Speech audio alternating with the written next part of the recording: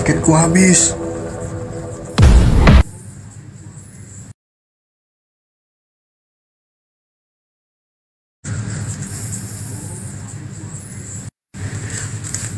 Ya udah guys, nge-lag tadi ya, udah bagus. Ternyata internetku habis.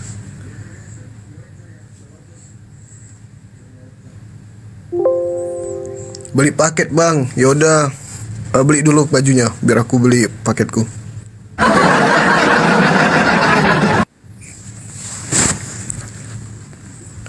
Gila, luar biasa loh antusiasnya teman-teman yang kemarin pas jual baju.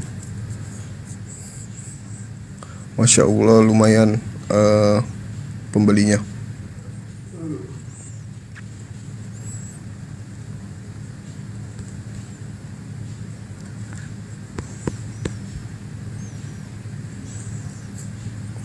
Sat, mau pesan baju gimana caranya? Caranya WA. WA-nya ada di bio profil. Klik aja link yang ada di bio profil. Kalau disebut nomor WA-nya ntar rungkat. Guys, sambil kita tunggu Bang Juma, jangan lupa di tap-tap, di share-share. Guys, kalian merasa nggak kalau nonton TikTok sekarang seperti mendengarkan radio?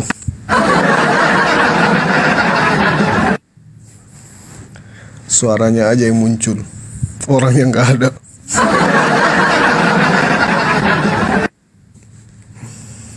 Kembali ke zaman bahla. Udah 5K bang? Enggak, harusnya 40K baru dinaikin Bang Juma. Hari ini ada yang mau mualaf katanya. Ada yang ingin bersyahadat malam ini.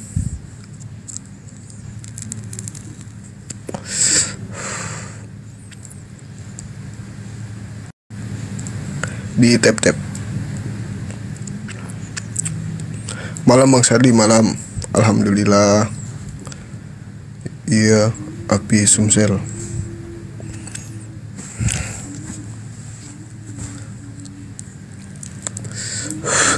Kapan mualafnya bang? Ini malam. Tadi beliau sudah japri Bang Juma. Itu loh yang itu hari yang 2 hari yang lalu dia sudah request naik, tapi aku nggak tahu namanya apa. Jadi nggak dinaikin. Ternyata beliau ingin bersyahadat. Makanya aku tuh saran buat teman-teman yang muslim yang ingin naik, nanti aja dulu. Karena biasa karena requestnya teman-teman muslim yang ingin naik banyak nih kan, jadi kita nggak tahu siapa ini.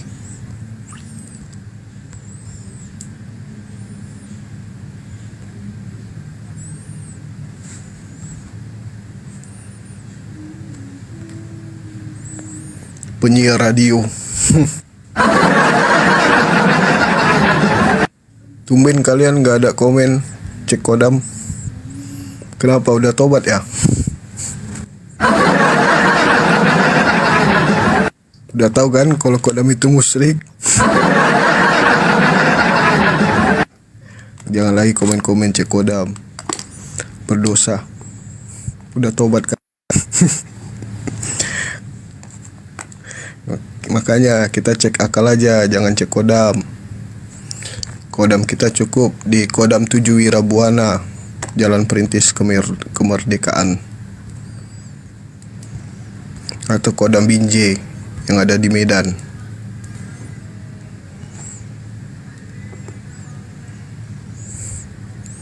Cek kantung aja bang. Kalau cek kantung udah pasti kosong, gak perlu ditanya.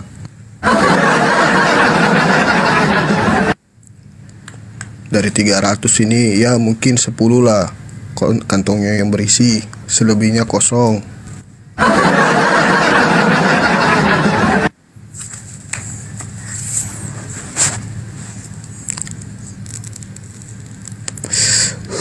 Gak ada suara Bang Suma, di tap-tap aja dulu.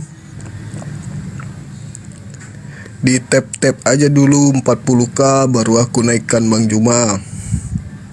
Cek aura. Aura apa? Aura kegelapan, aura kasih.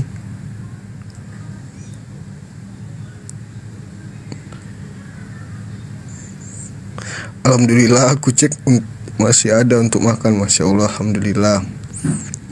Lumayan. Bersyukur Mbak Nurjana. Aku cek ini di kantong, di dompet, di tas, gak ada, kosong. Sudah bengkak tangan tap-tap layar? Belum, sabar, masih kurang 14 lagi. Cek hutang bang, oh udah pasti banyak. Belum lagi ditelepon-telepon sama pinjol, sabar ya.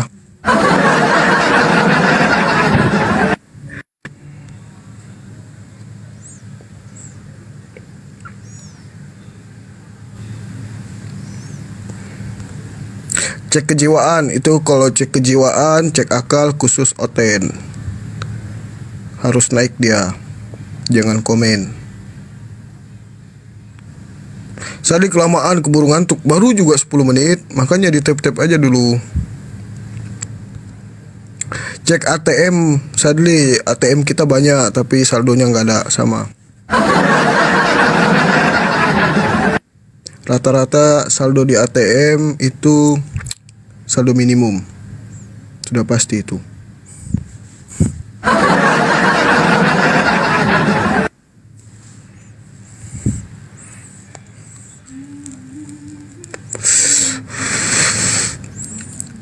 Di tap-tap dulu ya guys. Bang Sadi udah 40k belum? Masih 37. Cek penyakit bang.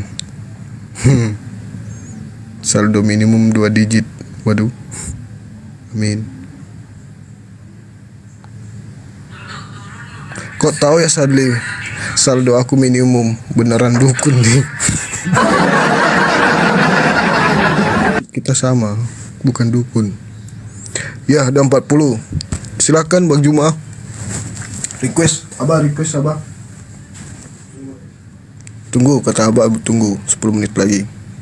10 menit, 5 menit. Assalamualaikum, waalaikumsalam. Info debat Bang Juma di Jakarta kapan dan tanggal berapa aku juga nggak tahu. Nanti akan diinformasikan oleh API. Ditunggu saja kabarnya. Kalian mau hadir kah?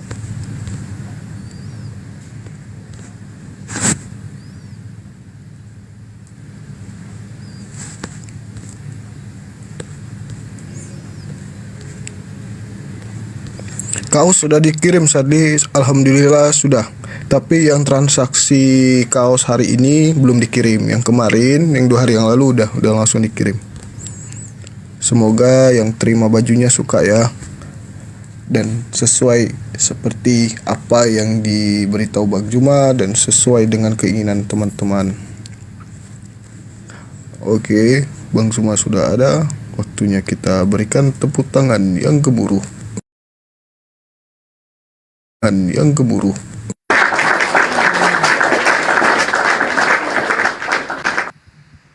Bismillahirrahmanirrahim. Assalamualaikum warahmatullahi wabarakatuh. Waalaikumsalam warahmatullahi wabarakatuh. Sahabat-sahabat dimanapun berada, jumpa lagi kita pada malam hari ini.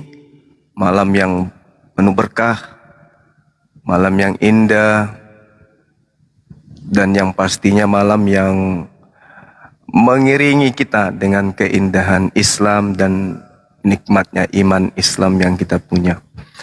Alhamdulillahirabbil alamin, segala puji bagi Allah Tuhan semesta alam akan semua apa yang kita temukan, apa yang kita rasakan, apa yang kita nikmati, dan apa yang kita perjuangkan. Hati yang penuh dengan cinta, hati yang penuh dengan kasih kepada orang-orang yang kita cintai, kepada orang-orang yang kita sayangi, utamanya diri kita, agar kita mencintai diri kita ini untuk tidak kemudian tercicipi oleh panasnya api neraka dan siksaan api neraka. Salawat serta taslim kepada junjungan kita baginda Rasulullah Muhammad sallallahu alaihi wasallam, Nabi yang memperjuangkan ajaran para nabi, Nabi yang memperjuangkan akidah para nabi, Nabi yang memperjuangkan akhlakul karimah, Nabi yang memperjuangkan syariat, hukum-hukum, dan Nabi yang memperjuangkan bagaimana mengantarkan manusia untuk mengajak anak-anaknya, istrinya, suaminya, pasangannya, keturunannya untuk barengan bersama, genggaman tangan yang erat untuk menuju kepada jannah. Sahabat yang dimuliakan oleh Allah Subhanahu wa taala, seperti biasa kita senantiasa mengajak kemudian saudara-saudara kita non-muslim atau non-Islam untuk kemudian mengasah otak, mengasah pemikiran, memacu pengetahuan untuk kemudian bisa menapaki kehidupan ini dengan pola yang benar. Allah Subhanahu wa taala di dalam Al-Qur'an menjelaskan, Bismillahirrahmanirrahim, Al-Qur'aniz zikr, demi Al-Qur'an yang mengandung peringatan. Balil ladina kafaru fi izzati wa shiqaq. Akan tetapi orang-orang kafir berada dalam kondisi kesombongan dan permusuhan.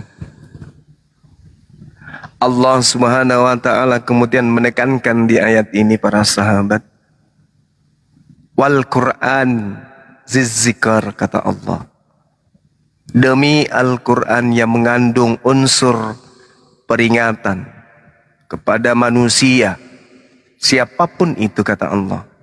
Balil ladina kafaru, tetapi orang-orang yang kafir setelah mendengarkan Al-Quran, setelah menerima penjelasan tentang Al-Quran, apa kata Allah?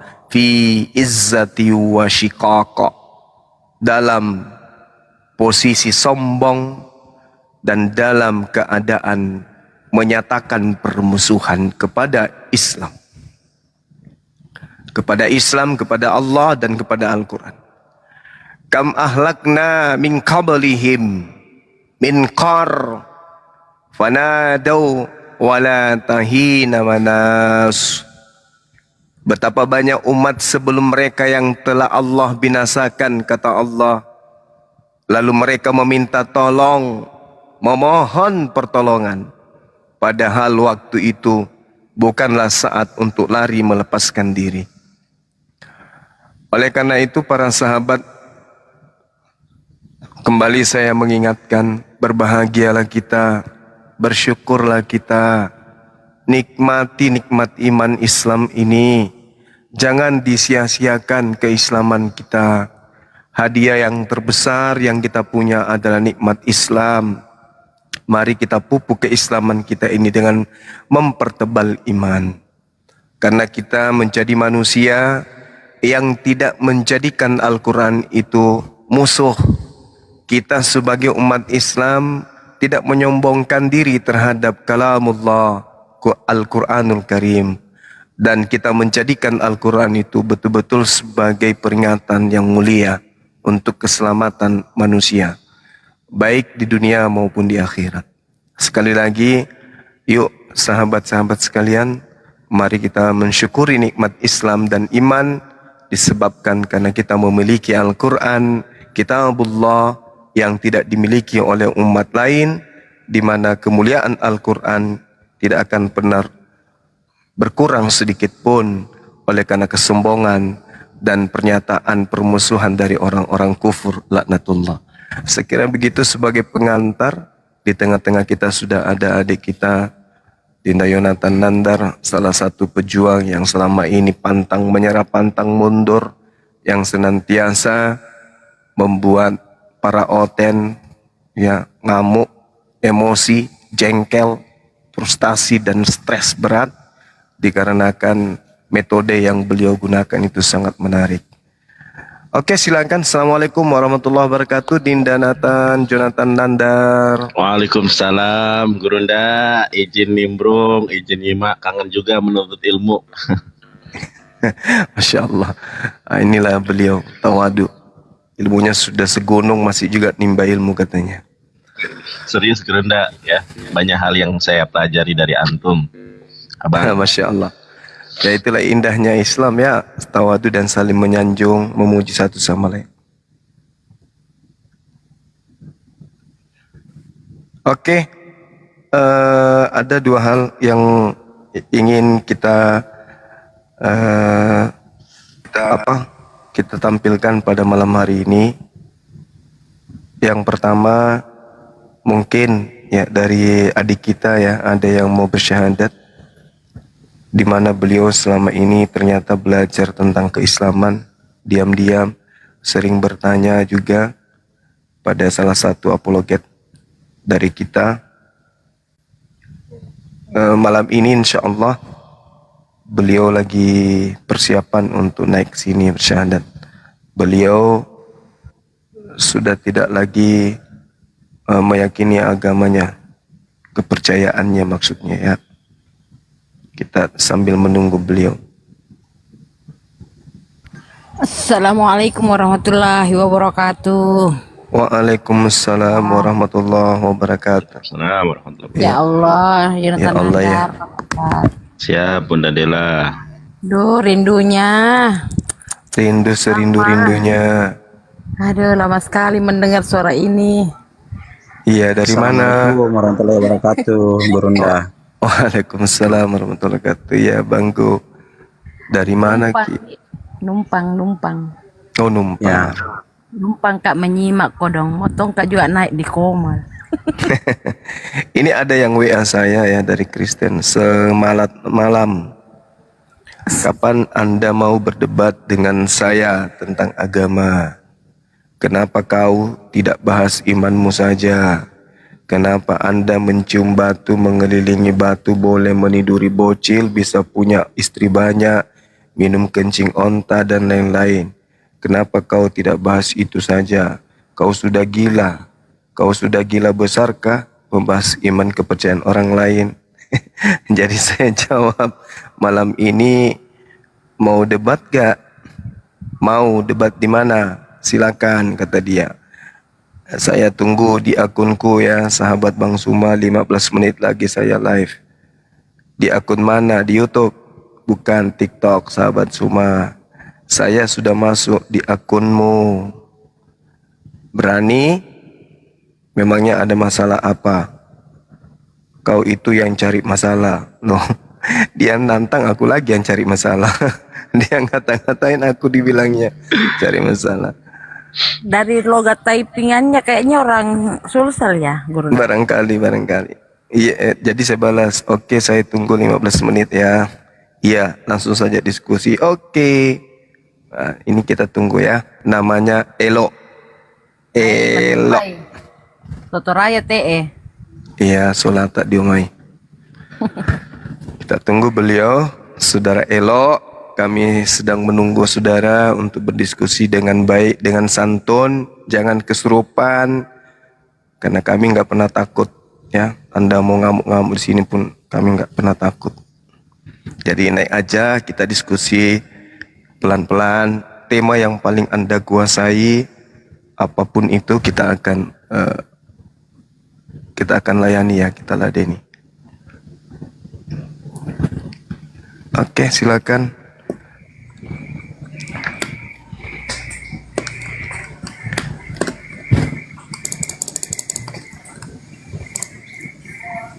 Papua. Del Papua, semangat malam. Ya, selamat malam. Assalamualaikum. Waalaikumsalam warahmatullahi wabarakatuh. Alhamdulillah. Ante kamu teman kabar? Ya, baju sih, kemekin deh. Dari Papua dinda. Oh, iya, ngapa nabila kamu? Iya, kamu juga talas sama kodong. Ngapa memakai kode sering? Ji. Ya. Selama ini alhamdulillah sudah berapa tahun ini berjalan. Iya, aman. Debat ini tidak pernah absen, Dinda. Masya Allah, luar biasa. Iya, iya, iya. Iya. Selalu mengikuti gitu. Pun dari Makassar ke Mantang. Dari Malengkeri dah. Eh, tidak jauh Ji. Iya. Apa kalau tidak jauh? Si dekat Ji apa? Simbani.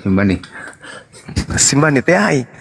Niat bahasa na pun tahu rim apa? Mani-mani ja, mani-mani ja. Mani-mani. Ya, mani. Gitu. Tena jana bela, tena jana bela dudu. Dodo. Kambami. Kambami. Sadok dorang. Tak orang. Ya Dinda. Ye. Kami di sini umat Islam memang minoritas tapi tetap semangat. Allahu Akbar, ya Masya Allah. Ya, jadi di Papua itu tetap kami memposisikan diri sebagai minoritas dan mengedepankan toleransi begitu. Iya, seperti di hampir semua daerah, kita umat Islam mau minoritas kita ataupun mayoritas kita, ya tetap toleransi itu berjalan dengan baik. Betul. Jadi rupanya toleransi selama ini orang artikan hanya yang minoritas saja mau disayangi, yang mayoritas kurang ajari begitu. Seperti itu. Tapi ya namanya kita di rantau orang dengan kondisi kepercayaan masyarakat yang beda dengan kita punya di Sulawesi Selatan, ya sudah kita jalankan kewajiban kita masing-masing. Terus itu tadi kedepankan anak-anak Makassar agak Siri dapat chat. Oh, iseng kalian no. ya tahu diri. Iya, tahu diri. Iya. Ya, kenapa pernah terjadi pembakaran masjid? Karena itu kadang kita yang pendatang juga tidak tahu diri kan gitu. Ya, betul. Di mana-mana itu biasa terjadi. Iya, jadi contoh Dinda kan, kita di Sulawesi Selatan beberapa daerah, jangankan mau bangun gereja, orang Kristen pun masih tidak bisa, gitu. Kita di Papua di sini toleransi tinggi kok. Iya. Sebenarnya, cuma kita yang pendatang harus tahu diri juga. Gitu. Betul. Iya. Betul. Cocok. Iya, jadi artinya oke lah, di sisi lain kita harus pegang teguh namanya kita kepercayaan iman, tapi di sisi lain ya kita pintar-pintar menempatkan diri, pintar-pintar menyesuaikan. Nah, karena Makassar agak di mana langit dijinjing, di mana tanah dipijak, di situ langit dijunjung gitu. Dijunjung. Iya, kamu juga apa? Begitu. Iya, tojeng.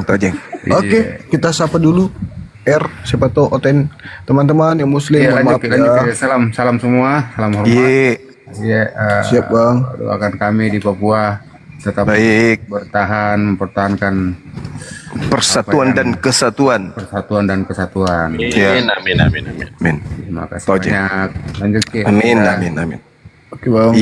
Makasih. Terima kasih bang. Assalamualaikum. Waalaikumsalam warahmatullahi wabarakatuh. Next R, selamat malam, assalamualaikum kalau muslim. Halo R. Kalau nggak ada suaranya aku turunkan ya. Terima kasih. Next. Halo. Ya, halo. Halo. Dengan siapa di mana? Passwordnya? Halo. Ya, Ya. halo. Halo bosku. Halo.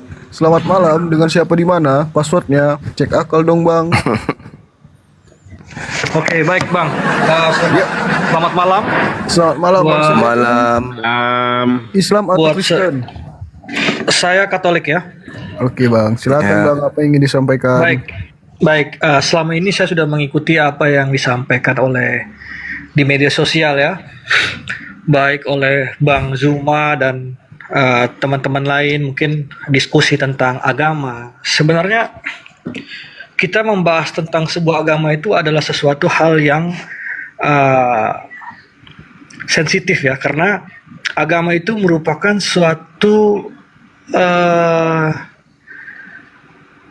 hal ya, apa yang kita ikuti ya, jalani untuk kita imani gitu ya. Kita kan tidak mungkin pernah berpikir apakah kita nanti terlahir nanti dari orang tua yang Muslim atau dari seorang orang tua yang beragama Katolik atau beragama Kristen. Kita tidak pernah berpikir seperti itu. Tetapi alangkah baiknya kalau menurut pandangan saya, bukannya saya mau ini ya Bang Suma ya. Iya. Pandangan saya begini Bang Suma. Saya baru merasakan bahwa saya seorang Katolik itu ketika saya berusia 18 tahun Bang Suma. Oke. Sebelumnya saya tidak merasakan karena itu agama karena dari orang tua ya, warisan orang tua. Terus saya tinggal di lingkungan Muslim ya, saya sekolah Muslim dari kecil, dan teman-teman saya mayoritas Muslim ya. Dan keluarga saya itu bolak-balik, ada yang Muslim, ada yang Katolik, begitu juga orang tua saya. Nah jadi itulah yang saya rasakan, bagaimana adanya toleransi, adanya saling mengasihi gitu sangat kuat sekali.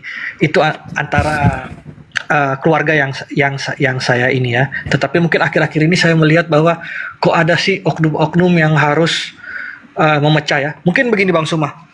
Mungkin perspektif saya, kenapa saya mengimani Yesus sebagai Tuhan ya. Maaf, ini bukannya masing-masing kepercayaan pasti mempunyai jalan pemikirannya. Saya mengimani Yesus sebagai Tuhan karena begini. Tuhan itu adalah Maha Kuasa, ya. Baik kalau dalam penyebutan lafaz ini kan, kalau kami kan Allah, kalau misalnya Muslim Allah ya. Jadi perspektif saya itu adalah bahwa Dia adalah Maha Kuasa. Maha Kuasa tentu akan berbeda dengan orang yang mempunyai kuasa. Maha Kuasa artinya dia bisa sesuai apa kehendaknya dia. Dia mau menjadi apa wujudnya, itu adalah kehendaknya gitu. Manusia biasa tidak akan bisa berubah apa yang dia ciptakan. Tetapi kalau Tuhan itu adalah Maha Kuasa, sehingga dia bisa seperti apa yang dia kehendaki, begitu Bang Suma, pemahaman saya. Iya, baik.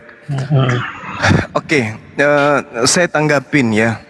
Agama Kristen, agama Katolik atau Advent atau apapun itu namanya, silakan aja sih. Ya, kita punya hak kemudian untuk meyakini agama kita masing-masing.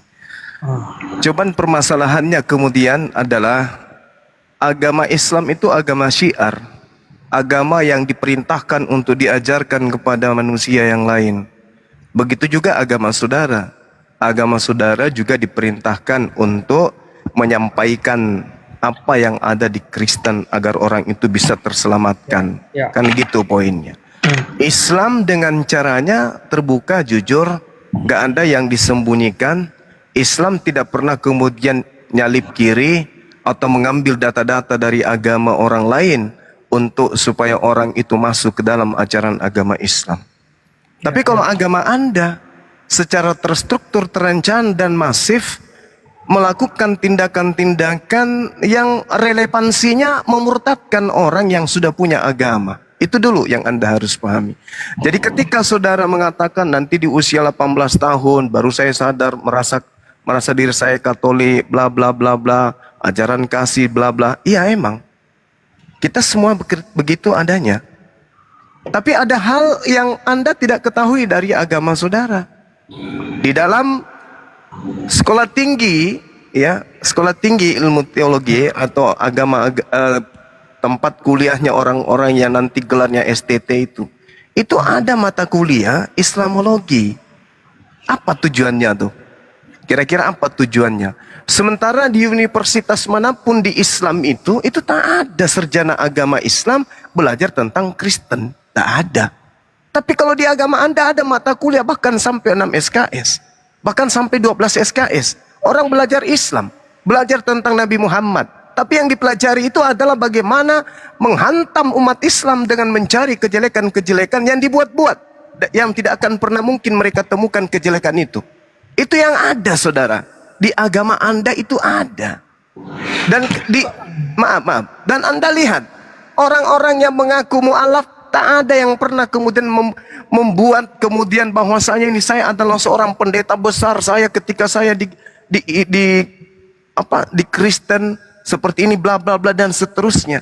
Tapi yang ada orang-orang yang mengaku mu'alaf, orang-orang yang mengaku murtadin, yang padahal mereka bukan Islam, mereka Kristen dari dulu, pura-pura dalam menggunakan baju koko, menggunakan kopiah, menggunakan hal-hal yang identik dengan Islam, menjelek-jelekkan Islam, ngaku anak kiai, ngaku pernah sekolah sebagai ulama, kiai dan seterusnya. Tapi disuruh ngaji nggak bisa. Ini cara-cara yang begini yang kemudian yang tidak benar. Kalau ajaran kasih sebenarnya, kalau kita lihat ya, harusnya saudara Kristen itu pahami. Di dalam kitab saudara, Roh Kudus itu adalah roh pemersatu, katanya. Itu dalil dalam kitab saudara itu Roh Kudus adalah roh pemersatu. Tapi faktanya dari Katolik pecah menjadi Protestan, dari Protestan pecah. Bahkan gereja satu dengan gereja lain tidak bersatu satu sama lain. Apa ini? Ini cerminan, Bung, cerminan. Jadi di Indonesia satu-satunya agama yang usil hanya agama Anda. Agama Kristen, agama Katolik itu agama yang paling usil, yang paling demen sekali untuk mengambil orang lain yang sudah punya agama masuk ke agamanya. Itulah agama kamu, saudaraku, ya. Jadi kami sebagai apologet itu hadir di sini untuk membuka tabir rahasia gereja yang selama ini disembunyikan. Ya, jangan takut kalau Anda punya agama adalah agama benar, agama Anda bukan agama tipu-tipu. Sekencang apapun mulut Bang Suma berbicara, kalian akan tetap benar. Tapi lihat aja faktanya, akan semakin banyak orang bersyahadat. Lihat aja, dan Anda akan menjadi saksi untuk itu. Saya kira demikian untuk sementara. Ya. Silakan. Baik, saya menanggapi Bang Suma ya. Iya. Bang Suma perlu memahami bahwa ada perbedaan antara lembaga pendidikan dengan kita berbicara tentang keimanan ya. Mungkin ada oknum-oknum tertentu yang mungkin Bang Suma merasa bahwa seperti itu berdasarkan pengalaman. Tapi saya tetap mengatakan bahwa itu pandangan subjektif. Bang Suma harus tahu bahwa dalam suatu lingkungan pendidikan itu ada 3 aspek ya. Aspek epistemologi, aksiologi ya, dengan aspek ontologi. Sehingga mungkin yang Bang Suma perlu kaji lagi apa ketiga aspek itu, tujuannya apa begitu. Bukan berarti mengobok-obok, tetapi sebuah itu pasti ada namanya kajian empiris dan kajian teoritis. Nah, agama itu bukan sesuatu yang tulisan di Alkitab itu bukan sumber ilmiah, atau di kitab suci Al-Quran dan sebagainya itu bukan sumber ilmiah. Sumber ilmiah itu adalah sesuatu yang memiliki ketiga aspek itu. Nah, tetapi dalam lingkungan pendidikan itu tentu itu yang harus kita perbedakan antara keimanan ya. Iman itu ditunjukkan dengan cara dan perbuatan. Itu yang saya pahami Bang Suma. Halo? Oke Bang. Iya. Jadi saya itu. Iya, gimana? Jadi gini Bang Suma, saya yakin Bang Suma adalah orang yang baik ya. Pasti dalam hal ini banyak juga cobaan-cobaan ya. Saya pribadi berpikir begini, entah dia mau agamanya apa, yang penting dia percaya dengan adanya Tuhan. Karena begini, ada 3 ya kategori: teis, antiteis, dan yang ketiga itu adalah ateis ya. Kalau teis berarti percaya dengan adanya Tuhan. Kalau antiteis tidak melawan keberadaan Tuhan. Dan kalau misalnya yang satu lagi itu ateis berarti dia meragukan keberadaan Tuhan ya. Dia tidak percaya dengan adanya Tuhan. Kalau menurut saya bahwa kalau saya pribadi percaya adanya Tuhan. Nah, begitu. Sehingga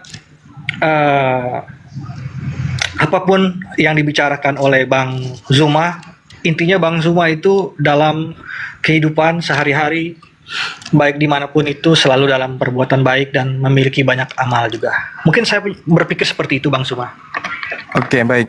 Jadi gini, saudara, kalau kita berbicara mengenai kerangka teoritis, semua orang bisa, kurang saya. Tapi untuk mendudukkan teori ini menjadi suatu fakta absolut, kenyataan sesuai dengan sumber, itu yang sulit untuk semua orang ada pada posisi itu. Kebanyakan orang itu hanya mampu berteori, tetapi dia sendiri tak mampu kemudian keluar daripada teori filsafat yang tak berpangkal dan tak berujung.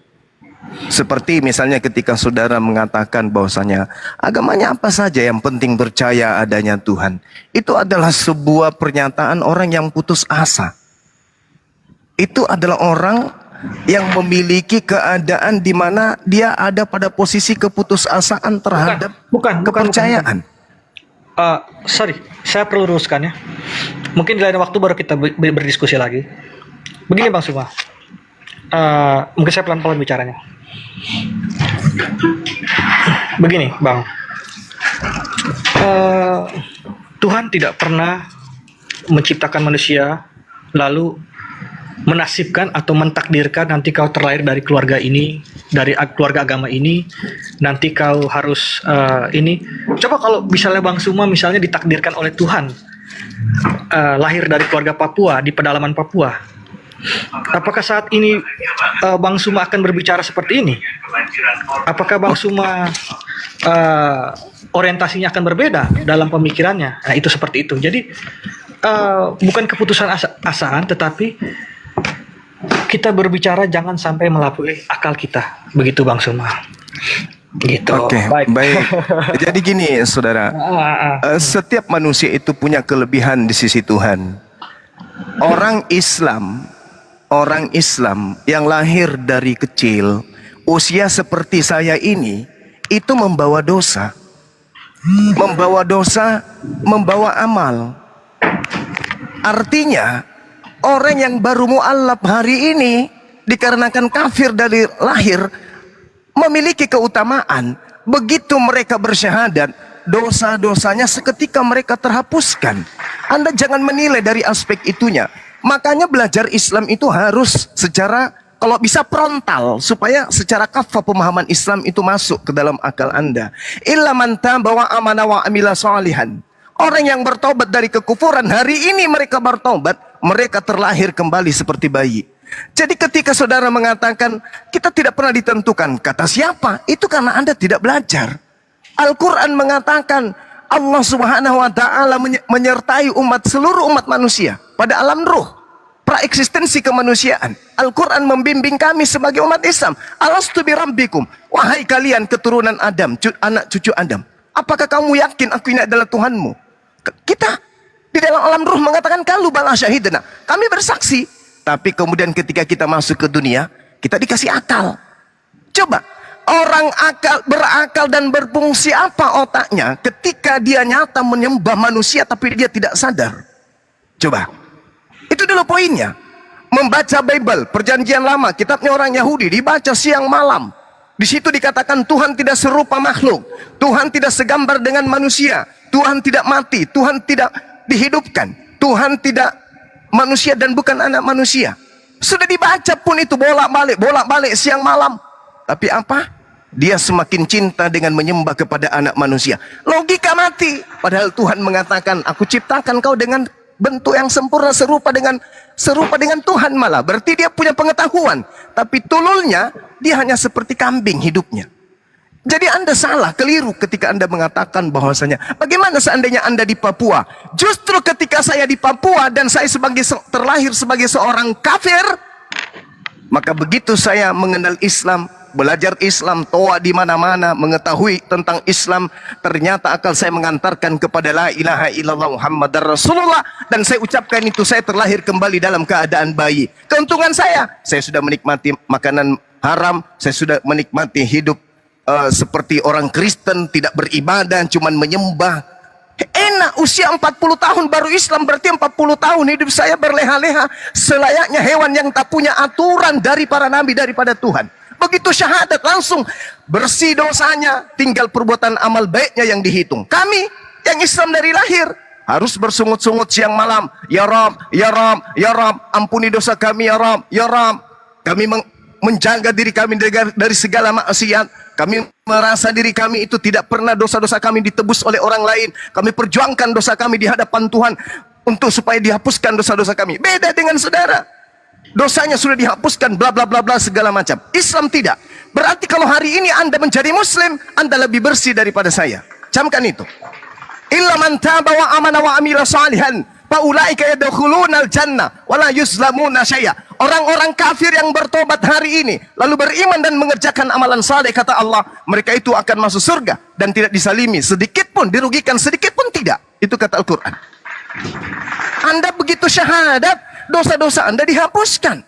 Itulah Anda dikasih akal supaya Anda bisa menilai. Jangan Anda mengatakan setiap agama itu sama, agama apapun yang penting percaya kepada Tuhan. No, Tuhan itu cuma satu, yaitu Tuhan yang disembah oleh Yesus, bukan Tuhan yang Anda sembah, yang datang mengaku sebagai bintang timur itu. Jadi Anda jangan menyamakan sembahan, gak boleh seperti itu, Bung. Jadi jangan Anda mengatakan beruntung Anda, sabar, beruntung Anda yang beragama Islam, beruntung Anda yang beragama Kristen. Enggak ada yang kayak gitu. Wa qulil haqqu mir rabbikum, semua kebenaran telah dijabarkan oleh Allah. Tinggal kita yang memilih. Yang mau menjadi mukmin beriman silakan beriman, yang mau menjadi kufur silakan kufur.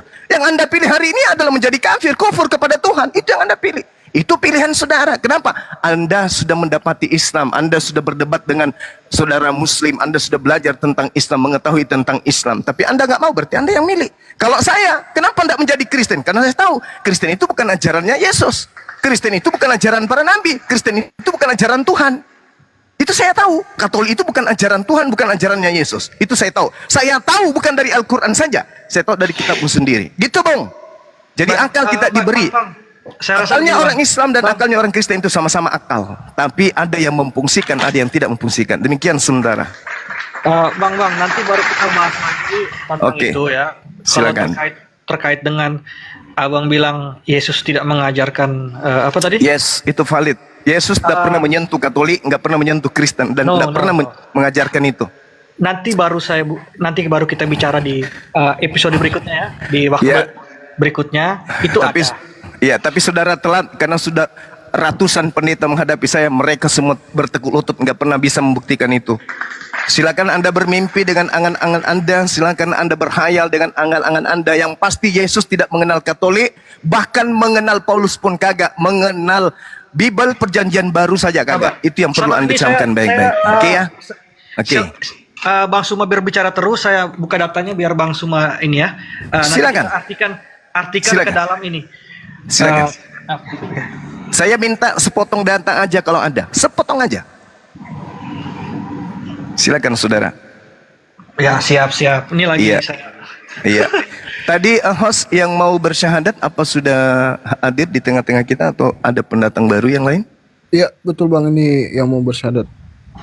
Mbak Aula. Sambil saudara Elo ini kan? Iya, betul, Elo. Oke, baik saudara Elo. Silakan Anda siapkan data Anda, izinkan saya untuk mensyahadatkan saudari yang tadi yang sudah tertunda beberapa hari ini. Silakan, Dek.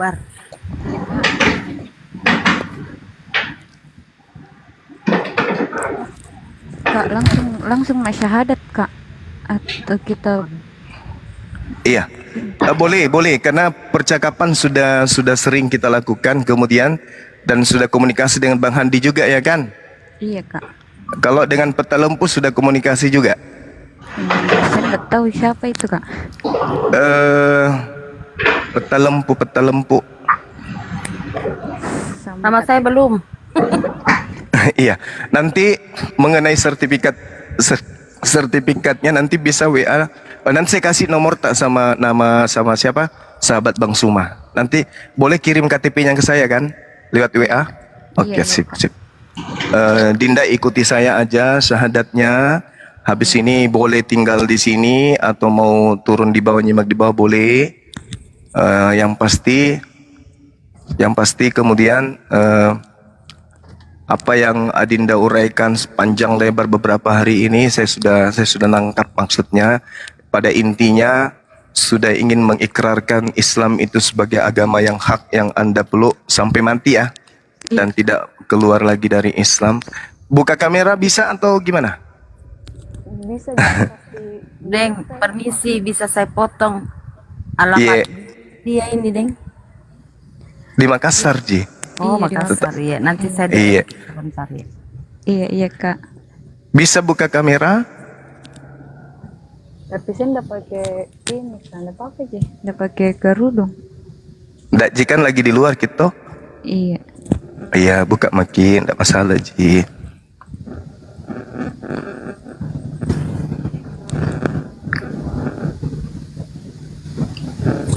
Silakan ya, silakan. Saudara Elo cari data sambil Dinda Aux. Siapa namanya? Dinda Aul. Iya. Iya. Oke, bisa. Bisa buka kamera, dibesarin, host.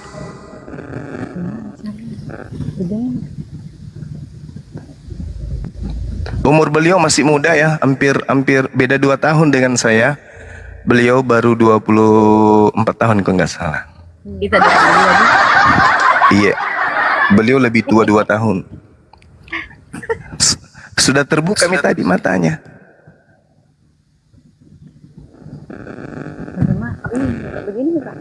Iya, begitu misalnya, enggak apa-apa, Ji. Oke, ikuti saya ya, Dek. Langsung aja ya. Enggak apa-apa kan? Nanti besok kalau keluar rumah sudah mulai pakai jilbab ya. Boleh ya? Iya, insya Allah. Oke, ikuti. Ikuti saya, mohon diikuti. Bismillah. Bismillah. Ar-Rahman. Ar-Rahman. Ar-Rahim. Ar-Rahim. Dengan menyebut nama Allah Dengan menyebut nama Allah yang Maha Pemurah, yang Maha Pemurah, lagi Maha Penyayang. lagi Maha Penyayang. Asyhadu Asyhadu Allah Allah ilaha ilaha illallah illallah wa asyhadu wa asyhadu anna anna Muhammadan Muhammadar Rasulullah. Rasulullah. Aku bersaksi Aku bersaksi bahwa tidak ada Tuhan selain Allah, bahwa tidak ada Tuhan selain Allah, dan aku bersaksi dan aku bersaksi bahwa Nabi Muhammad bahwa Nabi Muhammad adalah Rasul utusan Allah. adalah Rasul utusan Allah. Masya Allah, sah. Takbir, sahabat-sahabat di bawah. Kita doakan adik ini ya. Istiqomah selalu, masya Allah. Kita doakan adik kita ini, Ananda kita ini, mudah-mudahan bisa istiqomah. Selalu bertanya ya, ketika ada sesuatu yang tidak dipahami, bertanya aja langsung ke saya, nggak apa-apa. Selama ini ibadah gereja apa? Katolik atau Saya di ini Kak, di YHS itu apa, Protestan. ya Protestan? Oke. Iya, kan. Iya, ikuti saya boleh sekali ini aja lagi, boleh ya? Iya, iya. Ya. Dan saya bersaksi Dan saya bersaksi bahwa Yesus bahwa Yesus hanyalah manusia hanyalah manusia ciptaan Allah. ciptaan Allah. Takbir, Allahu Akbar, Allahu Akbar, Masya Allahu Allah. Akbar, Masya masya Allah.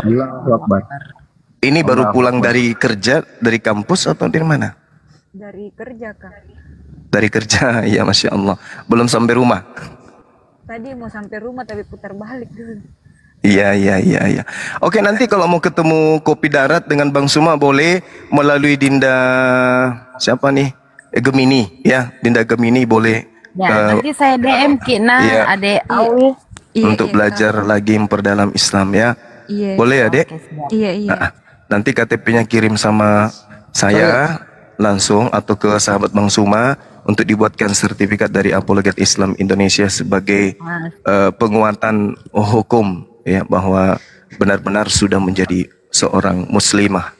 Oke? Iya, Kak. Iya, makasih Kak tadi. Makasih, hati-hati ya. Iya, Ingat, makasih, Kak. ingat pesan-pesan saya yang kemarin. Iya, iya, oke. Untuk sementara kita tutup, nanti nomor WA tak? nanti kita doakan, oke. Ya, assalamualaikum warahmatullahi wabarakatuh. Iya, Assalamualaikum. waalaikumsalam warahmatullahi wabarakatuh. Masya Allah. Oke, masya Allah ya. Nanti saya minta kepada sahabat kita untuk mendoakan beliau biar istiqomah. Ya. Gimana ini, saudara Aul? Siapa? Saudara Elo? Apa sudah ada ininya? Sudah ada datanya? Yesus mengajarkan Katolik? Sampai 2 hari sebelum kiamat Anda tidak akan menemukan itu, saudara. Silakan.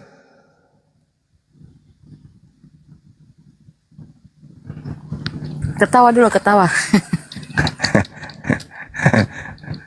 Mau ketawa tapi takut kak dimutasi belah.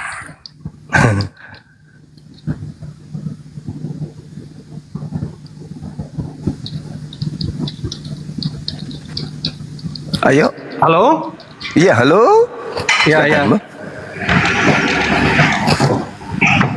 Iya. Baik, Silakan.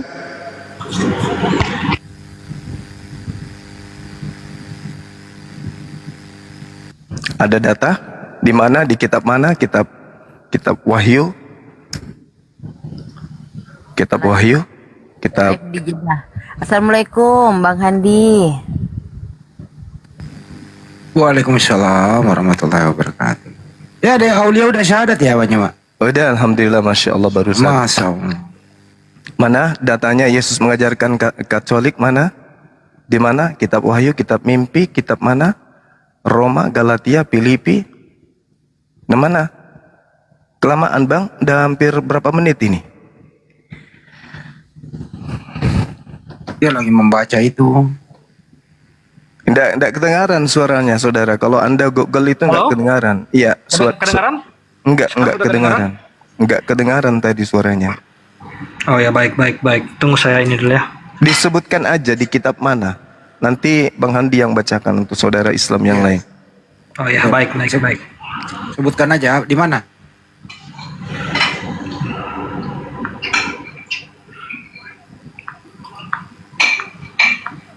Mereka apa nih? Di mana, Bro? Abang Suma, daripada kita berbicara kurang valid, Abang Suma mungkin bisa layani dulu yang lain, agar setelah ini saya yang akan berbicara, baru nanti Bang Suma untuk menjawab kembali, ya. Saya mencari dulu datanya. Iya, silakan saudara. Baik. Anda sudah puluhan tahun menjadi seorang Katolik, datanya Yesus mengajarkan Katolik, Anda nggak punya, itu bahaya. Bagaimana? Itu masalah besar. Saudara, Enggak. Begini Bang. Saya perlu ya, luruskan silakan. sebelum kita berbicara itu. Agama itu kita imani, bukan kita fanatik, ya Bang. nggak bisa kayak gitu. Enggak. Itu dengan perbuatan. Tapi sebentar Bang, saya cari dulu datanya, baru nanti saya informasikan ke Bang Suma ya. Iya. Baik. Silakan. Saya ingin membacakan sebuah data di dalam Al-Quranul Karim sebagai edukasi kepada umat Islam ya. Bismillahirrahmanirrahim. Wa idza qila lahum ittabi'u ma anzalallahu qalu bal nattabi'u ma alfaina alaihi aba'ana.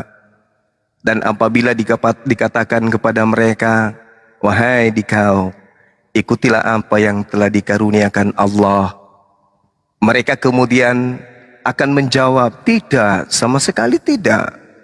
Aku mengikuti apa yang aku dapatkan dari nenek moyangku untuk melakukannya.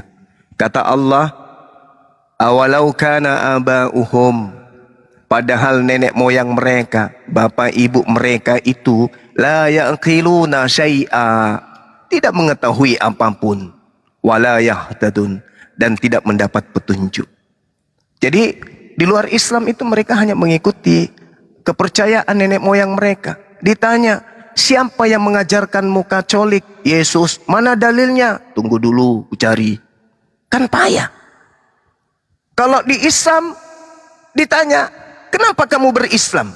Ya karena Rasulullah Muhammad SAW dalam Al-Quran menyatakan al-yauma akmaltu lakum dinakum. Pada hari ini telah kusempurnakan ajaran agamamu dan aku ridha Islam menjadi jalan agamamu atau millah yang engkau pilih. Itu Al-Quran sudah menjelaskan itu. Tapi kalau di agama lain, ya tadi Al-Quran mengatakan seperti itu dengan valid.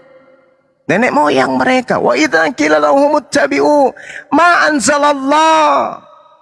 Ikutlah kepada Allah, ikutlah kepada instruksi Allah melalui para nabi. Kata mereka, bal nattabi'u ma alfaina alaihi aba'ana. Enggak mau, aku lebih percaya kepada nenek moyangku. Padahal awalau kana aba'uhum, apa yang orang tuanya ajarkan itu sebenarnya tidak berdasar terhadap ilmu. La yaqilun, bukan berdasarkan ilmu, bukan. Tidak ada pengetahuan nenek moyang mereka sedikit pun. Wala yahtadun, dan tidak mereka orang tua itu mendapatkan petunjuk. Wahai orang tua, ya atas perintah siapa ente mengajarkan kami untuk menyembah kepada Yesus? Atas perintah sambil garuk kepala, garuk kaki, yang gantal pusar, yang digarut hidung. Nah inilah, karena mereka itu fanatik aja, fanatik buta.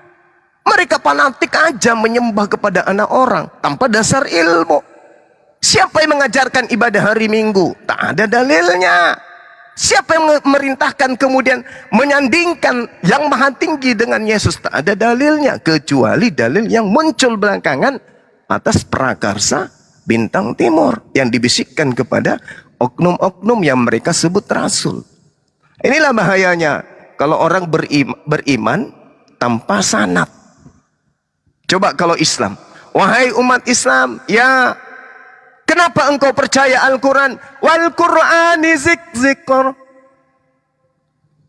Demi Al-Quran yang mengandung peringatan.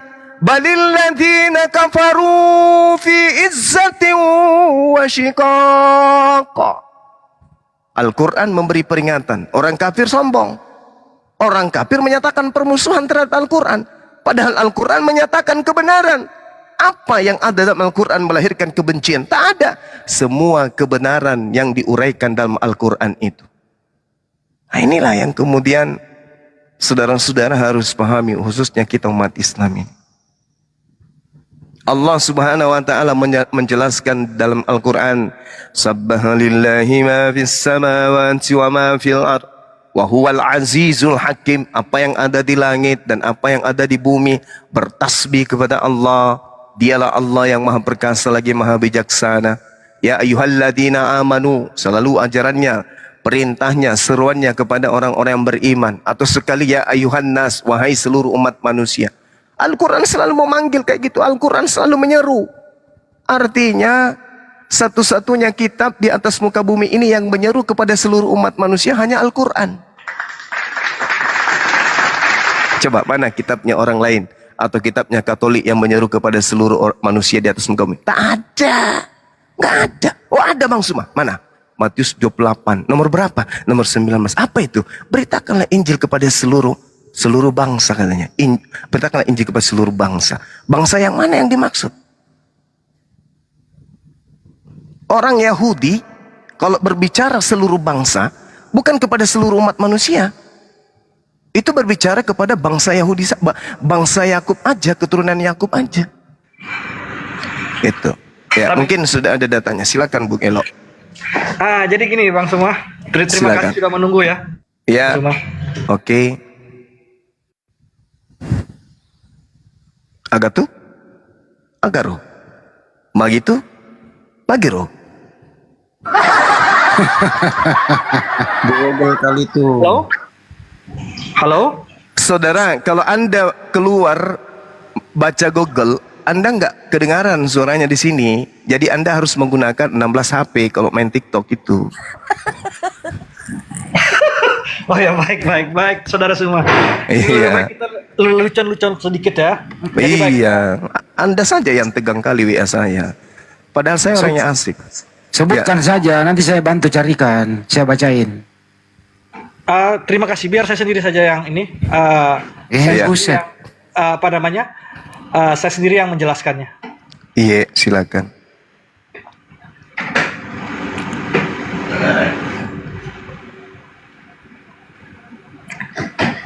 Baik Bang, kita coba kaji ya. Ya. Yang jangan dari bahasa Indonesianya, tapi kita kaji dari bahasa Ibraninya ya. Boleh, Dengan bahasa boleh. Yunaninya. Nah, Boleh. Oke, baik. Baru kita terjemahkan ke dalam bahasa Indonesia. Baik.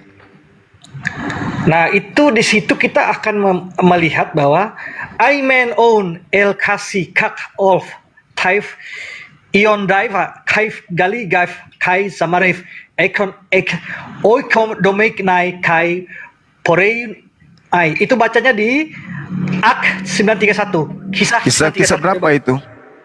Kisah 931 ya. Kalau dalam bahasa Indonesianya itu yang sekarang, karena ini kan digunakan oleh bukan hanya Katolik tetapi Kristen juga menggunakan, itu bisa dilihat dalam berbahasa Yunani itu ada kata ekelia kata holos ya, yang diterjemahkan kalau dalam bahasa Inggris itu the crutch. Dan diterjemahkan ke dalam bahasa Indonesia menjadi gereja di seluruh. Nah, tapi kalau kita berbicara tentang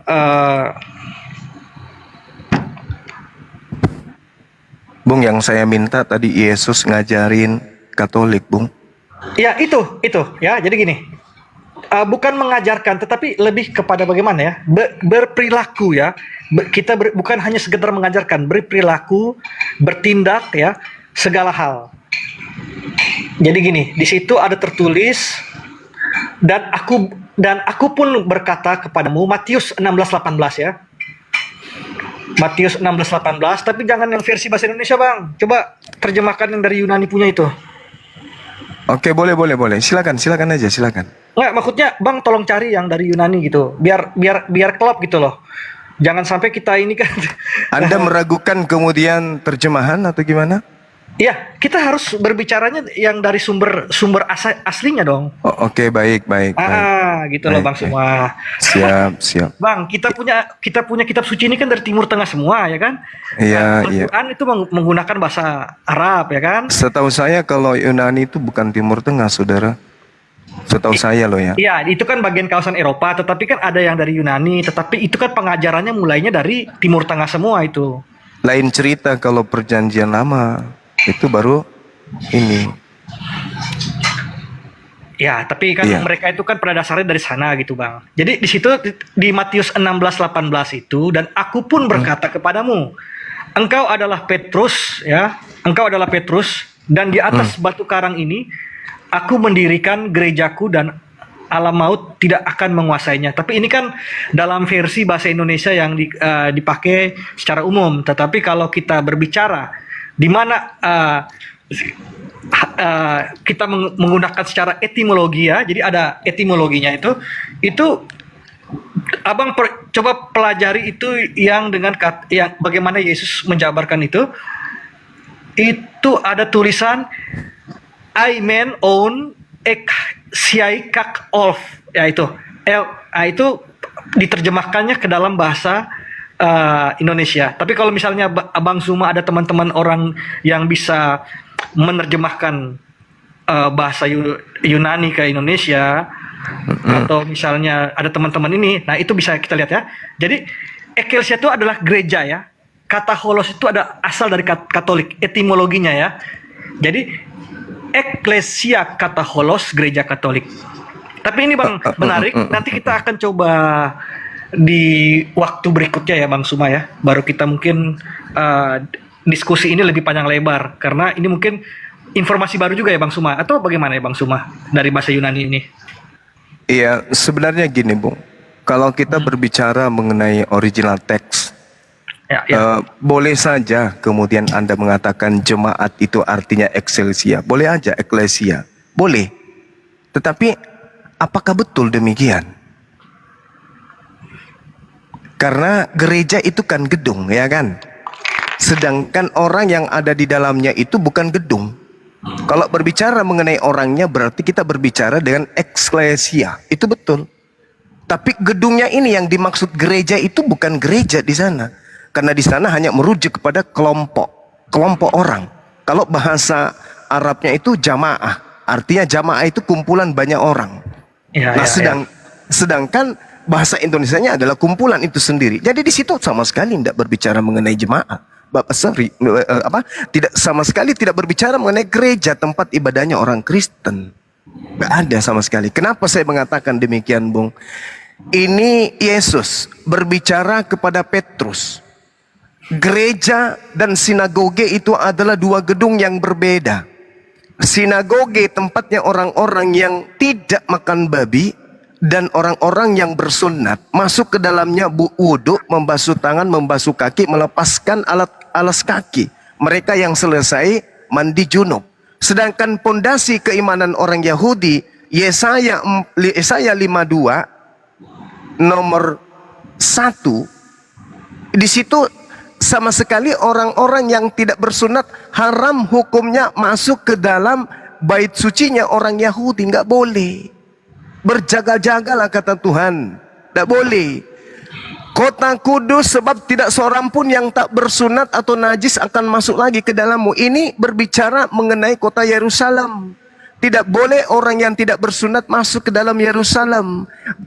Terkait dengan sinagoge, Yesaya 44 nomor 9, haram hukumnya orang yang tidak bersunat masuk ke dalam bait suci, tempat ibadahnya orang Yahudi.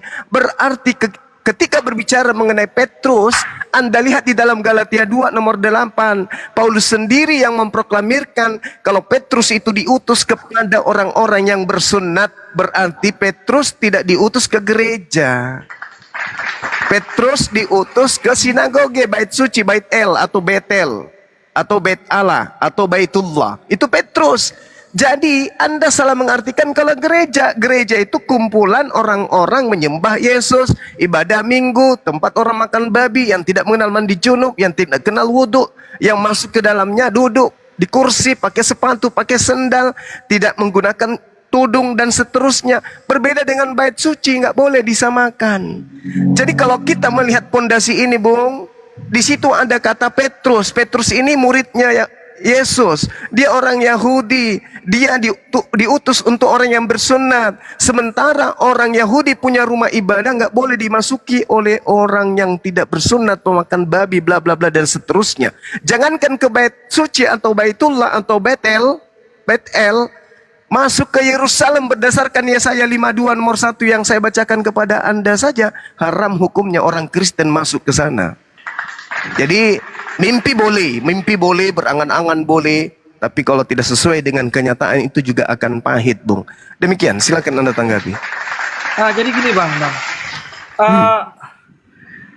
Alkitab ini atau Al-Quran itu kan adalah kitab suci yang kita imani ya. Bagaimana tentang peristiwa-peristiwa yang seharusnya kita ambil poin-poin baiknya. Katolik itu artinya secara keseluruhan, umum ya. Bukan hanya bentuk sebuah gedung atau tempat orang makan babi atau apa. Jadi gini Bang. Apakah di Katolik itu ada haramnya ya? Menurut saya ada. Haram itu apa yang ada di dalam Katolik? Baik, dalam ajaran Yesus Kristus itu, nanti abang cari lagi di ini kitab suci atau mungkin di lain pekan. Sebenarnya ini pembahasannya sudah melenceng karena saya tidak terlalu siap untuk membahas ini ya, karena saya hanya ingin bertanya kenapa sih Bang Suma nih selalu ini. Tapi udahlah, Bang Suma ternyata saya juga orangnya enak ya kan diskusinya, tetapi dalam pandangan saya agak orangnya idealis. Mungkin ada hal-hal, tapi mungkin nanti saya akan berikan masukan. Jadi gini Bang, dalam Katolik sesuatu yang haram itu adalah apa yang sudah kita keluarkan ya dari mulut. Misalnya apa? Kita sudah berjanji bahwa nanti saya akan bantu kau, saya akan bantu Anda, saya akan bantu Anda, saya akan bantu orang tua, saya akan bantu sahabat, saya akan memberikan ini, tetapi tidak dilakukan. Itu yang dinamakan haram. Ya, haram. Mengingkari janji ya, terus nah, dan itu bisa kita renungi dalam perkataan Yesus Kristus yang ada di dalam Alkitab ya, di Perjanjian Baru itu. Tetapi begini Bang, mungkin yang lebih kepada hal yang lebih urgent ya di negara ini Bang. Saya melihat kayak Habib Bahar ya, Bahar bin Smith ya. Itu orangnya saya agak sedikit berbeda. Kenapa? Dia selalu menjunjung persatuan negara. Dia tidak pernah membahas tentang keimanan orang lain. Itu sisi positifnya dia, dan saya salut sama ini ya. Mungkin saya panggil Bro Bahar aja ya. Itu yang saya rasa ini. Mungkin kalau untuk Bang Suma perlu pelajari lagi apa yang namanya etiket ya. Bagaimana etiket yang ada di Timur Tengah itu seperti apa, sehingga ada hal-hal tertentu bisa haram gitu ya. Nah, begitu juga yang ada di Indonesia ini, ada suku-suku tertentu, baik yang ada di Sunda, di Jawa, di Sulawesi dan sebagainya. Nah, begini Bang Suma, terkait dengan tadi ya, mungkin Bang Suma juga lagi mencari ya tentang kata Katolik itu sampai kenapa bisa ada di dalam itu. Kita harus melihat dari sumber aslinya ya, dari sumber aslinya, dan juga terjemahannya bagaimana untuk ke dalam bahasa Indonesia itu juga harus diperhatikan secara disimak dengan baik-baik, karena ada yang dalam bahasa Yunani dan juga ada yang dalam bahasa Ibrani. Nah, baik, terkait dengan ini intinya ya Bang. Ya, saya langsung ke dalam kondisi bangsa ini. Bang, kita bisa lihat Cina sekarang bisa buat matahari. Ya, Amerika sudah bisa membuat pesawat tempur yang hilang dari ini. Tetapi kenapa kita di Indonesia nih masih saja beribut tentang agama, saya yang paling benar, saya yang ini. Menurut saya itu udah nggak penting Bang Suma. Menurut saya, buat apa sih? Sekarang ini bagaimana kita bisa membangun negara ini? Kita bisa membangun orang-orang yang ada di sekitar kita ini, jangan sampai ada kesusahan. Bagaimana PDRB negara kita ini? Apa sih? Halo? Itu pandangan saya. Dalilnya kok jadi kemana-mana? Enggak. Saya mau berbicara itu saja sebelum kita akhiri sebelum saya akhiri pembicaraan ini. Konteks Bang. Ya. Menurut saya begitu Bang. Oke, saudara ya. Jadi Bang, gini, ya. Saya Gimana? perkenalkan diri. Saya punya leluhur ini adalah pejuang bangsa ini, Bang. Ya, Pejuang bangsa ini, dan di mana dalam darah keturunan saya ini juga ada darah Arab, Bang. ya, Ya, saya nggak mau bilang bahwa saya darah J, saya turunan dari ini, enggak. Tapi nanti lain waktu baru kita berdiskusi lagi, ya Bang. Saya oke. pribumi asli ya, punya darah sebagai orang Jawa, Betawi ya, dan saya juga ada punya darah Arab, punya darah Flores ya, dan dari perbauran darah itu saya sangat mengenal bagaimana jati diri sebagai orang Indonesia. Cukup Bang, gantian Bang. Ya, enggak, intinya gitu Bang. Saya agak sedikit marah orang kenapa kita ini masih tertinggal ya, hanya ribut-ribut soal agama, kepercayaan dan lain-lain. Oke Bang, itu Bang, sudah saya akhiri. Iya, baik. Jadi Indonesia tertinggal itu karena Bible. Karena Bible yang mengajarkan kemudian Belanda untuk menjajah dan menguasai wilayah-wilayah yang merasa dirinya pantas untuk dijajah, dirampas, dirampok, diperkosa dan seterusnya. Itu yang Anda harus paham. Anda telat mikir. Kalau Anda Amerika sudah maju, Cina maju, Anda telat mikir. Kami umat Islam berjuang mati-matian untuk bagaimana memerdekakan Indonesia dari sejak dulu. Tapi lagi-lagi dijajah oleh penjajah selama 3 abad lebih. 3 abad lebih kemudian pribumi berdarah-darah. Di saat orang sudah pada maju, kita masih ditindas, masih jadi jongos atau congos. Kita masih menjadi orang yang diperbudak kerja rodi oleh orang-orang yang mengatasnamakan diri mereka penganut ajaran kasih. Itu dulu yang harus saudara pahami. Kemudian tadi saya sentil, orang Kristen itu memang hebat. Orang Kristen itu paling gaungnya tinggi kali, menggaungkan pemersatuan, menggaungkan cinta NKRI, menggaungkan kemudian mengisi kemerdekaan. Kristen itu paling juara 1. Itu hebatnya Kristen tuh. Paling hebat, paling NKRI kalau dia berbicara. Seibarat ketika kita kembali mengenang sejarah, ada orang-orang yang membersihkan rumah ibadahnya orang gereja, orang-orang Belanda, yaitu gereja, mengepel, mencuci pakaiannya orang Belanda, ya, membersihkan sepatunya, melap-lap senjata yang mereka pakai untuk setelah membunuh pribumi. Ada orang pribumi juga yang ikut-ikutan gitu, yang nyapu-nyapu halaman gereja, yang mencucikan. Dialah yang paling top dan paling lebar mulutnya teriak merdeka setelah pribumi berhasil mengusir penjajah. Wah, paling kencang suaranya merdeka. Merdeka, merdeka, merdeka. Paling kencang, padahal kerjanya cuma lap-lap gereja. Ada bang yang kayak gitu. Ada. Jadi jangan ajarin kita orang Islam itu ngisi kemerdekaan dengan apa? Jangan coba-coba, jangan ajarin kita. Semua yang menjadi. Sorry, ini dulu. Bang tahu nggak orang Eropa yang menjajah bangsa Indonesia itu mereka suku apa bang? Saya tahu. Anda ingin mengatakan Belanda, Anda ingin mengatakan Inggris dan Jerman tidak gitu? Begini bang, saya mau jelaskan ke abang ya.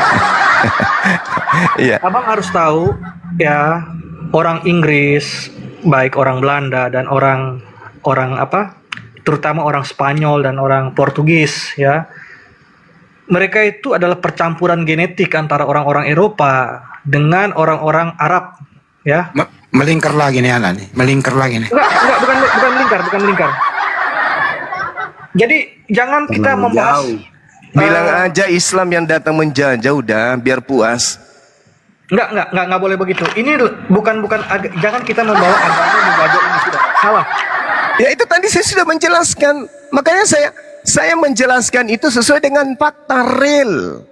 Belanda mewariskan rumah ibadah, namanya gereja. Belanda mewariskan lembaga kitab Indonesia, namanya LAI. Belanda meninggalkan dan mewariskan kemudian sebuah kitab namanya Bible. Itu fakta, itu real.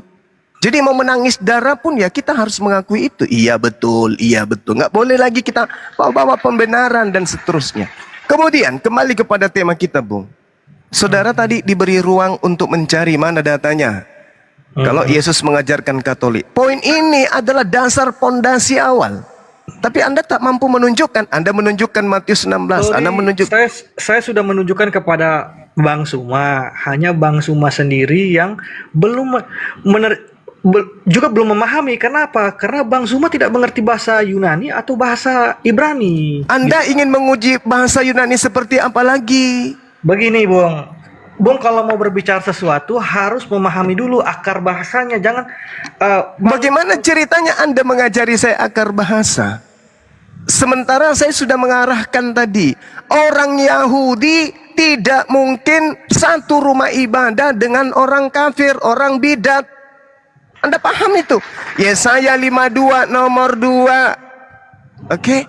Udah kutunjukkan kepada saudara. Yehezkiel 44 nomor 9. Bahkan kalau Anda baca Yehezkiel 44 nomor 6, nomor 7, nomor 8, Anda menangis kalau Anda punya logika main. Tuhan mengatakan apa kepada Bani Israel?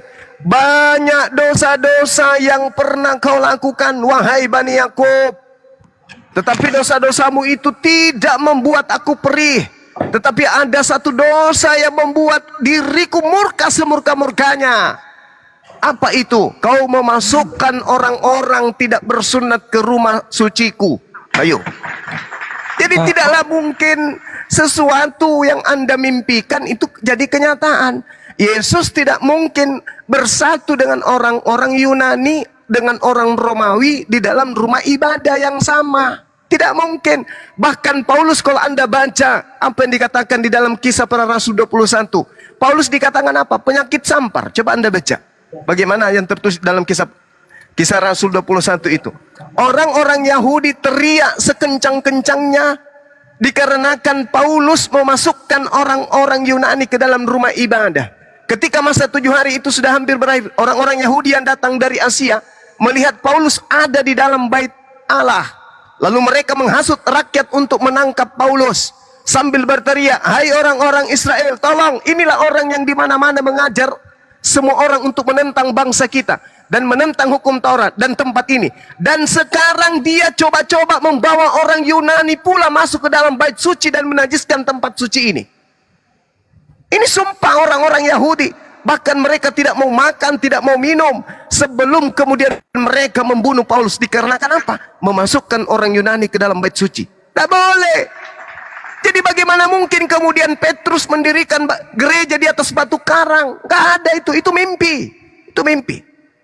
Tidak ada itu cerita. Coba Anda tekuni lagi Galatia 2 nomor 8. Anda mau pakai bahasa Yunani, bahasa Ibrani, bahasa Singkong, bahasa Kingkong, dalami. Paulus mengatakan Petrus diutus hanya kepada orang-orang yang bersunat. Bahkan nomor 14-nya dikatakan apa? Orang yang tidak bersunat itu adalah orang yang hidup secara kafir. Pahami itu dulu. Pahami itu. Bahkan Yesus bertemu dengan seorang perempuan, bukan laki-laki yang tidak bersunat. Perempuan.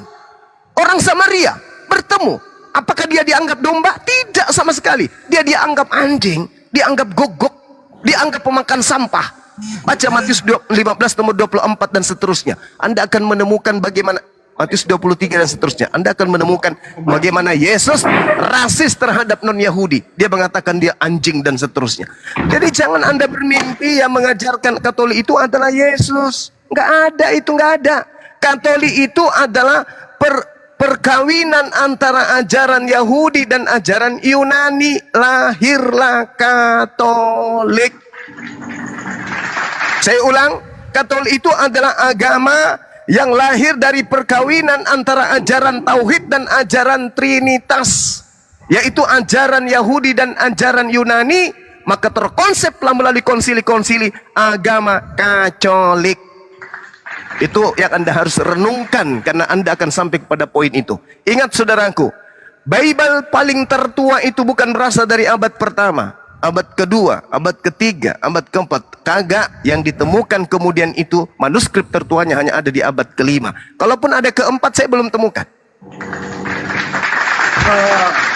Gini bang, gini ya, saya rasa abang udah terlalu berpikir terlalu jauh dan subjektif ya, sangat subjektif.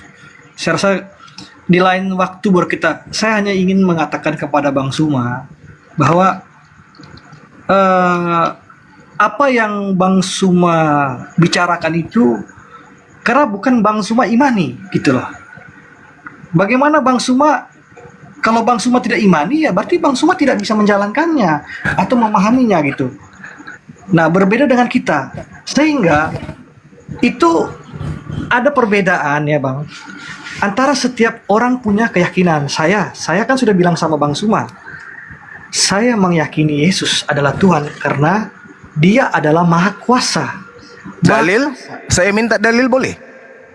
Ini keimanan ya Bang. Dalil ada enggak? Iman saudara tanpa dalil itu buta loh. Begini, ada Bang, dalilnya Yesus Maha Kuasa? Bang, sekarang saya mau bertanya kepada Abang. Enggak. Tolong. Sekarang saya Tunjukkan tanya, dalil Yesus Maha Kuasa mana?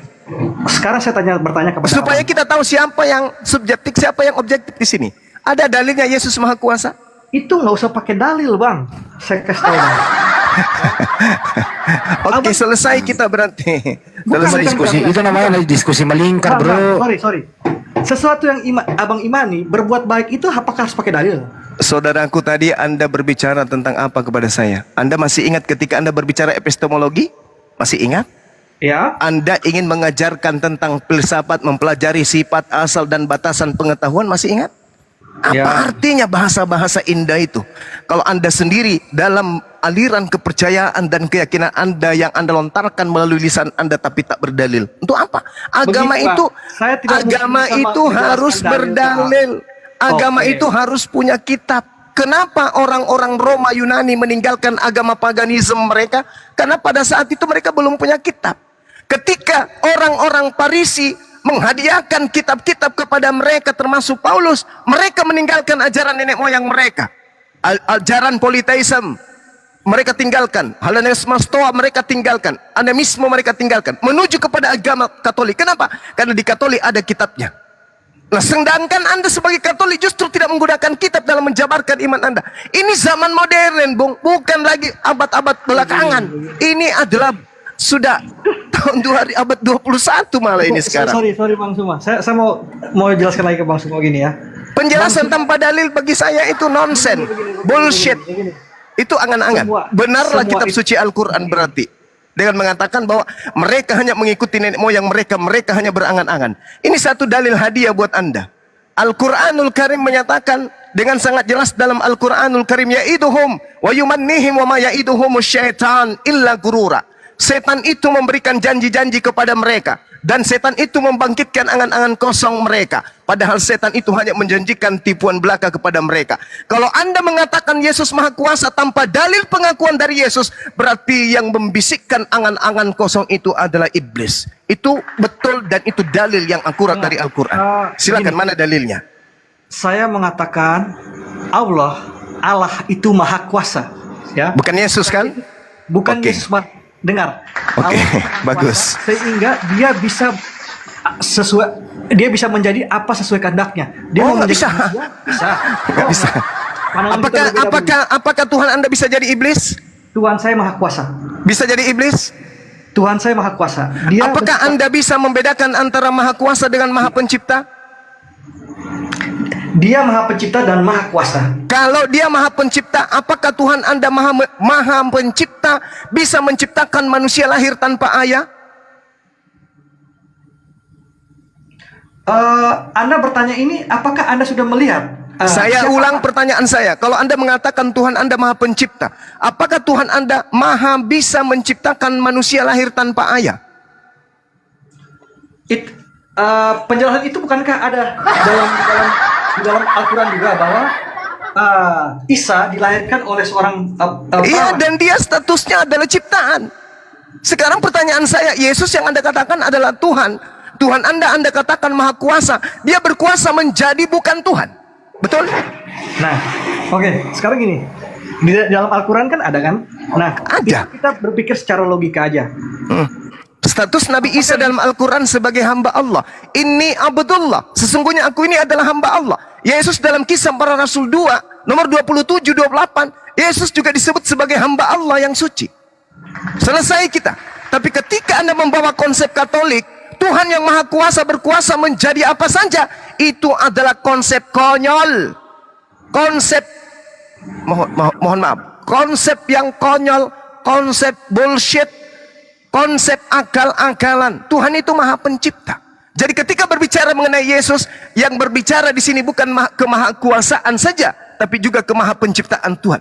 Tuhan Maha menciptakan apapun. Dia mampu menciptakan manusia tanpa ayah, tanpa ibu. Tuhan mampu menciptakan manusia tanpa ibu. Tuhan mampu menciptakan manusia tanpa ayah. Itulah yang terjadi kepada Yesus. Kenapa dia menjadi Tuhan? Karena Anda punya agama berasal dari paganisme Yunani. Apa itu? Bagaimana Hercules, bagaimana Zeus, bagaimana Attis, dan seterusnya. Itulah agama saudara yang dikawinkan dengan ajaran Taurat. Nah, itu perspektif Bung aja. Itu Sekarang gini, fakta. Bung. Oke, Bung. Oke, daripada kita memperpanjang ya, saya juga perlu istirahat. Saya ingin tanya Bung latar belakangnya apa sehingga berbicara seperti ini? Akademisi kah? Seorang pelajar yang mempelajari ini atau bagaimana, Bung? Coba Orang-orang menyebut saya sebagai seorang satpam. bagaimana? Orang-orang menyebut saya sebagai satpam. Satpam, maksudnya bagaimana ya? Nah, jelaskan. Ya, satpam selayaknya yang selalu pegang sumpritan, tukang parkir. Enggak, maksudnya tukang parkir itu profesi Bung Suma. Saya juga pernah jadi tukang Ya, parkir. itu profesi saya, Bung. Kalau berbicara mengenai keilmuan, kalau Anda berbicara mengenai keilmuan, Paulus menulis 13 kitab, 13 buku tanpa pernah sekolah SD, SMP, SMA, apalagi kuliah. Saya alhamdulillah saya sempat bekerja kuliah. Jangan dibandingkan dengan beliau. Maksudnya apakah Bung ini siapa begitu? Harus dijelaskan dong. Biar kita bisa mengetahui apakah Bung ini seorang akademisi ataukah Bung Saya apa? seorang akademisi, saya termasuk aktivis 98. Kenapa profesi yang ditanyain, bro? Enggak, karena begini, berbicara tentang agama, keimanan seseorang itu kan begini ya, Bung. Saya bukannya mau ini. Kalau Anda sendiri profesinya apa? Saya tanya balik. Anda profesinya apa? Lulusan Saya seorang- STT. Ya, bagaimana saya? Apa? Anda profesinya apa? Saya seorang seniman. Oh, seniman. Ya, Seniman tanpa nada, gitu ya? ya begitulah Bang. Ya, Nanti oke, Bang oke. Suma ya. Oke. Bang Suma ini saya paham orang yang baik, orang yang punya wawasan yang luas ya, orang yang punya ini, tetapi menyangkut Tuhan ya, menyangkut siapa Tuhan itu pasti akan melampaui akal kita, Bang. Ya, bukan tidak masuk akal, tapi melampaui akal manusia. Itulah siapa itu Tuhan itu akan melampaui akal kita. Kita juga Salah itu. Enggak, Itu salah. Ini Bang Suma. Itu keliru, Bung. enggak. Jadi gini Bang Suma, saya mau perlu memahami. Ini saya sebagai orang awam ya Bang Suma ya. Eh, kan tadi awal saya sudah berbicara bahwa kita tidak pernah berpikir bahwa nanti kita dilahirkan dalam keluarga Katolik, dalam etnis Jawa, etnis Papua atau yang lainnya gitu. Coba seandainya Bang Suma lahir di pedalaman Papua, ya, pedalaman Papua. Apakah saat ini Bang Suma dengan raga yang ada pada saat itu, yang pada akan berbicara seperti ini? Ya kan? Itu mungkin saja tidak mungkin itu. Ya gitu Bang Suma. Jadi menurut saya kita semua ini adalah takdir, ya. Takdir dan semua menjadi gambaran Sang Maha Kuasa yang kita tidak pernah tahu sebenarnya apa ini. Intinya bahwa apa Bang Suma? Kita, menurut pemahaman saya Bang ya, menjadi orang beragama adalah bagaimana kita bisa berbuat baik kepada sesama dengan hati yang tulus. Nah, Yesus mengatakan, saya mengimani Yesus ya, dalilnya ada, nanti Bang sendiri cari. Kasihilah. Sorry Bang ya, tadi yang Katolik juga, jujur Bang ya, saya bilang Abang juga belum membedahnya, jadi Abang belum bisa menjawabnya secara teoritis ya. Baru berdasarkan asumsi. Sorry Bang. Iya, boleh. Silakan. Jadi gini Bang,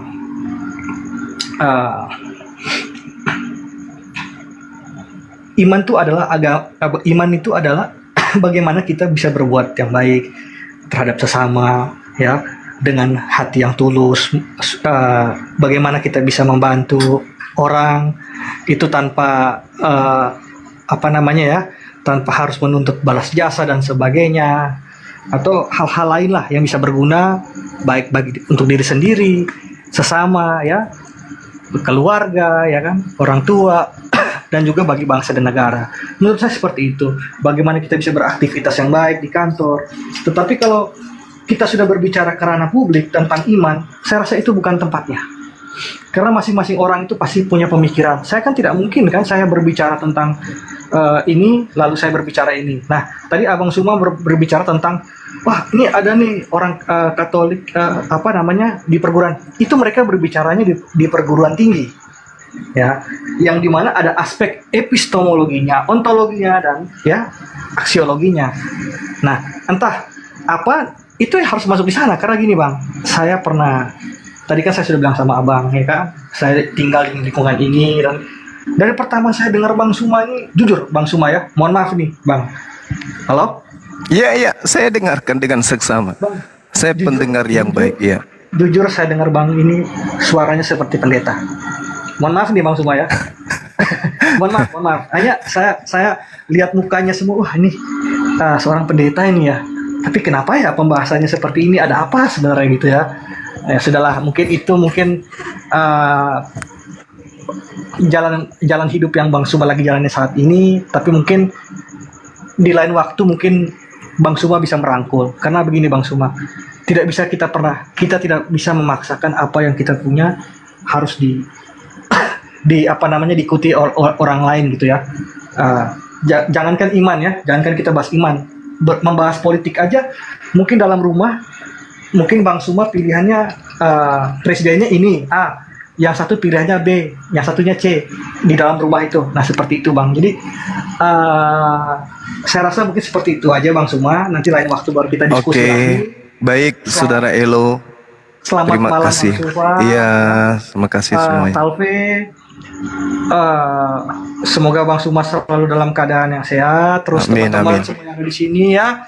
Mungkin saya baca, yang saya lihat ini ada Bung Yonatan, Bang Goto, Saudara Dela, Saudari Dela, Saudara Handi, ada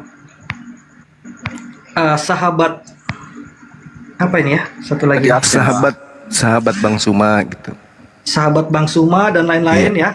Mungkin itu saja, dan teman-teman semuanya yang sudah mengikuti live ini ya, mohon maaf jika misalnya ada salah kata atau bagaimana. Intinya kita selalu berbuat kebaikan, bagaimana kita bisa membanggakan baik daerah keluarga, daerah, dan negara kita yang tercinta ini. Mungkin itu saja Bang Suma. Oke, Bang Elo, terima kasih juga atas ucapan-ucapan baiknya. Kalau ada kata, kalimat yang kurang berkenan, saya cuma berpesan sebagai saudara sebangsa setanah air. Jangan jadikan kitab suci Al-Quran itu barang yang asing bagi saudara, dan jangan jadikan Bible itu sebagai barang antik untuk Anda. Pelajari Bible dengan mendalam, kaji juga Al-Quran dengan baik. Minimal baca terjemahannya. Karena fungsi dan tugas kita di atas muka bumi itu sebagai pemimpin, kita harus mengarahkan manusia kepada kebenaran, kebajikan. Kita jangan diamkan ketika ada kemungkaran yang terjadi di atas muka bumi. Ingat, di dalam Bible yang Anda pegang, Tuhan itu maha pencemburu.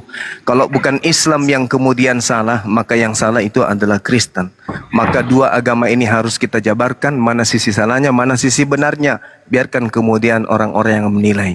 Jangan kita biarkan kemungkaran Islam itu salah, Anda biarkan itu Anda juga salah. Kristen salah, kita biarkan itu juga salah. Nah, mumpung Islam dan Kristen ini adalah dua agama syiar. Apa itu agama syiar? Agama yang mengajak orang lain masuk ke dalamnya. Islam dan Kristen itu punya misi yang sama. Oleh karena itu, mari kita tampil sebagai pembela. Silakan Anda bela iman Anda, saya bela iman saya dengan cara-cara yang baik, dengan etika-etika yang baik. Keras boleh keras, tapi persaudaraan tetap harus dijunjung tinggi. Saya kira begitu, Saudara Elo. Terima kasih. Baik. Iya, terima kasih Bang Suma. Iya Bang. Thank you, Bang. Exlo, kalau pesan saya sebagai penonton, Tuhan itu memberikan akal kepada manusia. Untuk itu, pakailah akal itu untuk mengenal Tuhan. Jangan akal-akalan sehingga terjadi iman buta dan imani saja. Harus berakal. Kira-kira gitu pesan saya buat Anda.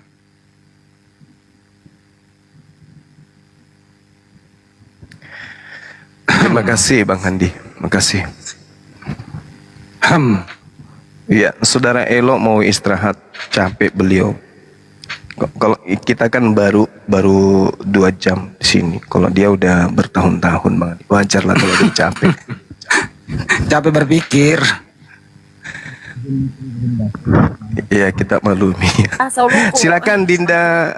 Bang Goto, mungkin ada yang mau disampaikan dari perdebatan atau diskusi ini. Ada keliru yang saya sampaikan. Jangan sampai bale mate. Silakan. Atau yang lain, silakan Bang Handi atau siapa, silakan. Suaranya agak tenggelam.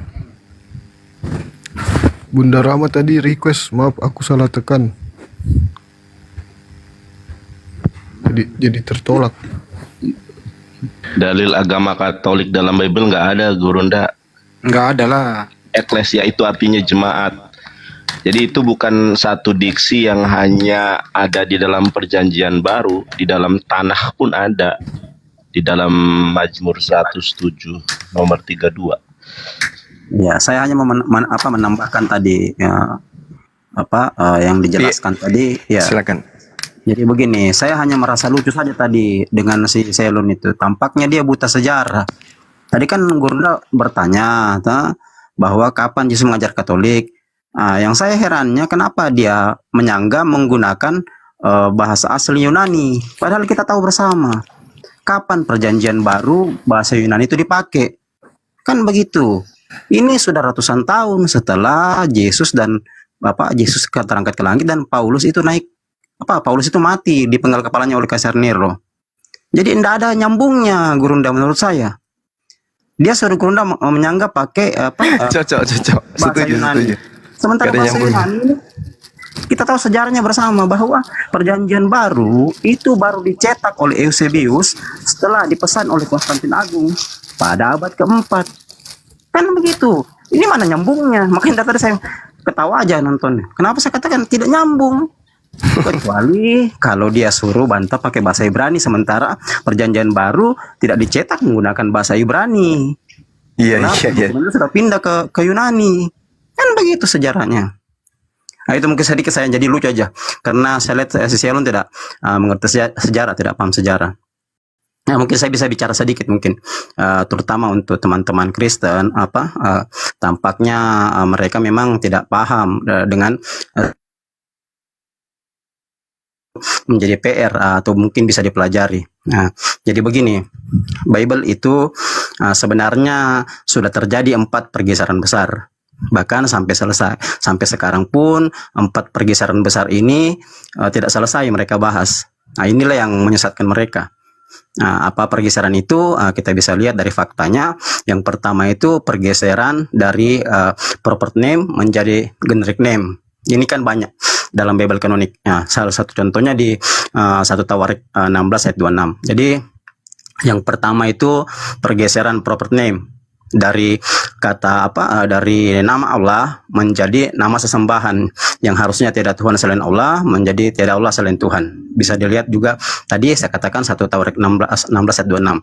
Ya, pergeseran yang kedua adalah pergeseran kata Lord. Bahkan kata Lord ini sudah 2 kali bergeser. Di mana dia bergeser?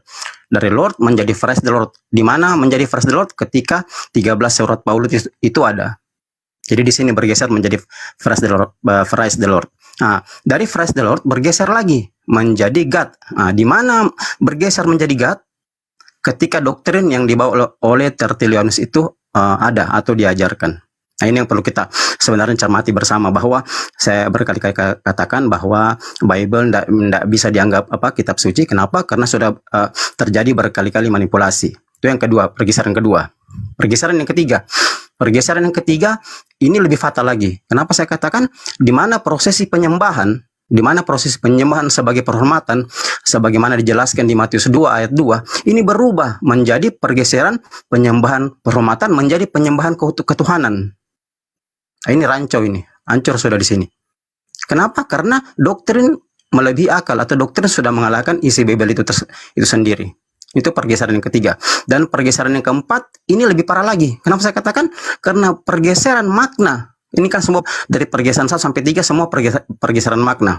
Pergeseran makna yang keempat ini lebih parah lagi. Kenapa saya katakan lebih parah lagi? Karena pergeseran makna anak manusia menjadi anak domba Allah. Jadi anak manusia atau anak tunggal Bapa bergeser menjadi anak domba. Kenapa digeser?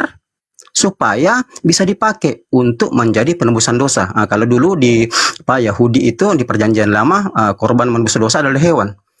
Supaya bisa bergeser anak manusia ini menjadi alat tebusan, ini digeser maknanya menjadi anak domba supaya bisa menjadi korban penebusan. Itu di mana di kitab Wahyu? Kan begitu. Jadi 4 pergeseran besar ini sampai sekarang di semua sekolah teologi tidak selesai dibahas. Kenapa? Karena memang tidak ada titik temunya. Kenapa? Kenapa bisa terjadi 4 pergeseran ini? Karena terlalu banyak manipulasi, itu yang pertama. Yang kedua, banyaknya manuskrip yang hilang. Nah, contoh saya kasih satu contoh ya, manuskrip kode dari Vatikanus yang dibuat oleh Eusebius.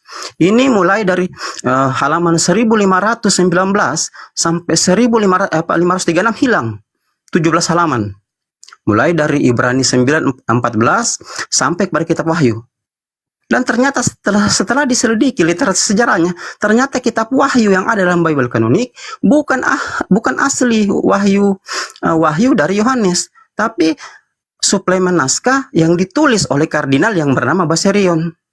Nah, kardinal ini adalah jabatan struktur jabatan dalam gereja Katolik yang bisa memegang rapat suci. Jadi kitab Wahyu dalam Bible kanonik itu tidak asli, tapi buatan kardinal yang bernama Baserion. Jadi kita mau ambil acuan dari mana? Karena sudah terjadi berbagai manipulasi. Itu contoh kecil saja. Nah, contoh yang kedua. Coba contoh yang kedua. Contoh yang kedua. Ketika Konsil Yerusalem I menghasilkan 4 keputusan. 4 keputusan itu ada 2 keputusan tidak menghalalkan segala macam makanan. Tapi tiba di Bible kanonik justru ini dihalalkan. Nah, berarti di sini kita bisa menarik kesimpulan bahwa sudah terjadi manipulasi. Tidak mungkin seorang Simon Petrus dan seorang Paulus yang membuat keputusan itu sebagai pimpinan pada saat Konsil Yerusalem itu tiba-tiba melanggarnya sendiri. Kita bisa lihat pelanggarannya di Markus 7:15 dengan 1 Korintus 6 ayat 12. Ini kan jelas bahwa ini tidak asli tulisan Paulus. Makanya kalau kita lihat sejarah Kristen Marcion dan yang Ebunik dan Basililian yang lain itu ada 3 surat Paulus yang mereka tolak. Kenapa mereka tolak? Karena menurut mereka ini bukan asli tulisan Paulus. Nah, kira-kira seperti itu. Jadi kembali tadi saya sedikit kasih edukasi ke Bang Seon tadi, tolong pelajari sejarah ya. Jangan menanggapi pertanyaan Gurunda Suma dengan teks Yunani, karena Yunani itu teks Yunani baru digunakan nanti abad keempat untuk perjanjian baru. Kecuali kalau Anda berbicara perjanjian lama. Nah, kalau perjanjian lama memang iya, sebelum Yesus ada pun perjanjian lama udah dirubah dari bahasa Ibrani menjadi bahasa Yunani oleh terjemahan Septuaginta itu. Begitu kira-kira dari saya. Ya, silakan lanjut yang lain.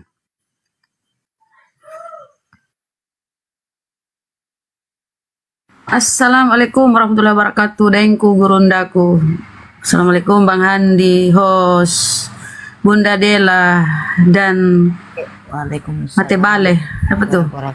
Lanjut. Ya, begitu kira-kira. Jadi memang tidak ngerti sejarah tadi Bang Seon. Jadi ya saya kembali tadi Bang Suma Gurunda Suma, 4 pergeseran tadi itu. Nah, itulah sampai sekarang di kalangan mereka tidak selesai. Makanya 4 pergeseran ini yang membuat ajaran ini semakin dikata sesat. Kenapa? Karena terjadi manipulasi. Nah, kenapa 4 pergeseran ini terjadi? Karena banyak sekali naskah-naskah kuno yang hilang dan diganti dengan naskah-naskah suplemen atau naskah-naskah sisipan. Itu. Bayangkan kalau dari Ibrani 9:14 hilang sampai kitab Wahyu dan digantikan oleh karya manusia. Apakah ini bisa menjadi acuan? Menderita. Kan begitu. Menderita memang Kan begitu. teman-teman kita ini. Iya. Coba siapa yang bertanggung jawab tentang hal ini? Sementara mereka pakai untuk menjadi ajaran mereka. Makanya kalau kita lihat di kitab Wahyu itu Anda baca, di situ banyak sekali hal mistik, di situ banyak sekali menyinggung mitologi Yunani. Saya terus terang ada ajaran 3 dewa yang masuk di situ. Yang pertama dewa Mitra, yang kedua dewa Janus, yang ketiga dewa Forforus. Ini ajaran-ajaran yang ditulis oleh kardinal yang bernama Basilion yang masuk dalam Bible, terutama di kitab Wahyu.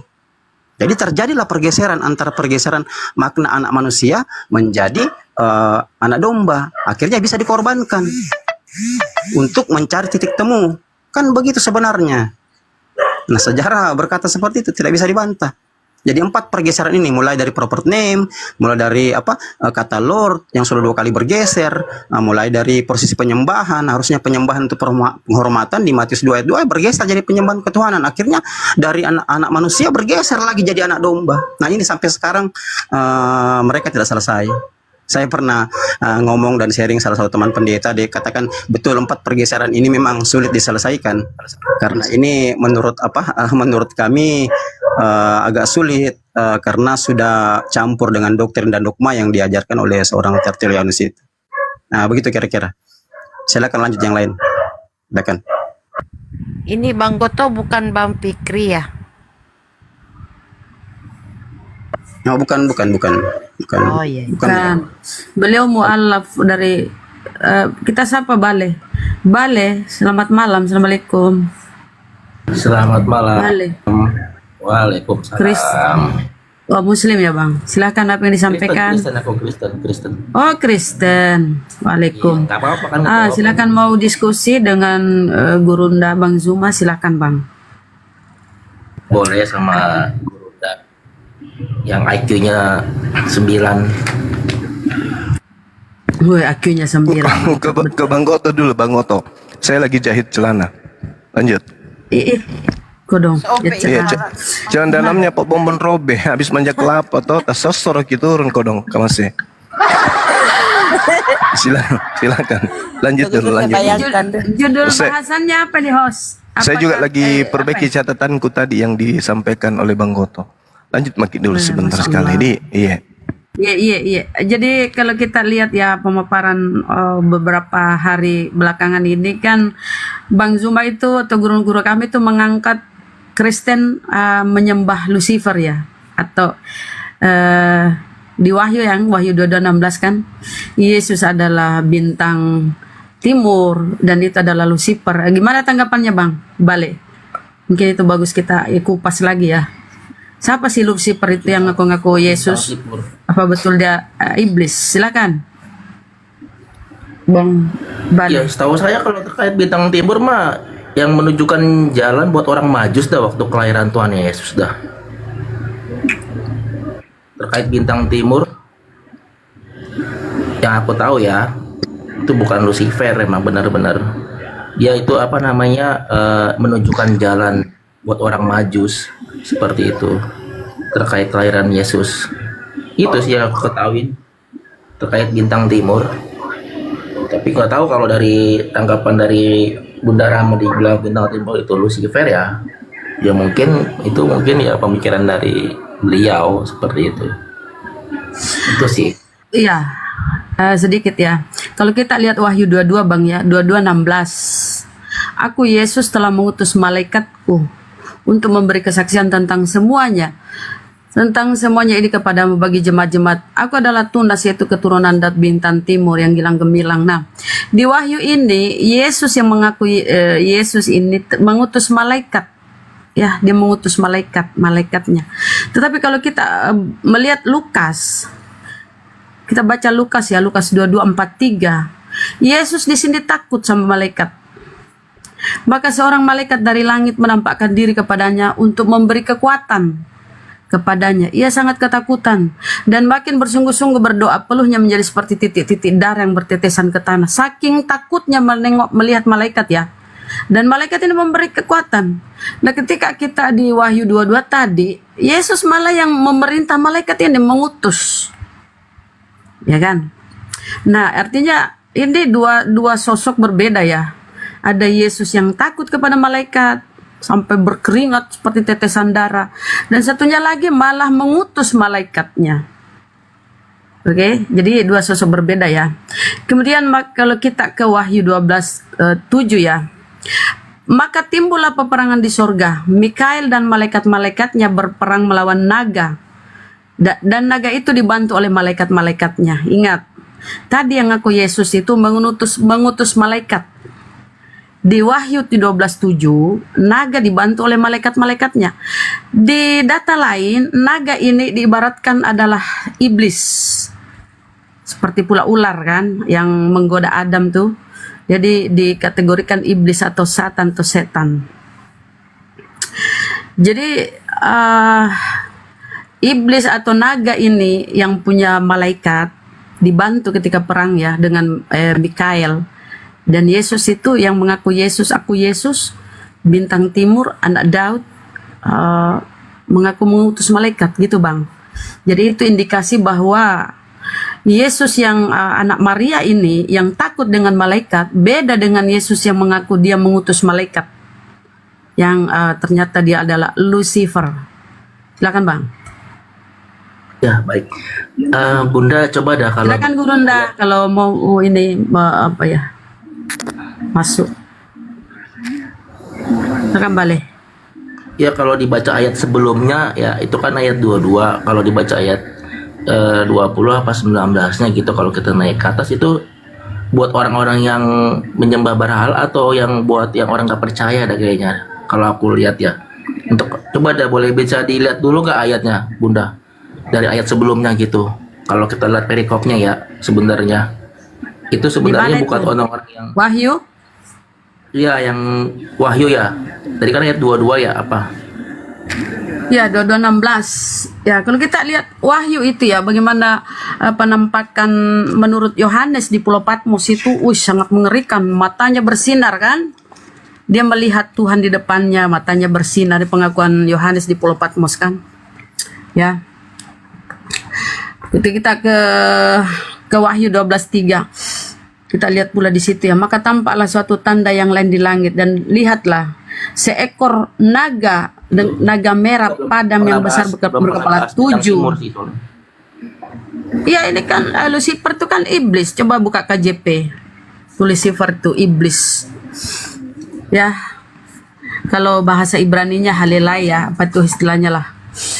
Maka seekor naga merah padang besar berkepala 7 dan bertanduk 10 dan di atas kepalanya ada 7. Ini kan naga ini berkepala 7. Kalau kita lihat Wahyu 5:6, Tuhanmu itu berkepala 7 bertanduk 7, bermata 7 bertanduk 7. Sesuatu memang yang aneh-aneh ya. Coba bayangkan ya, matanya merah. Coba kita lihat dulu ya perkataan Yohanes di Wahyu.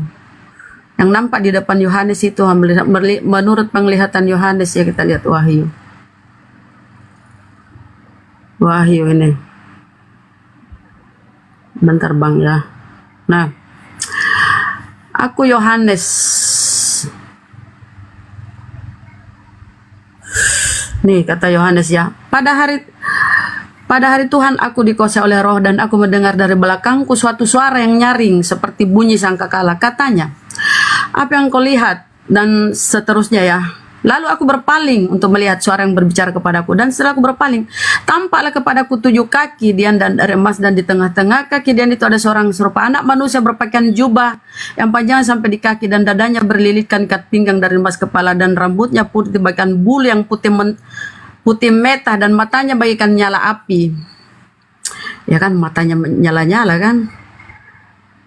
Nah inilah perkataan Yohanes. Jadi kalau kita melihat ya, Yesus anak Maria itu dengan pengakuan bahwa dia Yesus itu di anak Daud bintang timur itu adalah berbeda, saudara ya. Silakan.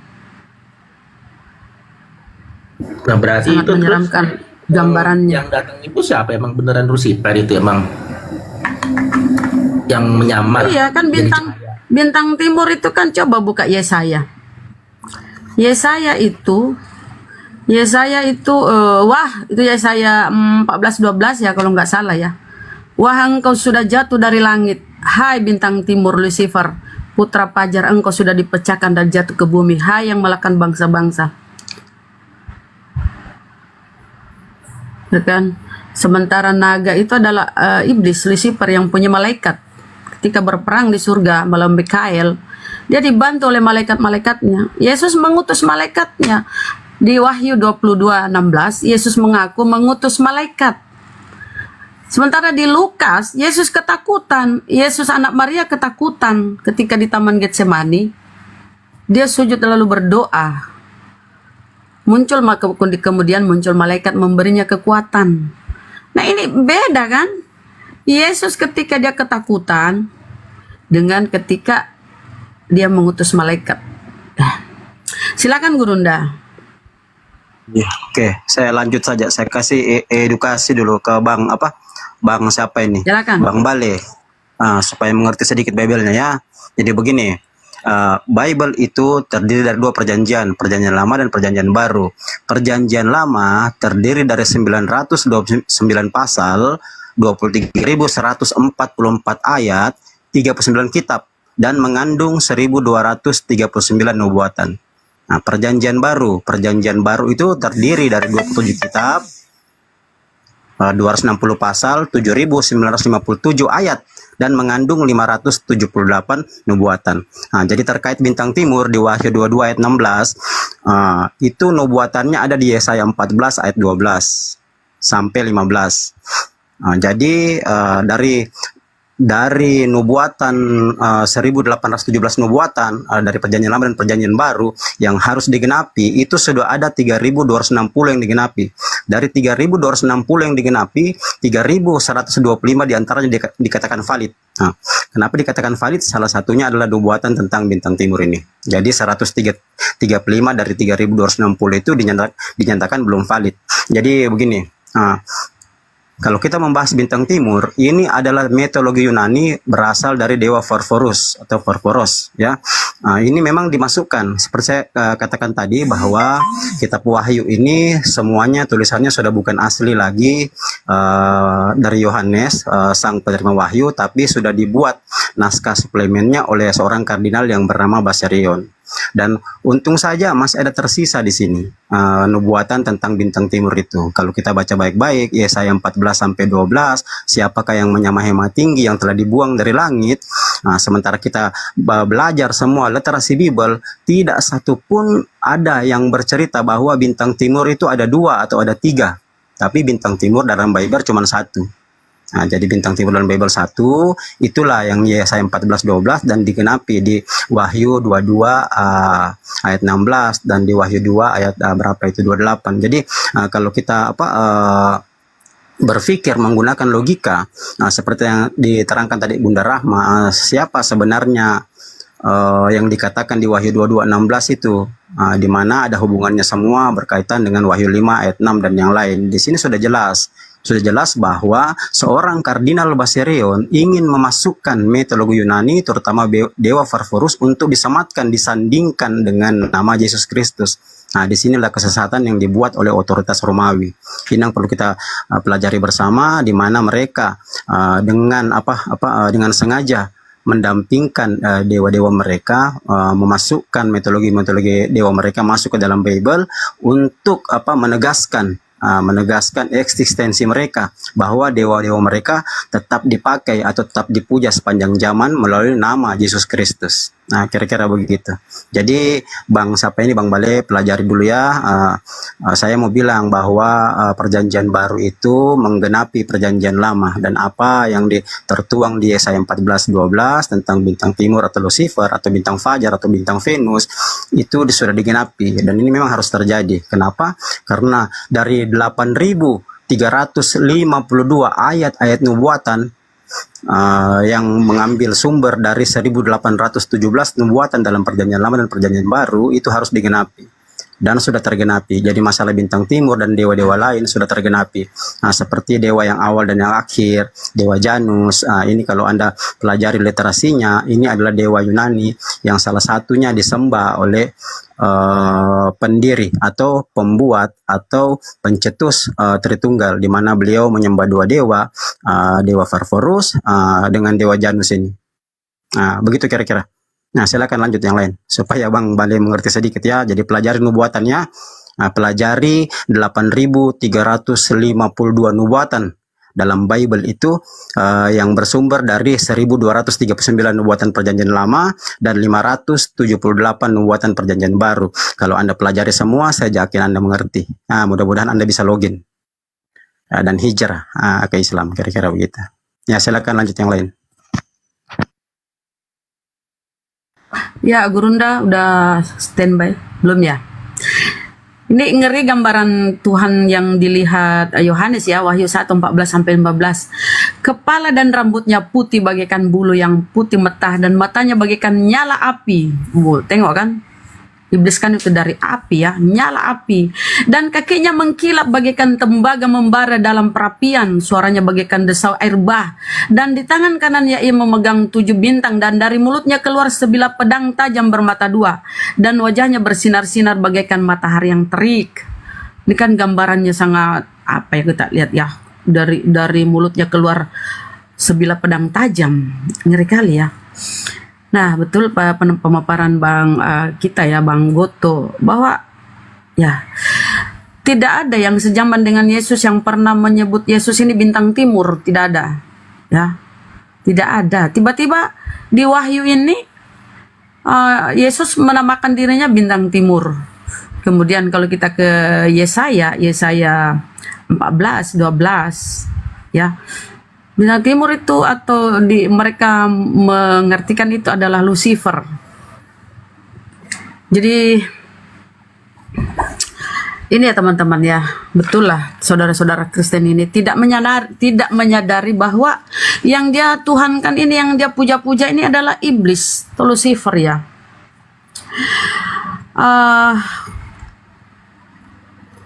Ya karena naga ketika berperang melawan apa ya? Narasiku kurang banyak kalau tentang si Lucifer ini ya. Sama sih juga. Jadi begitu ya. Jadi yang menemui Paulus itu perjalanan ke Antioquia kan melihat Tuhan katanya. Nah, ini Lucifer ini yang ngaku-ngaku dia Yesus ya. Kemudian yang dilihat Yohanes di Pulau Patmos. Nah, gitu Bang ya. Silakan Bang Bale mau ngomong, silakan. Baik, saya juga kalau untuk bintang timur sih belum begitu mengerti ya, maksudnya harus belajar, bener kata Bang Got, nanti saya belajar dulu terkait Bible-nya seperti itu. Dan juga nanti saya akan belajar juga sama Pak Bom terkait bintang timur, saya mau nanya nanti. seperti itu. Karena kalau saya juga baru berarti Pak tahu. Bang. Oh, oke oke. Enggak, aku maksudnya emang sering nongkrong di room Kristen sih seperti itu. Jadi mau coba main ke roomnya sahabat Bang Zumanya lagi gitu. Udah lama kan udah gak main ke sahabat Bang Zuma lagi ke roomnya. Baru ini lagi masuk seperti itu. Makanya aku juga pas di Bintang Timur terkait bahas kemarin gak ngerti, aku belum ada basic apa-apa terkait ini seperti itu. Itu sih kalau dari saya sih Bang. Bang Bunda. Oke, siap. Jadi apa lagi nih bahasannya? Ya terkait ini. Nah, kalau kita lihat ya Bang ya, apa ya? Ini aku mau awal. nanya. Aku mau nanya. Sedikit, 1 menit Bang, baru kamu nanya. Awal dari adanya pengajaran atau ajaran dosa waris itu kan dimulai dari iblis. Ketika iblis menggoda Hawa kan, kemudian Hawa menggoda Adam. Nah, jadi pencetus dosa waris ini adalah iblis. Kemudian awal dari karya untuk melakukan penyelamatan ini adalah godaan iblis kepada Yudas. Dan kematian yang terkutuk di tiang salib ini tentu menebus ke iblis. Jadi dari iblis oleh iblis untuk iblis. Jadi memang ajaran kekristenan ini berbau-bau iblis gitu loh. Ya, ditambah dengan ditutupkan di wahyu Lucifer ya. Jadi berbau-bau iblis semua, dari iblis oleh iblis untuk iblis. Ya, jadi menebus ke iblis kan? Ya kan, yang memprakarsai dosa waris kan iblis, tentu harus menebus ke iblis. Silakan apa yang mau ditanyakan? Itu aja yang ku sampaikan, Bang. Ya baik, terima kasih. Ya itu mungkin ya itu mah terserah Bunda mau bilang seperti apa, kan kita kan menjalani masing-masing. Netizen Gurunda kan lagi ada sesuatu, sabarlah. Sabar, Gurunda itu juga. Tahu netizen sabar bilang lah. Bunda ngantuk. Itu sudah bukan. Semua kalau tidak ngomong Kideng. Iya. Jadi terkait dengan hal ini ya, kenapa Islam itu menyentuh materi-materi seperti ini? Karena di Islam itu berbeda dengan agama Kristen. Kalau di agama Kristen itu tuntas, pengajaran iblis itu tuntas. Artinya gini, ketika iblis menjatuhkan manusia ke dalam percobaan, misalnya di Kristen ya, iblis berhasil, maka ending perlakuan iblis itu kemudian gagal ketika kemudian ada Yesus yang menjadi penebus. Maka maut ditebus, dosa ditebus dan seterusnya, mengalahkan kematian, mengalahkan maut dan seterusnya, sehingga orang yang mempercayai itu menjadikan manusia itu lalai untuk menjalankan dan bersemangat untuk mengabdi atau menyembah atau beribadah kepada pencipta alam semesta. Mereka hanya disibukkan dengan bernyanyi, menari, memuji, seperti itu saja.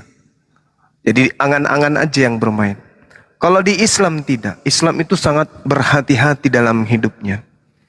Kenapa? Karena iblis akan senantiasa mengintai.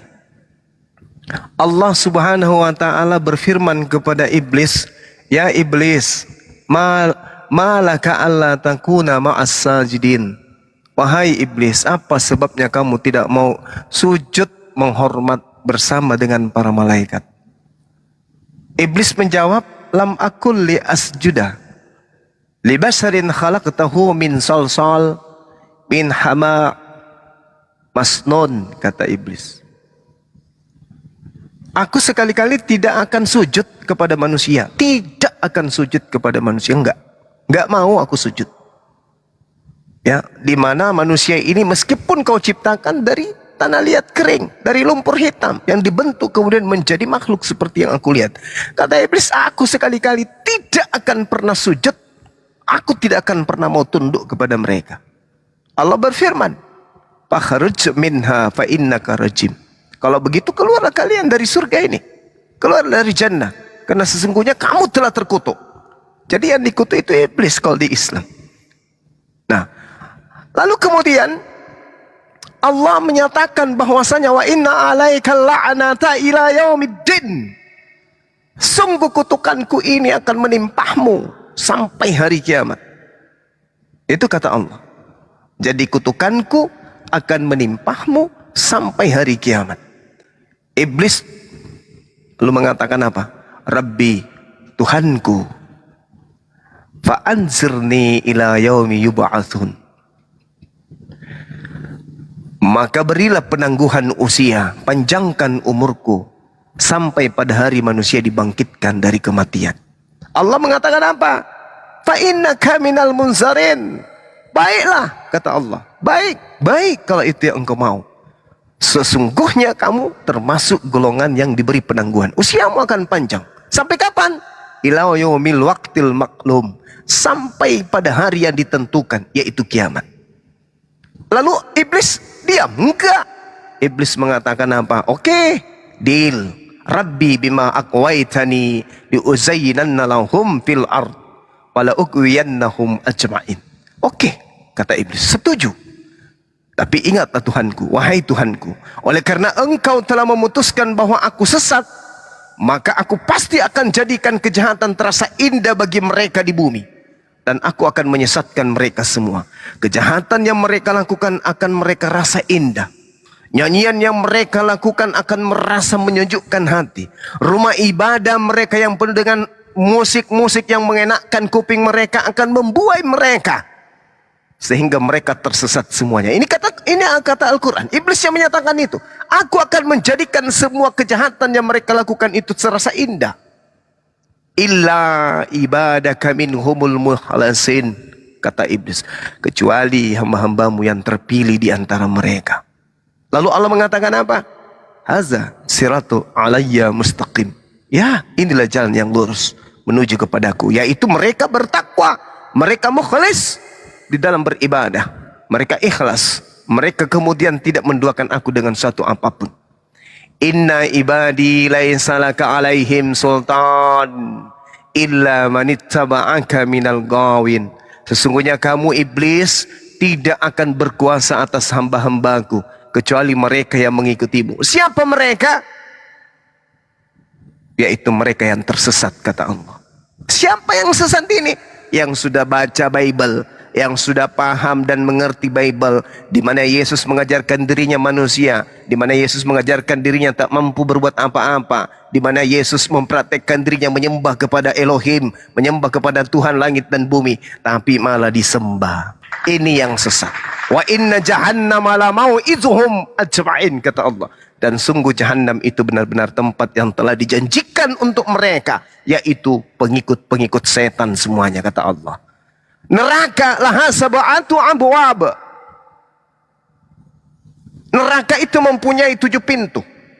Likulli bab, dan setiap pintunya, kata Allah, minhum juz'um maqsum. Setiap pintu telah ditetapkan untuk golongan tertentu dari golongan mereka.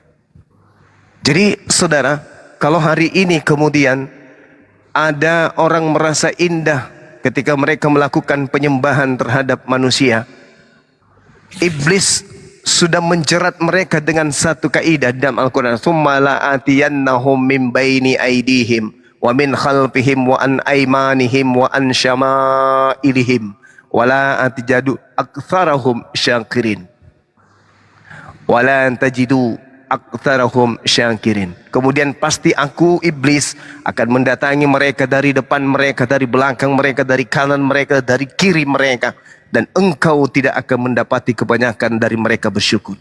Ini yang terjadi terhadap saudara-saudara kita Kristen. Makanya tujuan kita, tugas kita mengingatkan, ya, memberikan, mengajarkan kepada yang ma'ruf dan meninggalkan kepada kemungkaran. Seperti saudara tadi chat saya begitu membabi buta. Kenapa kau bahas agamaku? Bukankah kau itu suka minum kencing onta? Kenapa kau itu suka menikah bocil, nikahi bocil, kau ini bocil? Hanya hujatan-hujatan kayak begitu. Kita jabanin, kita undang, mari kita diskusi. Ternyata apa? Jadi lontong sayur kan? Babak belur kan? Karena kesombongan. Padahal tak ada ilmu. Jadi umat Islam berbicara, menjadikan orang-orang yang berakal terjaring. Seperti saudara Goto, terjaring. Ya, saudara yang lain yang kayak tadi yang Adinda Aulia terjaring. Mereka yang masih bisa diselamatkan, terselamatkan. Yang mau kufur silakan. Tafadhal, tak ada paksaan. La ikraha fid din. Tak ada paksaan dalam ajaran agama Islam. Tetapi izinkan kami untuk menyuarakan kebenaran itu. Jangan dilarang, jangan berlaku seperti setan. Ya, hanya orang cerdas itu masih ada di atas muka bumi. Di gereja-gereja itu banyak orang-orang cerdas. Banyak orang-orang cerdas yang membutuhkan pencerahan Islam, yang merindukan kemudian narasi-narasi kebenaran. Mereka rindu akan kebenaran itu. Mereka suntuk di sana. Mereka terjebak di sana. Mereka bingung di sana, buntu di sana, stres, depresi, tidak menemukan indahnya kebenaran itu. Tak ada, hanya kebersamaan, musik, acara-acara yang tidak ada ujung pangkalnya, yang tidak ngerti titik terangnya kayak apa. Tapi begitu mereka mendengarkan dialog, mendengarkan para apologet menyatakan, kemudian ada dari aspek sejarah, ada dari aspek mantik, ada dari aspek logika, ada dari aspek penggiringan opini terhadap yang subhat menjadi sesuatu yang hak dan seterusnya. Mereka kemudian menemukan pencerahan itu. Ya, jadi itu ya saudara-saudara sekalian, bahwa ketika hari ini kita menemukan penyembah Lucifer, ya itu fakta memang. Itu fakta, nggak bisa dipungkiri saudara. Yesus ketika datang di tengah-tengah Bani Israel, konsentrasi Yesus berdasarkan Bible dan juga Al-Quran, itu hanya mengajak manusia Yerusalem, manusia Israel, untuk kembali kepada hukum Taurat, kembali kepada ikatan akidah, menyembahnya kepada satu Tuhan. Itu yang Yesus ajarkan, tak ada yang lain. Tapi ketika kita berbicara mengenai agama yang di luar daripada Yahudi, na'udzubillah tsumma na'udzubillah. Yesus yang tadinya tidak bisa berbuat apa-apa, datang bukan atas kehendaknya, berbicara pun atas perintah Tuhan, seketika menjadi jagoan. Satria baja hitam berubah. Baja hitam atau beras ketan hitam? Oke, saya ulang. Satria baja hitam. Nah, berubah seketika kemudian. Dia Bunda, lanjut. Pak Bunda Rahma suka sekali mengganggu. Host, turunkan dia, host. Ulang lagi. yang tadi hanya sepeda kumbang tiba-tiba berubah menjadi Satria baja hitam. Sudah pelan-pelan, okut juga, lebih lagi, ngacak juga ini mulut. Makanya tinggal ku di Jawa deh. Monas, wahai Presiden, Monas tahun depan pindahkan ke Makassar, biar kita juga bisa logak, begitu loh. Sonkolo. Ya, sonkolo. Anak sonkolo. Jadi gitu ya, Satria baja hitam tiba-tiba berubah. Dia punya malaikat, dia punya Alpha dan Omega. Wah, semua Alpha Midi dia yang punya. Ini bahaya ini. Karena Yesus ketika dia ada di tengah-tengah Bani Israel, tidak memiliki apa-apa dia. Tidak memiliki apa-apa. Pakaian tidak punya. Begitu dia menjadi episode kedua, Satria baja hitam, berubah menjadi Alpha Mars, semua dia punya. Alpha Midi dia semua. Akulah Alpha dan Omega. Semuanya dia. Akulah awal dan akhir. Akulah AO. Tiba-tiba berubah semuanya. Benar catatan saya dari sahabat saya ya, Bang Goto, beberapa pergeseran yang dia jelaskan, 4 pergeseran, dan itu poin-poin yang memang sering kita sampaikan ya, adanya beberapa poin, kemudian adanya pengajaran mitra, Janus dan seterusnya yang masuk dalam kaidah-kaidah kitab Wahyu yang diajarkan oleh saudara Kristen hari ini, itu betul-betul tidak bisa kemudian dielakkan. Jadi saudara-saudara pendeta, pastor, hayo bersiaplah kalian untuk ditinggalkan jemaat. Demikian, silakan dia ambil alih oleh yang lain. Oke, terima kasih Dengku Gurundaku. Gitu ya Bang Baleh, udah ini ya, udah tercerahkan.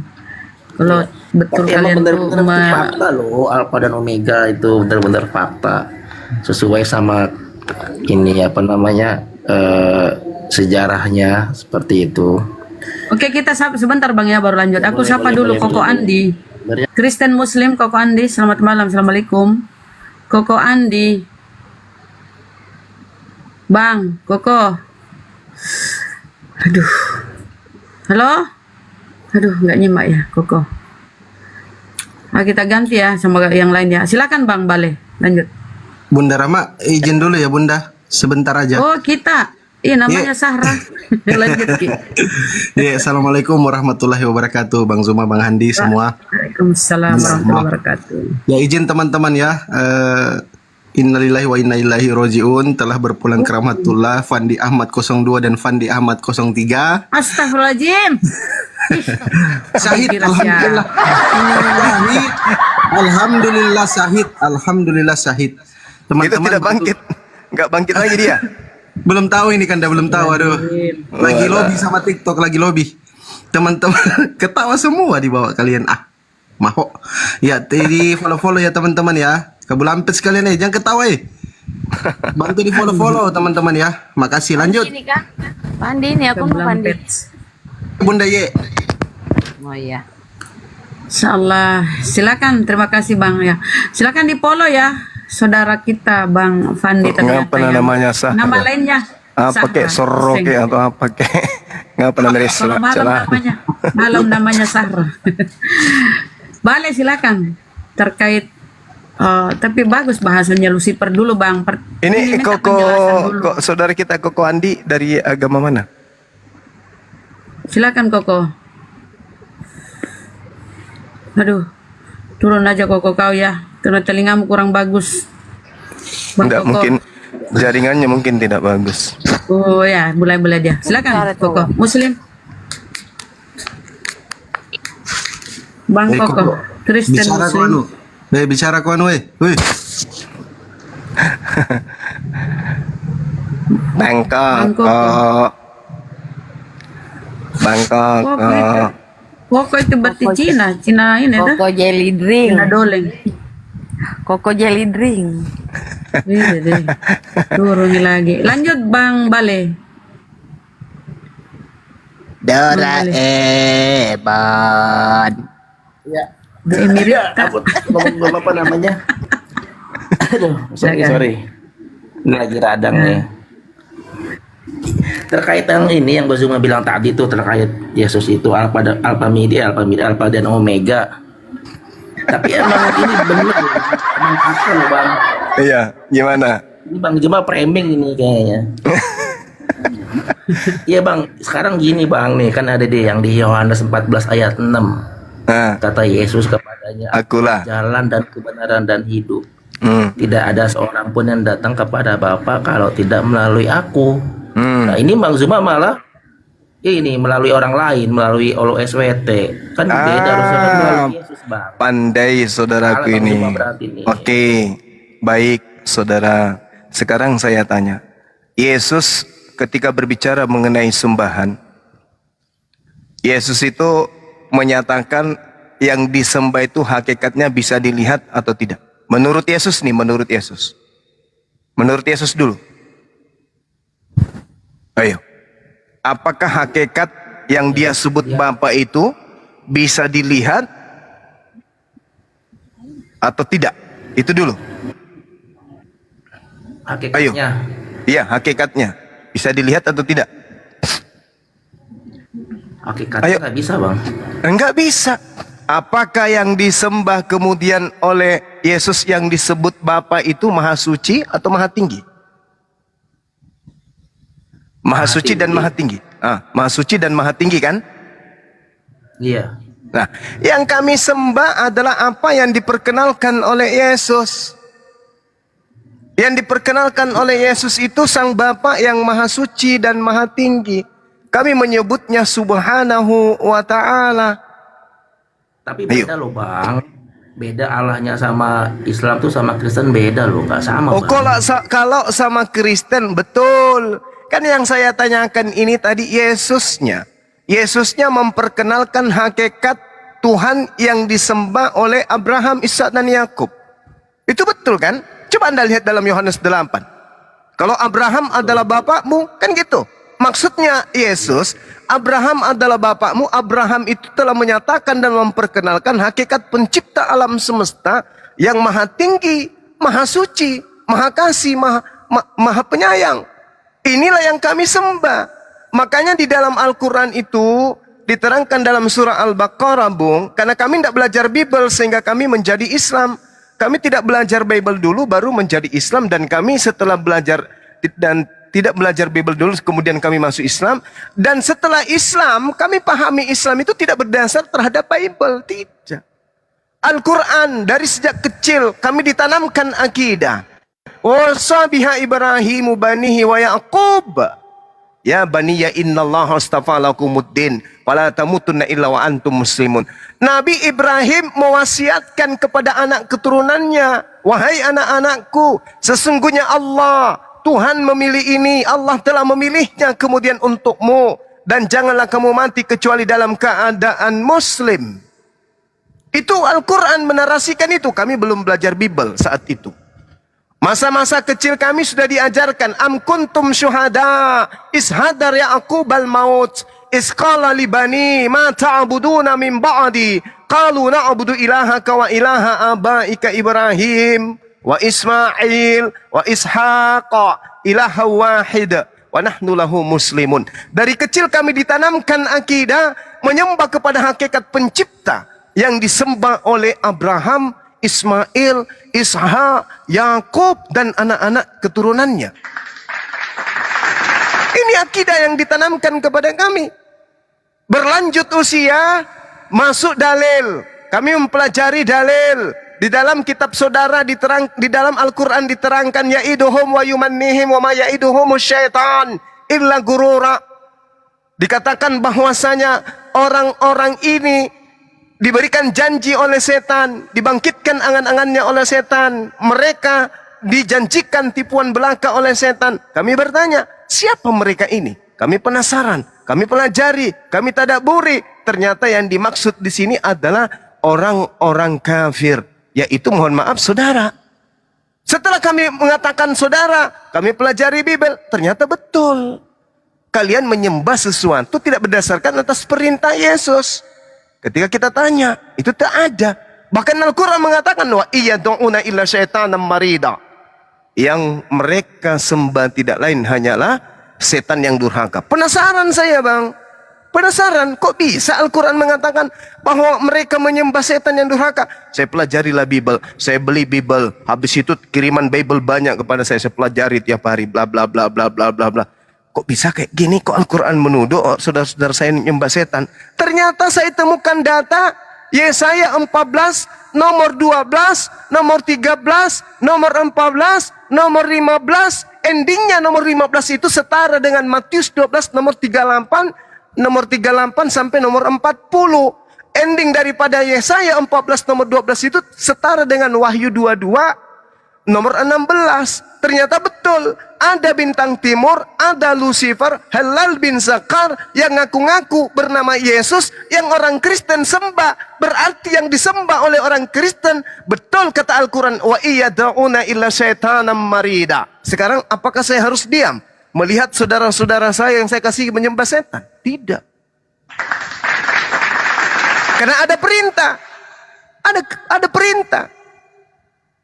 Ada perintah untuk menyerukan kebenaran Islam. Ada perintah untuk menyerukan kebenaran Allah. Mengajak orang-orang kepada kebenaran. Maka saya tablik. Maka saya berapologet. Di samping itu ada penghujat terhadap Islam. Nah, maka saya benar. Dua sisi membenarkan saya untuk tampil sebagai pembela. Maka disebutlah saya sebagai apologet Islam. Pembela iman Islam. Jadi kalau saudara mengatakan di awal tadi bahwasanya Tuhan orang Kristen dan Tuhan yang umat Islam itu berbeda. Demi Allah, Tuhan yang kita sembah memang berbeda. Anda menyembah anaknya orang, Anda menyembah makhluk yang mengaku anaknya Maria, sedangkan kami menyembah apa yang disembah oleh para nabi. Saya kira begitu. Subhanallah. Lanjut teman-teman. Yang bertanya mana? Lari terbirit-birit. Nah itulah.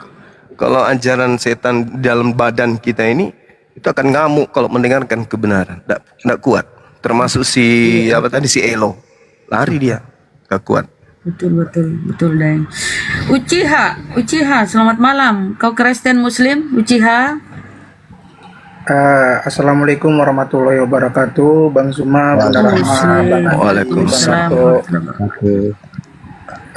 Bang Zuma, saya mau nanya, skincare-nya masih ada nggak? Ada tuh sahabat semua tuh. Ada.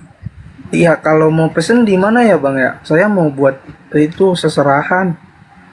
Sama saya Ada Pak. sama sahabat Bang Suma. Seserahan itu maksudnya apa? Ngerang-ngerang, Mau ngerang-ngerang, memberikan Ngerang, sesajen. ngerang, Deng. Melemak bene, melemak bene. Sajen kan tuh. Ngira-ngiraan tahu Kalau dikirim ke Jawa Tengah bisa nggak bang? Bisa Jawa Tengah, daerah Poso sana kan? Iya Jawa Tengah. Ini saya pesennya di mana bang? Di siapa bang? Itu sahabat Bang Ketik Zuma. itu sahabat Bang Zuma bang. Sahabat Bang Ketik Zuma tuh. bang, ini di bio profilnya bang ada WA -nya. Oh baik. Langsung aja Tadi follow. saya udah follow, nanti tinggal saya itu ya, apa DM aja. Udah saya. Kalau DM jangan bang, nggak nanya dibaca itu bang. doang Kalau bang. DM Terima kasih. WA aja ya WA. Jangan DM, WA. Iya. Bang. Terima kasih bang. Ada WA-nya Assalamualaikum situ. warahmatullahi wabarakatuh. Waalaikumsalam. Waalaikumsalam warahmatullahi wabarakatuh. Selamat Yang mau menempuh pesan hidup baju baru juga ya. bisa langsung di WA ya, masih tersedia baju kita teman-teman. Yang nenek Mukiper dan salam satu Tuhan. Lanjut. Aduh, ada lagi si Niko Christmas. Nikodemus, selamat malam. Kau masih sakit? Silakan. Malam. Ya, tadi aku baca apa Taurat Musa nih, ya. Iya. Iya. Jadi Nabi Musa aja bilang itu Suaramu kayak jangan Sinchan. Tahu Biar nggak tahu. Sinchan? Biar tahu bunda, biar tahu. Ya, jadi bagi Nabi Musa itu ya haram ada apa Allah lain ya dari itu. Iya, memang makanya jangan bikin Tuhan lain, jangan, enggak boleh. Iya, bagi dia ada Allah lain itu haram bagi dia. Jadi Iya, itu betul. hanya ciptaan pikiran manusia, lebih dari itu.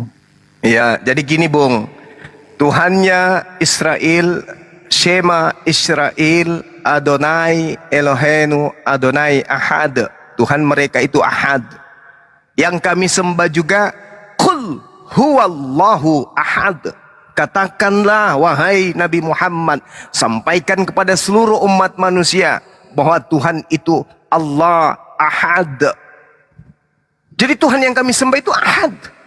Tuhan itu tidak dua, Tuhan itu cuma satu. Karena Tuhan itu Ahad, cuma satu, maka Tuhan Ahad yang apa kami Ahad sembah, itu, Bang Juma? maka Tuhan yang kami sembah adalah Rabbus samawati wal ard. Tuhan pencipta alam semesta. Itu tak boleh yang lain. Jadi cuma satu yang esa, yaitu Tuhan yang datang kepada Nabi Musa. Innani anallah, la ilaha illa ana. Cuman ada satu Tuhan, yaitu Tuhannya Nabi Musa. Cuman itu aja, nggak boleh yang lain. Apakah Tuhannya Nabi Musa adalah anaknya Maria? Ini yang bahaya. Apakah Tuhannya Nabi Musa yang digantung di atas pohon? Ini yang bahaya. Apakah Tuhannya Nabi Musa yang dipotong donatnya pada hari ke-8? Ini yang bahaya. Apakah Tuhannya Nabi Musa yang nete sama Maria? Ini yang bahaya. Apakah Tuhannya yang Nabi Musa yang datang mengaku bintang timur di Pulau Iya, Patmos? iya. Itu yang bahaya. Nabi Musa itu orangnya Yesus bukan? Orangnya Yesus. Ini kayak mandor aja. Masa? Ngomong itu kan tadi seperti itu. Apakah Nabi Musa itu orangnya dari suku Yesus? Ah, Mati. Nah, kan bingung kan? Saya tanya gitu. Mija. Apakah Nabi Musa itu dari orang Yesus? Terbalik.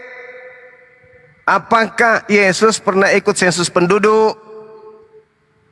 Iya, saya tanya itu. Iya apa enggak? Kalau Musa itu Yesus pernah orangnya- ikut sensus, berarti dia bukan Tuhan. Dari situ aja logikanya dipakai. Masakan ada Tuhan ikut sensus? Iya, ya begini Juma. ini kayak ini kok dia musim ini pernah kena gear sepeda di kepalanya waktu kecil nih. Kerja aja Juma. Habis jatuh dari ayunan lari lantai 5 ke lantai 1. Oke, tunggu. Saudara Nikodemus, sebelum Anda lanjut, tolong Anda bedakan dulu apa perbedaan antara orang yang jatuh dari lantai 3, lantai 5 dan lantai 1. Lantai 5 bedanya dengan lantai 1. Coba, bedanya apa? Bedanya ya. Ya. Ya di antara itu kan beda level aja ya. Iya, bedanya apa orang yang jatuh dari lantai 5 dan orang yang jatuh di lantai 1? Bedanya di mana? Ya bedanya cuma tingkatannya aja ya. Ya tahu, satu tingkatan 5, satu tingkatan 1. Bedanya apa yang signifikan yang bisa kita nilai itu apa? Ya, bedanya itu kan orang itu kan jatuh di lantai 1 nih. Ada Ya. juga orang itu jatuh di lantai 2. Ada juga Enggak, orang itu jatuh di... lantai 5 aja dengan lantai 1 bedanya apa? Kalau tidak bisa biar tak ajarin. Ya, beda ketinggian kan, Juma. Beda ketinggian. Nah, bedanya di mana? Ya, beda bedanya di ketinggian mana? itu bedanya di mana coba? Oh, salah. Bukan dari ketinggiannya dilihat. Beda antara orang yang jatuh dari lantai 1 dan lantai 5 itu beda ada pada letak suara. Kalau lantai 5 itu suaranya begini. Ah! Buk! Kalau lantai 1, buk! Ah! Jadi itu balik. Itu bedanya. Ternyata nalar Anda nggak sampai ke situ. Iya, saya pikir Bagaimana semua Anda orang bisa sampai kepada kan. hakikat Tuhan? Saya Kalau pikir dari semua suara orang- aja Anda tidak bisa membedakan antara lantai 1, lantai saya pikir 5. Semua orang loncat itu berteriak seperti Juma. Pertanyaannya Tapi sekarang kenapa nih, tadi Anda tidak sebut tadi kayak gitu? pertanyaannya Nikodemus ini jatuhnya dari lantai 1 apa lantai 5? Tanya dulu. Nah sekarang pertanyaan kedua. Pertanyaan kedua, sabar-sabar. Pertanyaan kedua. Ini pertanyaan terakhir sebelum kita masuk ke materi. Uji IQ dulu. Ada 5 biji telur dilemparkan dari lantai 3 ke lantai 1. Berapa yang pecah? Ada Yang telur, pecah telurnya Iya. Nikodemus yang pecah, Gurunda. Yang pecah- ada 5 butir, ada 5 biji telur dibuang ke bawah ke lantai 1. Ada berapa yang pecah? Ya, jawabannya ada di pikiran Juma. Ya, kalau di pikiran saudara berapa yang pecah? Aku nggak tahu ya di pikiran Juma berapa. Tidak ada yang pecah. Nah itu nggak ada yang pecah kan? Kenapa? Kenapa nggak ada yang pecah? Kenapa Alasannya? Telur-teloran Juma itu. Salah karena yang jatuh ke bawah itu telur dadar. Oh iya. Loncatan Iya, telur berpikir dadar Anda itu- lemah. iya, Mau telur bahas dadar tentang itu kan konsep telurnya Tuhan nggak Juma. sampai. Susah itu. Iya. Jadi begini ya Juma ya, benar ya. Jadi Musa itu orang Yesus ya. Gimana Begini ceritanya mau bahas tentang ini? Iya, begini deh. Loncatan berpikir lemah, susah. Dia itu kan Ibarat aku nggak- strum listrik, strum Bukan. akit tinggal 2 watt. Susah itu. Nah, Cocoknya sekarang dengan aku tes Bang Handi, kamu Bang nih, Handi, Juma. silakan Bang Handi, silakan Bang Handi. Indonesia lepas dari Jangan tanya saya tentang geografi, saya ini prof. Kalau geografi. Ya Prof. Ya. Indonesia lepas dari Jepang oleh siapa? Apa? Aku mau tes ini. Ya, tes apa? Indonesia lepas dari Jepang oleh siapa? Besok pagi jam 8 diproklamirkan pelepasan Indonesia dari Jepang. Itu aja kok repot. Itu jawabannya. Pasang iya. dulu gigi palsumu. Nikodemus, iya. pasang gigi palsumu Ya, semua itu cara pikir benarnya kamu. ya Juma ya Indonesia lepas dari Jepang tuh 2 bom atom keluar dari mulut lo. Nah itu pintar, kalau giliran kayak gitu pintar. Kita Iya. tadi ngomong cuman telur jatuh ke bawah, lantai 5 Iya. dengan lantai 1 beda di mana? Dia bahasanya kurang ajar kali. Iya. Masa bom Hiroshima di mulut saya? Iya. Emang perutmu meleleh dengan suara saya? Jepang Meledak merdeka perutmu, kan oleh berdebok. Jepang Itu. ini kan Jepang menyerah ini kan oleh Oleh 2 apa? bom atom keluar. Kayaknya dari Nikodemus waktu rumah. kecil punya kesambar petir nih, barang sebelah ini. Nah, Juma ya, saya nggak layak ya. Dia tuh ciptaan pikiran saya ya. Pasti hangus ke sebagian Apa dia rambut. ya? Bukan ciptaan pikiran saya. Selebihnya itu pikiran Juma lah. Ya. Ini waktu Saya kecil ngomong saudara ini juga Nikodemus, menurut informasi yang saya dengar, Iya. pernah tidur siang dikencingi sama ayam jantan kepalanya. Itu doang. Jadi Kancingi cupang ada, jadi. ada aulo laki-laki, ada juga aulo perempuan oleh karena Mati nih jangan. Ah, dia itu kan ciptaan kan? Iya. Manras yang gue tahu. Iya, dia kan ciptaan pikiran ciptaan Kau pikiran diam dulu, ke kalian Mbak kan? Ted dulu ah. Kau nggak ada ilmu, kau cuma cerewet. Kau diam. Kita sama Mbak Ted. Iya, Bunda. Kedengaran nggak suaraku? Kedengeran. Oh iya. Kenapa Bunda? Iya, selamat malam semuanya. Assalamualaikum bagi yang muslimnya. Iya. Salam. Manras Nikodemus. Oh iya, seru juga ya kalau ada Bang Juma ya. Semua mengakui ya. Enggak cuman lelucon Iya, aja iya. itu. Mbak Guru siapa kita, namanya? Mbak Bunda. Tet. Teti Iya. saya namanya. Iya, Teti. Tapi Nama emang lengkapnya Jeremy Teti.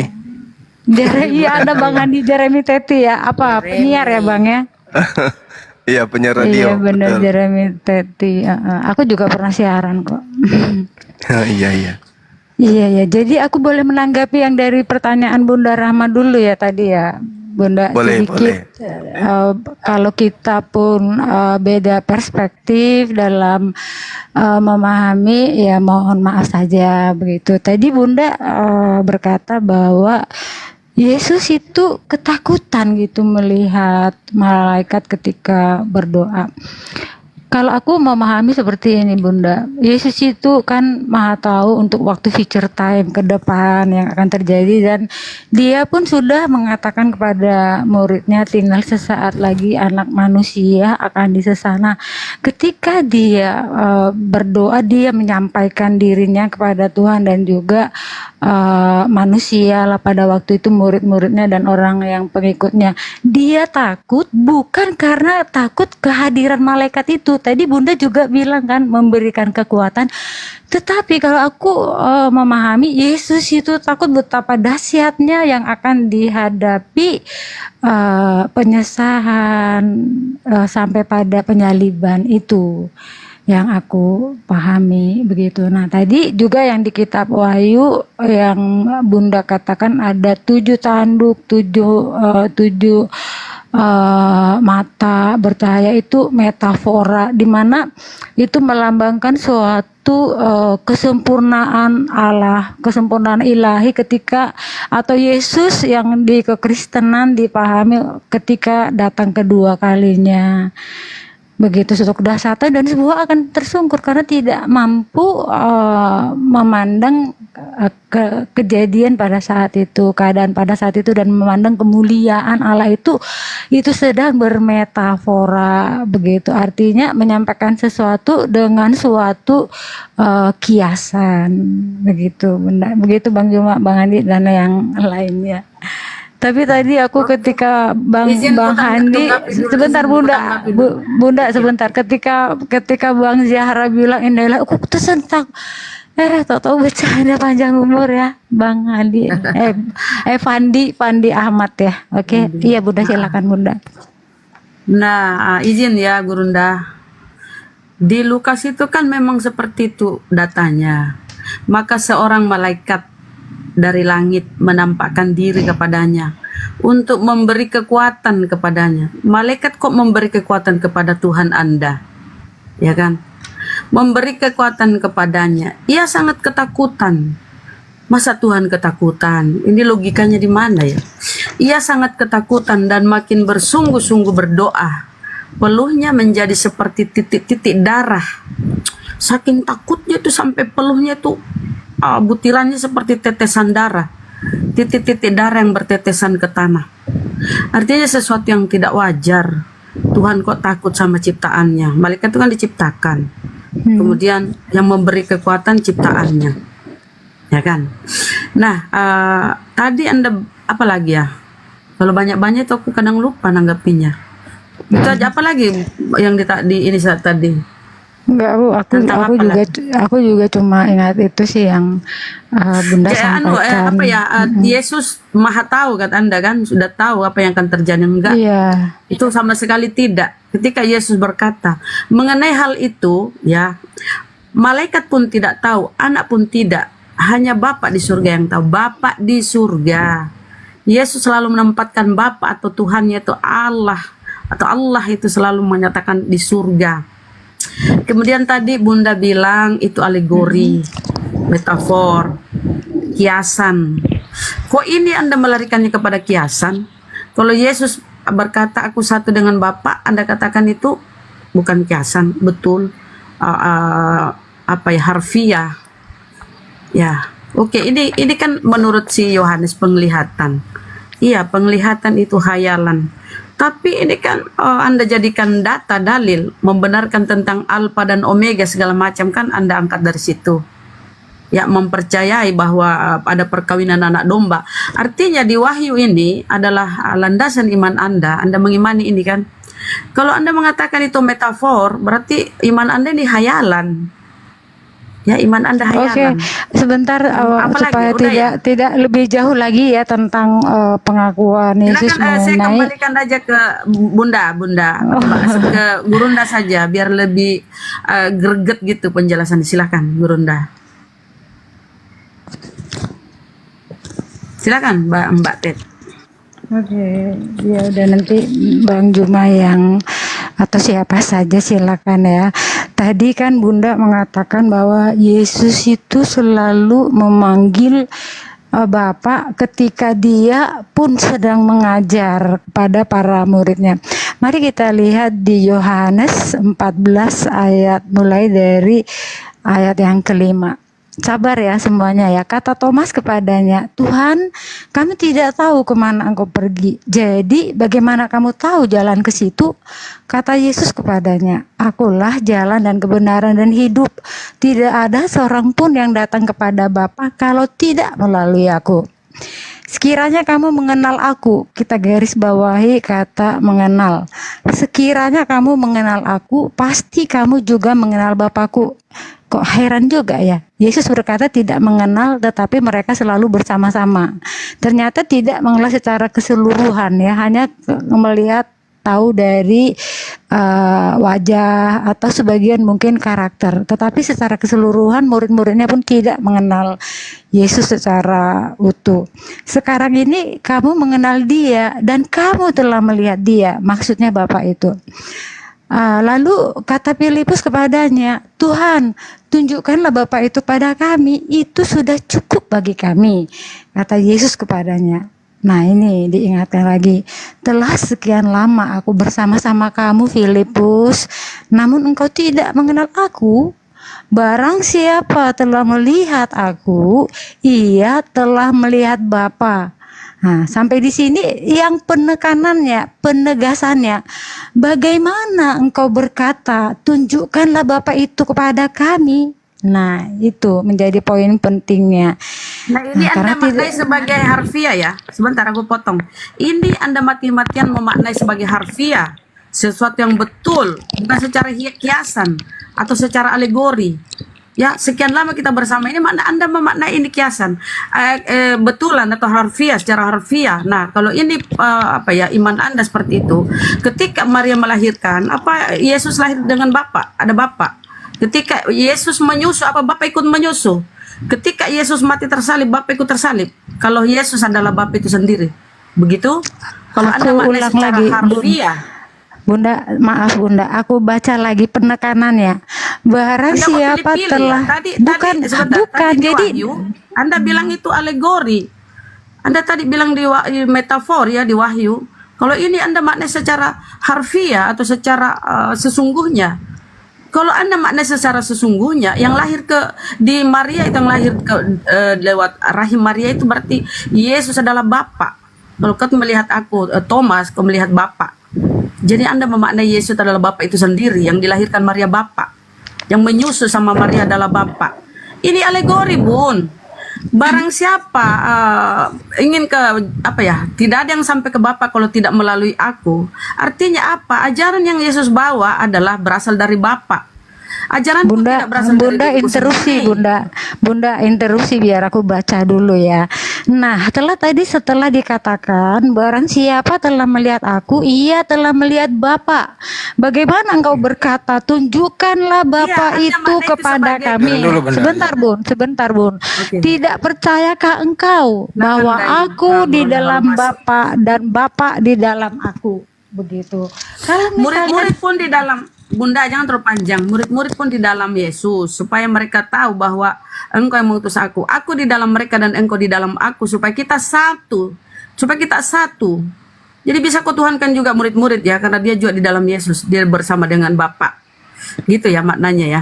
Jadi begini ya, inilah kan teman-teman gini Bunda, Kristen ya. oke sebentar, di sinilah yang maknanya ketritunggalan itu. Setelah alangkah lebih baiknya kalau aku pergi supaya Roh Kudus penolong itu ada. Nah sekarang yang diam di dalam diri setiap manusia adalah Roh Kudus, yaitu Roh kebenaran yang mengajari gitu loh Bunda Rahma. Jadi lu yakin? Iya. Lu yakin kalau melihat Yesus lihat Bapak? Yakin, kan udah Yesus berkata kayak gitu, Bang. Oke, jadi kalau Bunda Maria memandikan Yesus, berarti dia memandikan Bapa.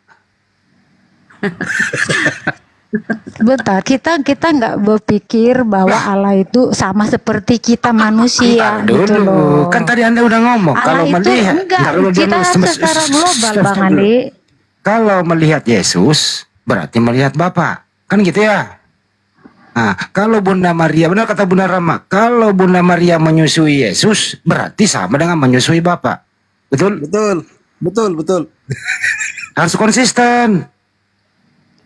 Kita nggak bisa memahami seperti itu. Nah, di sini persoalan nih. Karena gini loh, Yesus itu keluar dan datang daripada Bapa. Disitulah letak kemahakuasaannya yang melampaui akal dan logika kita. Kalau begitu Dikatakan dalam bahasa disederhanakan. Inggris transendental. Kalau begitu gitu loh. disederhanakan, apakah Bapak dan Yesus itu sama atau beda?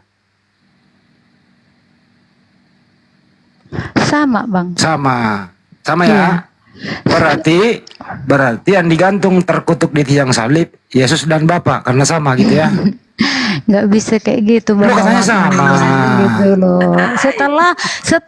Setelah kembali kepada Bapa, artinya kembali kepada Bapa setara. Ketika dia masih ibu, memang semua keputusan, semua tindakan, semua perbuatan Yesus berkata itu melakukan bukan saya, tapi bukan aku, tetapi Bapa. Iya, karena selalu mereka satu. Oke, satu. Sejak kapan Yesus dan Bapa menyatu? Sejak dahulu kala, Dahulu sejak kala. bumi belum Baik. ada, sejak Berarti, bumi ya. belum ada. Yesus datang ke muka bumi ini lewat mana? Yesus berdasarkan atas kuasa Tuhan Lewat mana? difirmankan melalui Gabriel kepada Maria. Maria. Waktu Iya. dalam kandungan Yesus dan Bapa satu kan? Aku sudah bilang, Bang, itu nggak boleh kayak gitu, Bang. Katanya menyatu sama Yesus dan Bapa. Nggak bisa. Nah, Langsung ini nanti Kak, abang gini bilang, loh, Mbak nanti Ted. abang bilang. Mbak Terus Ted, nanti Giliran gimana? lagi kesulitan dipisahin, giliran lagi kuat disatuin. Jangan di on pan lah, kan waktu itu belum ada saklar PLN dijual.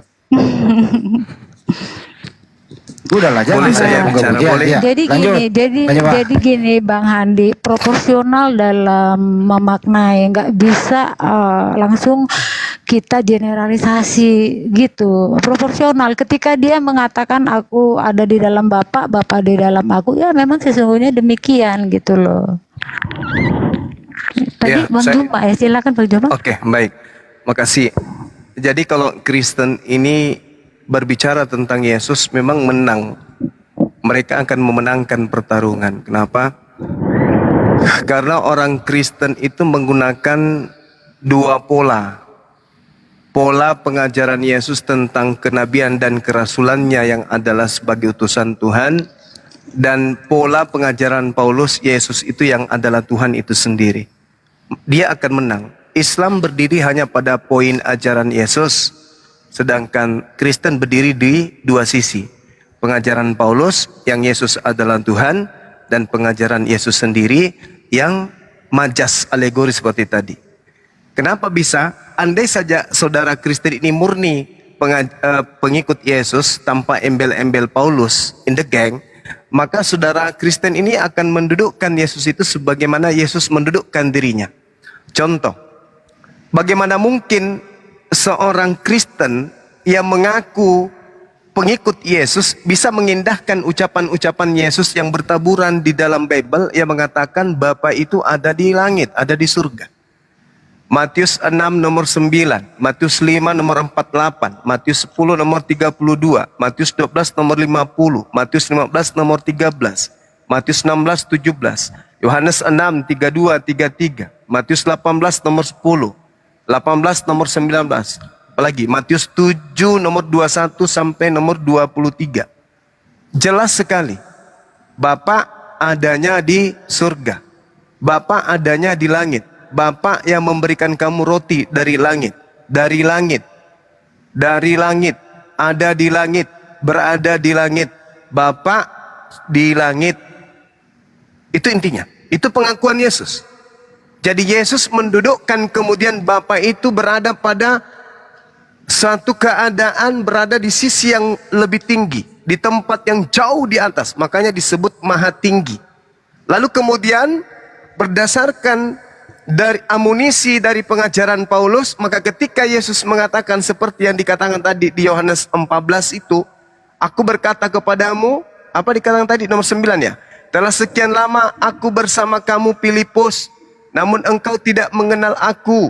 Barang siapa telah melihat aku, ia telah melihat Bapa. Bagaimana engkau berkata, tunjukkanlah Bapa itu kepada kami? Maksud dari pengajaran Yesus ini adalah teguran sebenarnya. Wahai Filipus, dirimu itu sudah lama sama aku, sudah diajarkan bahwa Tuhan itu tidak bisa dilihat, Bapa itu tidak bisa didengarkan. Kenapa engkau minta ditunjukkan Bapa itu? Sebenarnya kau melihat aku itu sama melihat Bapa. Kenapa? Karena firman yang kau dengar dari mulutku itu bukan dari diriku sendiri, tapi dari Dia yang telah mengutus aku. Barang siapa mengasihi aku, barang siapa tidak mengasihi aku, ia tidak menuruti firmanku. Dan firman yang kau dengar itu bukan dari diriku, melainkan dari Bapa yang mengutus aku. Adanya kata apostolos, utusan, menandakan bahwa ada tempat start pengutusan menuju ke tempat finish, yaitu dari langit menuju ke bumi. Yesus utusan dari sang sumber, yaitu yang berada di langit. Ketika dia mengatakan siapa melihat aku sama melihat Bapa, artinya kesaksiannya coba kita lihat dalam Yohanes 5 nomor 36.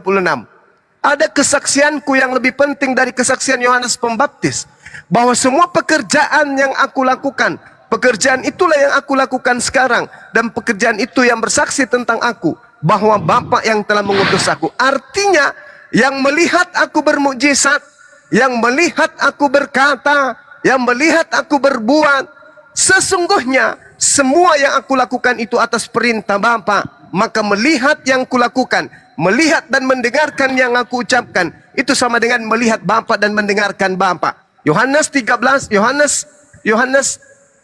nomor 34. Makananku adalah melakukan apa yang diperintahkan oleh Bapa. Kemudian Kisah Para Rasul 2 nomor 22. Orang-orang Israel harus tahu yang kumaksud adalah Yesus dari Nazaret, bahwa Bapa dia adalah perantara yang ditunjuk oleh Bapa kepada manusia untuk melakukan tanda-tanda, kekuatan-kekuatan, mujizat-mujizat yang dilakukan oleh Bapa melalui perantaraan Yesus. Jadi barang siapa yang melihat aku sama melihat Bapa, karena yang melakukan pekerjaan di dalam diriku adalah Bapa. Aku sendiri anak Maria tak mampu melakukan apapun. Apa yang aku lakukan bukan dari diriku sendiri. Apa yang aku katakan bukan dari diriku sendiri. Berarti diriku adalah manusia, tapi aku mampu memberikan petua. Diriku adalah manusia, tapi aku mampu melakukan mujizat. Kenapa? Karena yang melakukan itu adalah Bapakku melalui perantaraan aku. Jadi melihat aku sama melihat Bapa, bukan berarti aku ini adalah Bapa. Bukan. Bukan. Sama sekali bukan. Karena Bapa bukan makhluk, Bapa bukan ciptaan. Yesus makhluk, Yesus ciptaan. Bapa bukan manusia, Yesus manusia. Yesus dihidupkan, Yesus dimatikan. Bapa tidak dihidupkan, Bapa tidak dimatikan. Itu adalah bukti konkret. Jadi Yesusnya mengatakan, barang siapa tidak mengasihi aku, ia tidak akan menuruti firmanku. Dan firman yang kau dengar itu bukan dari diriku sendiri, melainkan dari Bapa yang telah mengutus aku. Semuanya ini telah kukatakan kepadamu selagi aku berada bersama-sama kamu. Ini yang jelas oleh Yesus katakan. Terakhir, di dalam pengakuannya Yohanes 14:31, kita dengarkan. Tetapi supaya dunia tahu. Artinya siapa itu? Orang Islam, orang Buddha, orang Hindu, siapapun itu, termasuk orang Kristen, bahwa aku mengasihi Bapa dan bahwa aku melakukan segala sesuatu seperti yang diperintahkan Bapa kepadaku. Ini pernyataan Yesus. Dunia harus tahu bahwa Yesus itu adalah pesuruh. Dunia harus tahu bahwa Yesus itu adalah utusan, pekerja, kurir, duta. Dunia harus tahu. Kata siapa? Kata Yesus. Kalau kita tidak mau mendengarkan nasihat Yesus ini, memang akan semakin jauh dari Islam dan akan semakin jauh dari pengajaran Yesus. Karena ini pengakuan Yesus, ending dari Yohanes 14. Dunia harus tahu, maksudnya orang Indonesia harus tahu, orang Jepang harus tahu, pokoknya siapapun harus tahu bahwa manusia yang bernama Yesus itu melakukan segala sesuatu seperti yang diperintahkan Tuhannya kepadanya. Inilah imannya umat Islam. Wa iz qala Isa bin Maryam ya bani Israel inni rasulullahi ilaikum. Kami umat Islam beriman karena Yesus juga mengatakan dunia harus tahu bahwa aku ini adalah utusan yang taat, utusan yang tunduk kepada semua apa yang diperintahkan Tuhan kepada aku. Nih, jelas tuh. Jadi kalau saudara mengatakan melihat Yesus sama dengan melihat Tuhan, itu karena dipengaruhi ajaran dari animisme Yunani, pengajaran politeisme Romawi yang dikawinkan dengan ajarannya Yesus sehingga lahirlah agama Kristen. Jadi saya katakan berbicara mengenai ketuhanan Kristen, orang Kristen akan menang karena dia akan mencocok-cocokkan dengan ucapan Yesus seperti yang tadi dan dikuatkan kemudian ajaran Paulus in the gang yang mengatakan Yesus adalah sang bintang timur yang Tuhan itu sendiri yang setara dengan Tuhan. Tapi kalau kita dudukkan perkara yang sebenarnya, sungguh Yesus sungguh adalah Rasul utusan Allah kepada Bani Israel. Itu aja dari saya, sekian. Nggak ada moderator kan? Makasih ya Bang Juma dan Bapak Ibu semuanya. Saya ingin merespon atau menanggapi perkataan Bang Juma bahwa apa yang dikatakan Yesus ketika berkata kepada Filipus, ya, Yohanes 14 ayat 9, tunjukkanlah Bapa itu kepada kami, bagaimana engkau berkata, begitu. Iya, memang Yesus menegur pada saat itu, sekaligus dia ingin menyampaikan dan ingin mengatakan bahwa kalau kamu melihat aku, kamu melihat Bapa. Oke, di keep ya, di sini nggak perlu berbantah, aku pikir ya Bang dan Bapak Ibu yang lainnya. Dan terima kasih Bang Juma juga udah menjelaskan cukup bagus ya Bang. Tapi kita masih dalam konteks atau perikop mengenal Yesus atau mengetahui Yesus sebagai utusan. Nanti kita bisa menemukan lagi di Alkitab yang begitu banyak ayat ini, Yesus gembala. Dan itu bisa kita temukan mulai dari Perjanjian Lama karena orang Kristen punya dua buku, Old Testament dan New Testament, Perjanjian Lama dan Perjanjian Baru. Jadi kita nggak boleh tidak menghiraukan begitu. Mungkin next time aja Bang, jika berkenan Bapak Ibu, yuk kita sama-sama mencari mana bukti-bukti bahwa Yesus mengatakan sebagai gembala juga yang sekaligus Tuhan yang Maha Kuasa yang dikenal pada zaman Perjanjian Lama, pada zaman para nabi dan para raja-raja. Itu dikenal namanya akulah Tuhan yang Maha Kuasa, tetapi di situ dikatakan dia adalah gembala yang baik. Nah, sekaligus Yesus pun berkata aku adalah gembala yang baik. Jadi genaplah apa yang dikatakan Alkitab seperti yang dikatakan Yesus di kitab Lukas. Sesaat lagi akan tiba apa yang ditulis dalam kitab para nabi dan Taurat, yaitu kitab Musa, Taurat dan Mazmur. Anak manusia akan disesah ketika tidak lama lagi Via Dolorosa, penyaliban itu terlaksana. Nah, saya pikir itu dulu ya Bapak Ibu. Jadi kita fokus gitu ya. Bahkan kita bisa lagi melihat lagi ayat-ayat lain yang menunjukkan bahwa aku utusan, aku diutus Bapak, masih banyak begitu. Dan itulah harus belajar. Aku itu dulu, mohon maaf bila ada penyampaianku yang kurang berkenan, saya mohon maaf sebelumnya dan senang kalau next time coba kita cari dulu, nanti akan menemukan gitu loh. Oh, Yesus gembala benar nggak sih? Dari kita perjanjian lama sampai kita mana ayatnya yang mengatakan bahwa Yesus juga yang menggenapi semua apa yang ditulis dalam hukum Taurat, Musa, dan kitab para nabi, Yesaya, Yeremia, dan juga Mazmur gitu. Nanti kita akan menemukannya. Baru kalau kayak gini nanti sepotong-sepotong kita mengenal Yesus itu Tuhan kita, itu kita sepotong-sepotong. Nanti semua akan ada titik temunya, muaranya begitu loh. Baca baik-baik begitu loh. Itu ya pengharapan saya seperti itu. Oke, baik Mbak Ted, saya menghargai ya.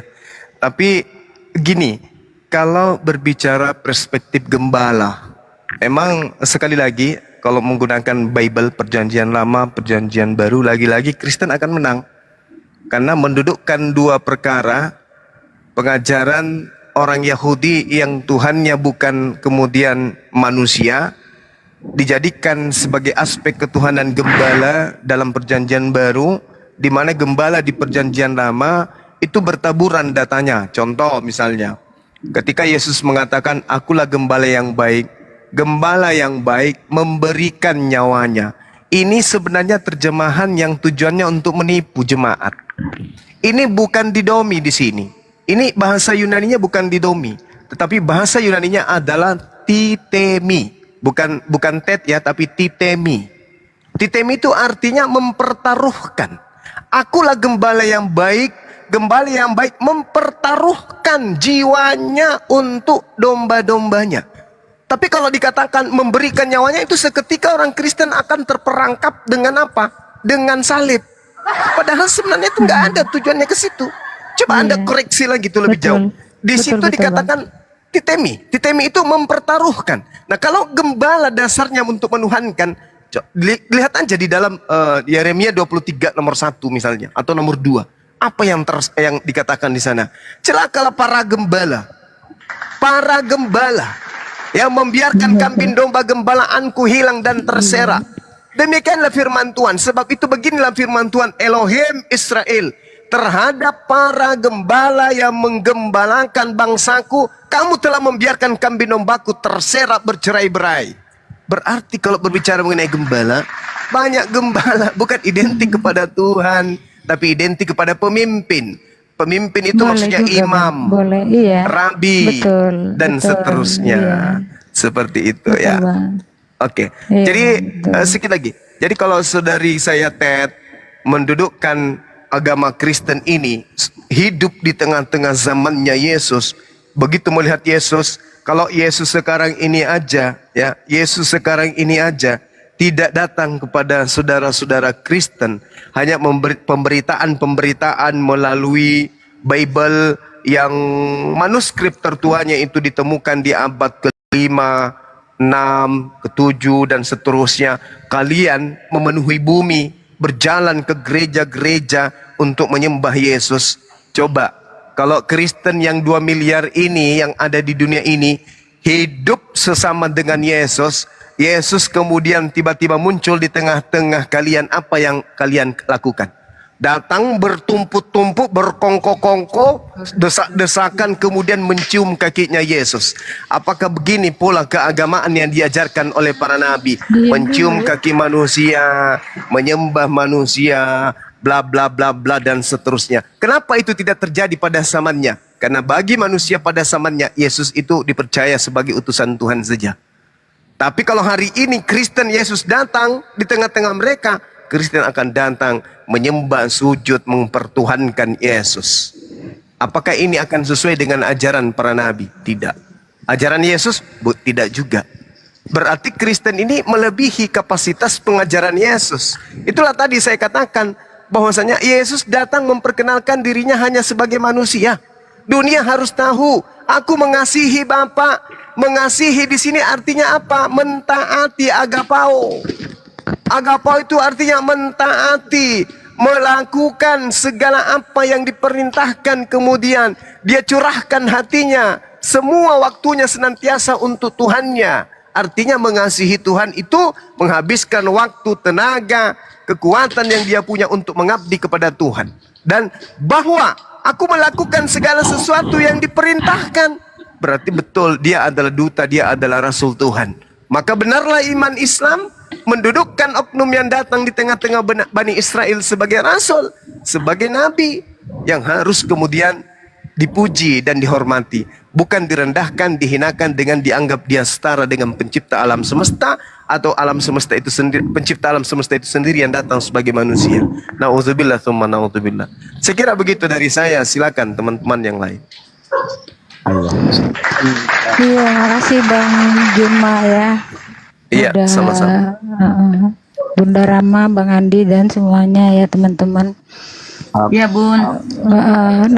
Nanti kalau saya berpikir seperti ini, apalagi teman-teman yang Kristen ya, supaya paham. Jadi kita nggak hanya mendengarkan hanya di gereja sekali minggu, tetapi kita juga menggali di rumah, mengadakan mohon maaf ya Bang kalau aku menyampaikan di sini ya, supaya kita paham gitu loh. Tuhan kita itu kita paham gitu, kita belajar mencapai kepada kebenaran itu. Ya, itu sih saran saya, dan saya pun melakukan itu sampai saat ini. Bunda, izin Bunda sebelum udah mau turun ya, izin ya. Saya bacakan tiga data ya, dalil ya, 3 nomor ya. Doa Yesus untuk murid-muridnya. Yohanes 17:1. Demikianlah kata Yesus, lalu ia menengadah ke langit. Yesus menengadah ke langit dan berkata, Bapa, telah tiba saatnya permuliakanlah anakmu supaya anakmu mempermuliakan engkau. Sama seperti engkau telah memberikan kepadanya kuasa atas segala yang hidup. Demikianlah pula akan memberikan hidup yang kekal kepada semua yang telah engkau berikan kepadanya. Inilah hidup yang kekal itu, yaitu bahwa mereka mengenal engkau satu-satunya Allah yang benar dan mengenal Yesus Kristus yang telah engkau utus. Ini poinnya, hidup kekal itu ialah apa? Bahwa mereka mengenal engkau satu-satunya Allah yang benar dan mengenal Yesus yang diutus.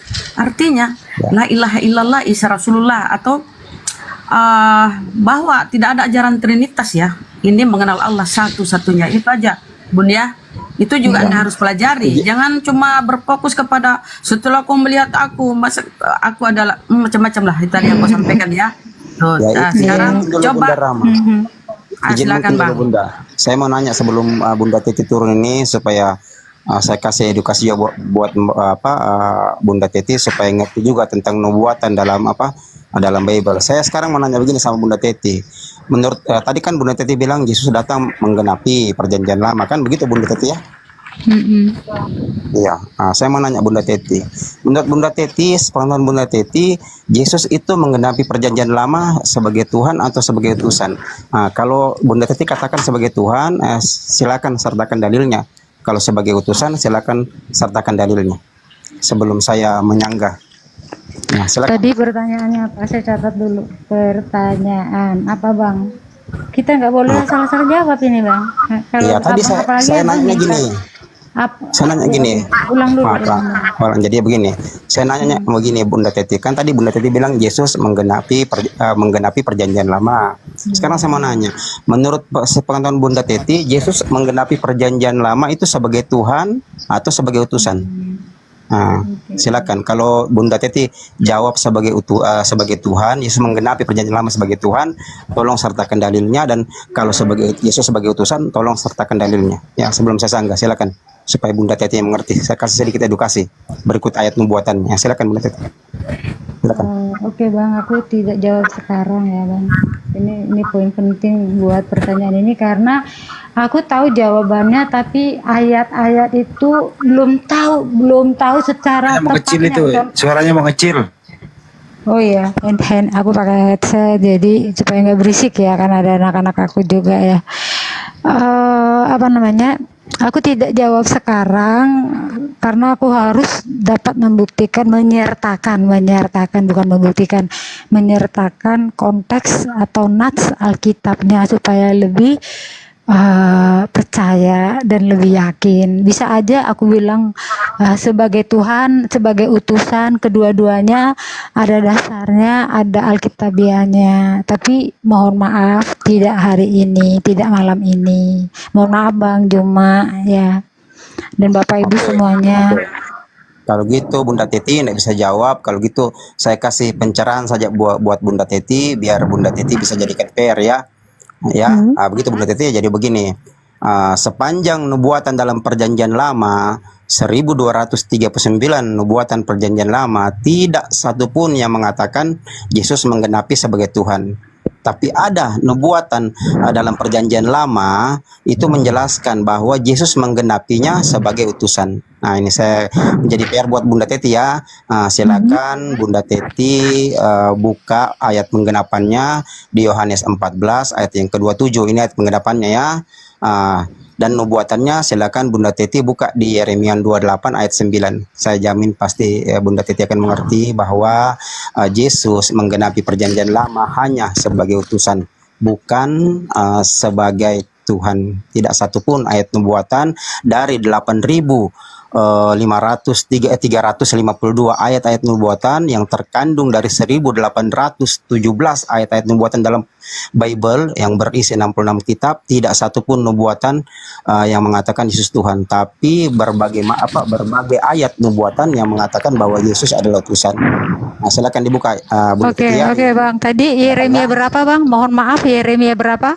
28 ayat 9. Oh, 9.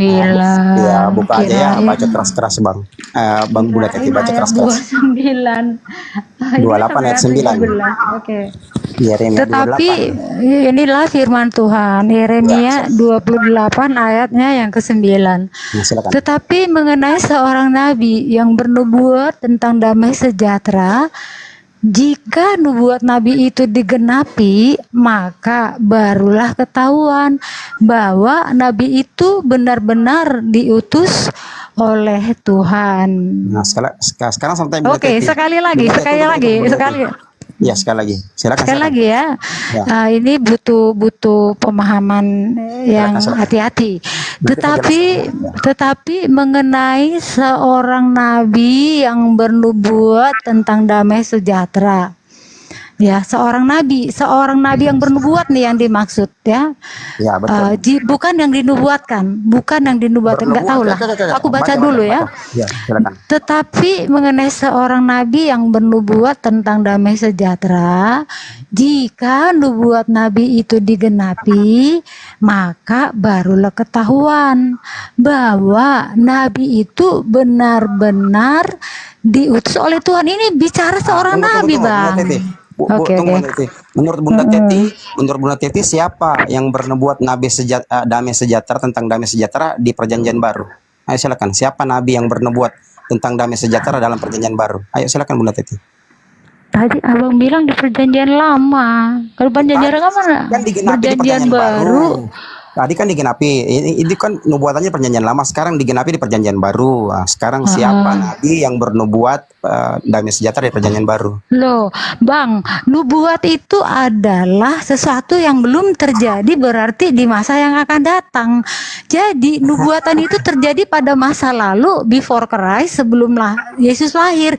Berarti nabi itu bukan merujuk kepada nabi, tetapi nabi yang menubuatkan kelahiran Yesus. Tunggu. Nggak ngerti. Gitu loh maknanya itu, Bang. Jadi begini Bunda Teti. Nubuatan itu sesuatu yang diucapkan belum terjadi. Nubuatan itu diucapkan Nabi Yeremia ratusan tahun sebelum Yesus lahir. Nah, Yesus menggenapinya. Nah, di mana Yesus menggenapinya? Silakan Bunda Teti buka Yohanes 14 ayat 27 dan baca keras-keras. Semua tokoh yang bernubuat dalam perjanjian baru, hanya Yesus yang bernubuat tentang damai sejahtera. Itulah yang dimaksud. Tadi Yohanes berapa, Bang? Bang Gotu. 14 ayat 27. Namanya lucu amat, Gotu. Yohanes berapa, Bang? 14. Nubuatannya tunggu Bunda Teti. Yohanes 14 ayat 27. Yohanes lah, Bang cuma sampai ayat 22 ini, Bang. Oh my god. Salah, Bang. Maaf, Bang. Yohanes 14 ayat 27. 14 ayatnya yang ke-27. Ayo baca keras-keras ya. Baca keras-keras ya. Demikianlah firman Tuhan yang tertulis di Yohanes 14 ayatnya yang ke-27. Damai sejahtera kutinggalkan bagimu, damai sejahtera kuberikan kepadamu. Dan apa yang kuberikan tidak seperti yang diberikan oleh dunia kepadamu.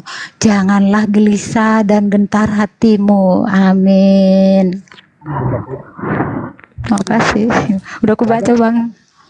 Belajar enggak nubuatan? Kok suara Abang nggak kedengaran? Mana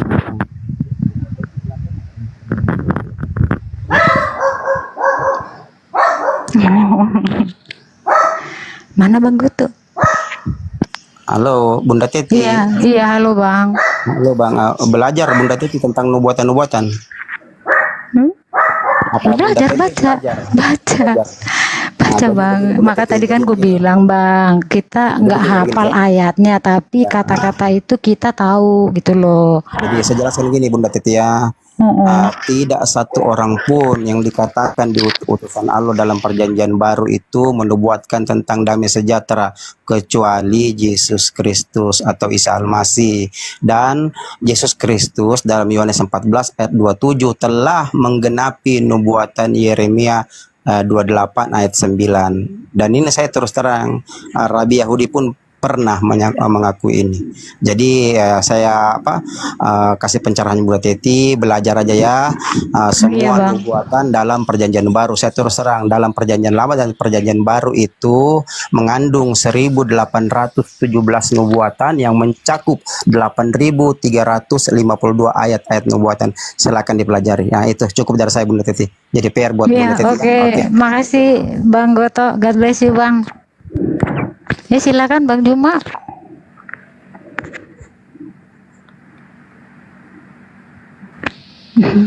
Iya, oke. Baik. Menyikapi apa yang disampaikan oleh Bang Goto itu sangat betul ya, valid. Kalau dikatakan oleh saudara Kristen bahwa Yeremia 28 ini bercerita tentang Yesus, bahwasanya ada nabi yang bernubuat kemudian, dan itu bukan di perjanjian baru, berarti ada nabi lain di perjanjian lama yang ditunjuk oleh Yeremia. Tapi pertanyaannya siapa? Ada tidak nabi yang bernubuat tentang damai sejahtera di dalam Yeremia, di dalam perjanjian lama? Ada enggak? Enggak ada. Yang kita temukan hanya Tuhan yang merancang damai sejahtera di dalam Yesaya ya. Yesaya 29 ya teman-teman. Yang masih ingat ini ada enggak yang masih ingat? 29 nomor 12. nomor 12. Yesaya 29 nomor 12. Nah itu dia. Jadi kalau misalnya dikatakan bahwa seorang nabi bernubuat tentang damai sejahtera, di dalam perjanjian lama itu sudah tak ada lagi. Tapi kalau Tuhan sendiri yang merancang damai sejahtera itu ada.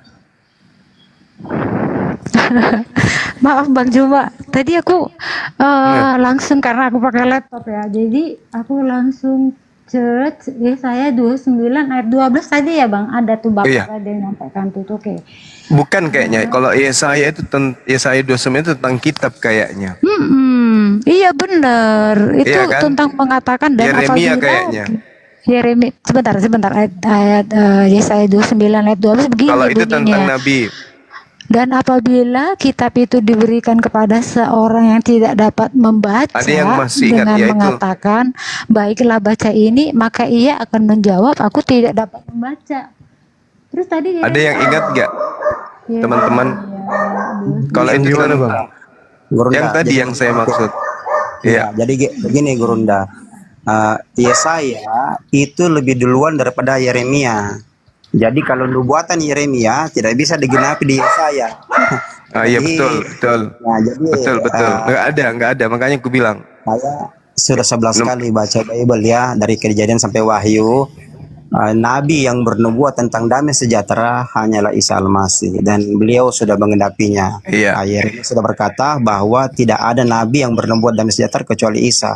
Dan nanti setelah dia ketahuan bernubuat damai sejahtera, maka dia ketahuan adalah betul-betul adalah seorang utusan.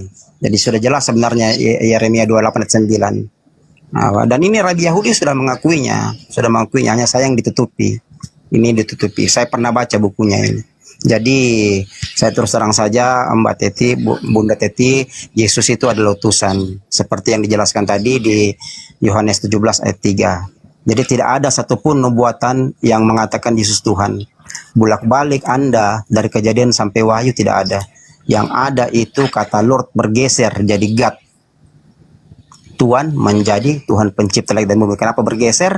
Karena Bunda Teti mengutamakan doktrin yang dibawa Tertullianus, seorang penyembah berhala yang masuk ke uskupan Katolik. Nah itu, sekian dari saya. Iya betul. Jadi yang saya maksud tadi itu adalah Yeremia 29 nomor 11. Jadi setelah Tuhan menubuatkan Nabi, Tuhan kemudian menyatakan rancangannya sendiri dengan damai sejahtera. Yeremia 29 nomor 11 itu, sebab aku ini mengetahui rancangan-rancangan apa yang ada pada aku mengenai kamu. Jadi Tuhan merancang dan rancangannya itu Tuhan tahu, dan rancangan Tuhan itu adalah rancangan untuk manusia. Sebab aku ini mengetahui rancangan-rancangan apa yang ada padaku mengenai kamu. Demikianlah firman Tuhan, yaitu rancangan damai sejahtera. Jadi yang dikatakan dalam Yeremia 28 ini memang betul-betul ada seorang nabi yang bernubuat tentang damai sejahtera. Nubuat nabi ini adalah Yesus. Kemudian nabi yang kemudian mengatakan tentang damai sejahtera itu adalah baginda Rasulullah Muhammad SAW. Jadi Yesus pun menubuatkan, menyampaikan tentang damai sejahtera itu akan datang. Dan damai sejahtera ditinggalkan oleh Yesus, damai sejahtera ditinggalkan oleh Yesus. Nah, kenapa dikatakan kemudian damai sejahtera itu datangnya kepada baginda Rasulullah Muhammad SAW? Yang pertama, karena dari nama Islam itu sendiri artinya adalah damai sejahtera. Sedangkan baginda Rasulullah Muhammad SAW tidak pernah membaca kitab Yeremia, tidak pernah membaca kemudian kitab Yesaya, tidak pernah membaca kitab Yohanes. Tetapi seketika di dalam surah Al-Maidah ayat 3 seketika bercerita tentang Islam. Seketika berbicara tentang damai sejahtera. Nah, kalau dikatakan bahwasanya Nabi yang bernubuat tentang damai sejahtera itu adalah baginda Rasulullah Muhammad SAW juga betul. Karena beliau menceritakan hal-hal yang akan datang. Apa yang ditemukan pada hari ini itu sudah diceritakan dalam Al-Quran. Kalau nubuah itu kan ramalan. Ramalan seorang nabi atau penglihatan seorang nabi akan kejadian sesuatu yang akan terjadi atau telah terjadi atau sedang terjadi. Artinya bahwasanya Rasulullah Muhammad SAW ketika dikatakan bahwa dia adalah nabi yang penglihatannya terkait dengan damai sejahtera, maka itu juga betul. Kalau Yesus seorang nabi yang menyatakan akan datangnya damai sejahtera, itu juga betul. Karena sesuai dengan yang tadi diuraikan di Yohanes 14 nomor 27. Berarti benarlah apa yang dikatakan oleh Al-Quran. Wa isqala Isa bin Maryam ya bani Israel inni rasulullahi ilaikum musaddiqan lima baina yadayhi minat Taurat wa mubasysyiran bi rasuli ya'ti min ba'di ismuhu Ahmad. Benar berarti. Tepat berarti. Sedangkan Rasulullah Muhammad SAW tidak pernah membaca kitab-kitab sebelumnya. Makanya beliau disebut sebagai ummi. Nah ini yang ingin saya tambahkan supaya umat Islam juga semakin kuat imannya, supaya tidak goyah untuk keluar daripada akidah Islam. Demikian, silakan yang lain.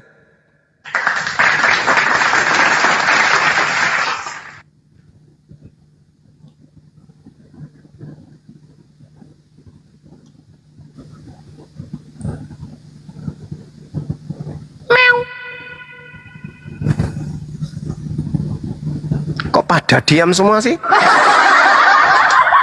Baik Bang, Dewa tambahkan sedikit aja ya. Kalau misalkan kita berpikir secara logika gitu ya, Tuhan dinubuatkan, ini kan rancu ini. Yang namanya nubuatan itu sesuatu yang tidak ada dan bakal ada, itu namanya nubuatan. Tetapi kalau Tuhan dinubuatkan ini aneh. Kalau Nabi dinubuatkan itu betul, diakui.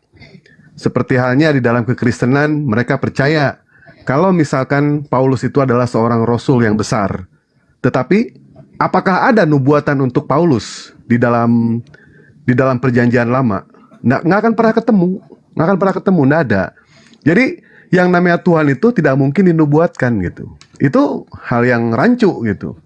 Nah terus ketika Batet membawa yang namanya ayat akulah jalan, hidup dan kebenaran, kita bisa menggugurkan ini satu-satu berdasarkan dari akal. Dewa pernah mengatakan seperti ini ya, tolong cari di Indonesia atau di seluruh dunia, ada nggak jalan Yesus? Ada nggak jalan Yesus Kristus? Mungkin di Makassar ada bang? Jalan Yesus Kristus? Nggak ada. Di Bogor saya cari, nggak ada. Di Bekasi saya cari, nggak ada. Di Jakarta saya cari, nggak ada. Nggak ada itu jalan Yesus, nggak ada. Ya, jalan Yesus nggak ada. Tetapi yang banyak itu jalan Muhammad Toha. Ada jalan Muhammad. Bahkan rumah saya sendiri jalan Muhammad Yusuf. Jalan Muhammad yang banyak. Jalan Yusuf kemana? Nggak ada. Apalagi jalan Paulus. Coba cari kalau tidak percaya di Google. Ada nggak? Roti Paulus ada, roti Paulus. Serius? Roti Paulus ada. Iya. Coba cari ya. Ternyata jalan hidup dan kebenaran itu hanyalah pada saat Yesus hidup. Betul, itu ada. Tapi sekarang sudah tidak ada jalan Yesus. Cari di Indonesia, bahkan cari di Israel sana, di Yerusalem, nggak akan pernah ketemu yang namanya jalan Yesus Kristus. Yang ada jalan Muhammad yang banyak itu. Jalan Muhammad Toha, jalan Muhammad dan lain sebagainya. Apalagi jalan Paulus. Nggak akan pernah ketemu itu jalan Paulus. Nah tadi yang lucu, ketika Bunda Teti mengatakan, barang siapa yang melihat aku, sama juga melihat Bapa. Artinya Yesus itu Bapa ketika di dunia, apakah Yesus itu Bapa? Bunda Tet? Ketika di dunia Yesus itu Bapa atau bukan?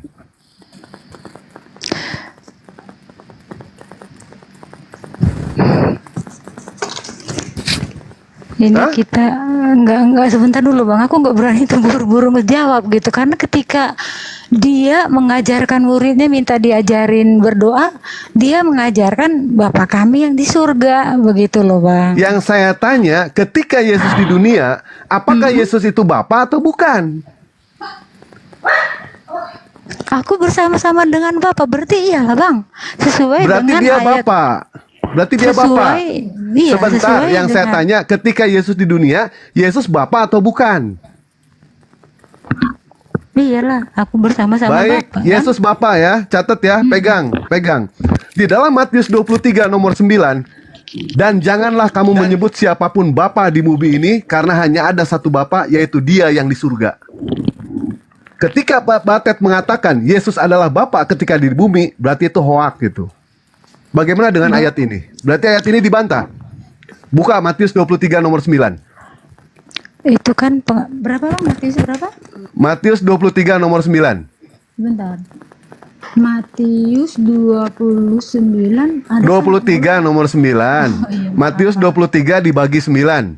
Iya, maaf bang. Ya, dimaafin. Maaf bang. Nah, dimaafin. Dan janganlah kamu menyebut siapapun Bapa di bumi ini, karena hanya satu Bapamu, yaitu yang di sorga. Iya, dia mengajarnya seperti itu. Terus gimana? Nah, tadi Bunda Tet mengatakan kalau Yesus adalah Bapa ketika di dunia. Tetapi faktanya di dalam ayat ini menjelaskan tidak ada satupun juga Bapa di muka bumi ini. Hanya ada satu Bapa, yaitu di surga. Bang, aku respon ya. Bukan aku yang bilang bang, tetapi Yesus yang mengatakan seperti itu di Yohanes 14. Berarti ayat ini salah. Ayatnya yang ke-9. Baik, ayat ini salah berarti ya. Nggak ada yang salah bang. Dipakai semua ayatnya Nah, bang. inilah yang dikatakan sebagai yang namanya playing victim ya. Ketika ayat ini dibawakan, ternyata dia berusaha untuk melarikan kepada ayat yang lain, berusaha dibenturkan ayat yang satu dengan ayat yang lain, berusaha tawuran ayat yang satu dengan ayat yang lain. Akhirnya diambillah ayat yang menguntungkan. Ayat ini jelas tidak berlaku. Ayat ini bertentangan dengan ayat yang tadi disebutkan sama Butet. Ya, ketika Yesus mengatakan barang siapa yang melihat Bapa sama dengan melihat aku. Nah ternyata di dalam Matius 23 nomor 9, dan janganlah kamu menyebut siapapun Bapa di muka bumi ini, karena hanya ada satu Bapamu, yaitu Dia yang di surga. Gugur di situ pernyataan Bunda Tet kalau Yesus adalah Bapa ketika di dunia. Berarti rancu ayat ini bertabrakan ayat ini. Mau ngambil yang mana? Ya silakan terserah. Ya, Batet mengatakan suruh belajar kami. Justru sampean yang harus belajar itu mengenal Bible seperti apa. Sampean yang harus tahu kedudukan Yesus itu siapa. Siapa Yesus menurut Yesus. Jangan menurut bapak-bapak pendeta. Jangan. Ya, mungkin itu aja Bang Juma dari Dewa. Lanjut, Bang. Oke. Mbak Ted, saya ingin bertanya sesuatu, boleh? Mbak Ted masih monitor? Oh iya, maaf. Iya, dengar Bang. Boleh saya bertanya? Boleh? Oke. Yesus menurut Mbak Ted, apakah diterima oleh Yahudi sebagai nabi atau sebagai Mesias? Enggak diterima, Bang. Ya? Tidak diterima. Tidak diterima. Ketika Tuhan berfirman di dalam Yeremia 28 nomor 9, apakah itu termasuk kelompok nenek moyang daripada kaum di mana Yesus diutus? Yeremia 28 ayat yang keberapa, Bang? Intinya kitab Yeremia itu adalah orang-orang yang nantinya kaumnya atau umatnya atau kelompok dari keturunan nasab mereka diutus Yesus kepada mereka, betul? Tidak semua ya, Bang, karena ada garis keturunan khusus sampai kepada Yesus, Bang. Ada garis keturunannya, itu ada gitu loh. Jadi ya kalau dikatakan orang Yahudi, ya tidak semua juga orang Yahudi yang itu. Kalau Abraham kan orang Haran, aku kurang tahu juga ya ilmu bumi ya. Tapi dicatat di Alkitab tidak tahu begitu loh, tidak diterima oleh orang Yahudi. Yesus itu adalah Mesias. Dan mereka sangat tebal ketika penyalipan itu, maka ditulis Indri yang makna Indonesianya, inilah dia orang Nazaret, raja orang mana itu, orang Yahudi. Iya, jadi tapi kayak gitu, Bang. Oke, jadi kalau kita mendalami apa yang tertuang di dalam Yeremia 28 ini, nomor 9 khususnya, inilah hikmat bagaimana baginda Rasulullah Muhammad SAW itu lebih banyak kemudian menyebut nama Nabi Isa alaihissalam daripada namanya sendiri di dalam Al-Quran. Karena dalil ini jelas menerangkan begini, seorang nabi yang dimaksud di sini adalah Yesus. Bernubuat artinya meramal tentang damai sejahtera, yaitu Islam. Jika nubuat Yesus, maksudnya jika nubuat Yesus, kan Yesus di dalam Yohanes 14:27 kan meramalkan, menubuatkan tentang damai sejahtera. Jika seorang nabi yang adalah Yesus bernubuat tentang damai sejahtera, tentang Islam, itu datang digenapi, maksudnya apabila nubuatan Yesus ini digenapi, barulah ketahuan bahwa Yesus itu adalah benar-benar nabi. Jadi Yesus ketika datang kepada kaumnya, Yesus nggak diterima sebagai nabi. Begitu Yesus bernubuat tentang Rasulullah kemudian datang diutus, betul-betul diutus.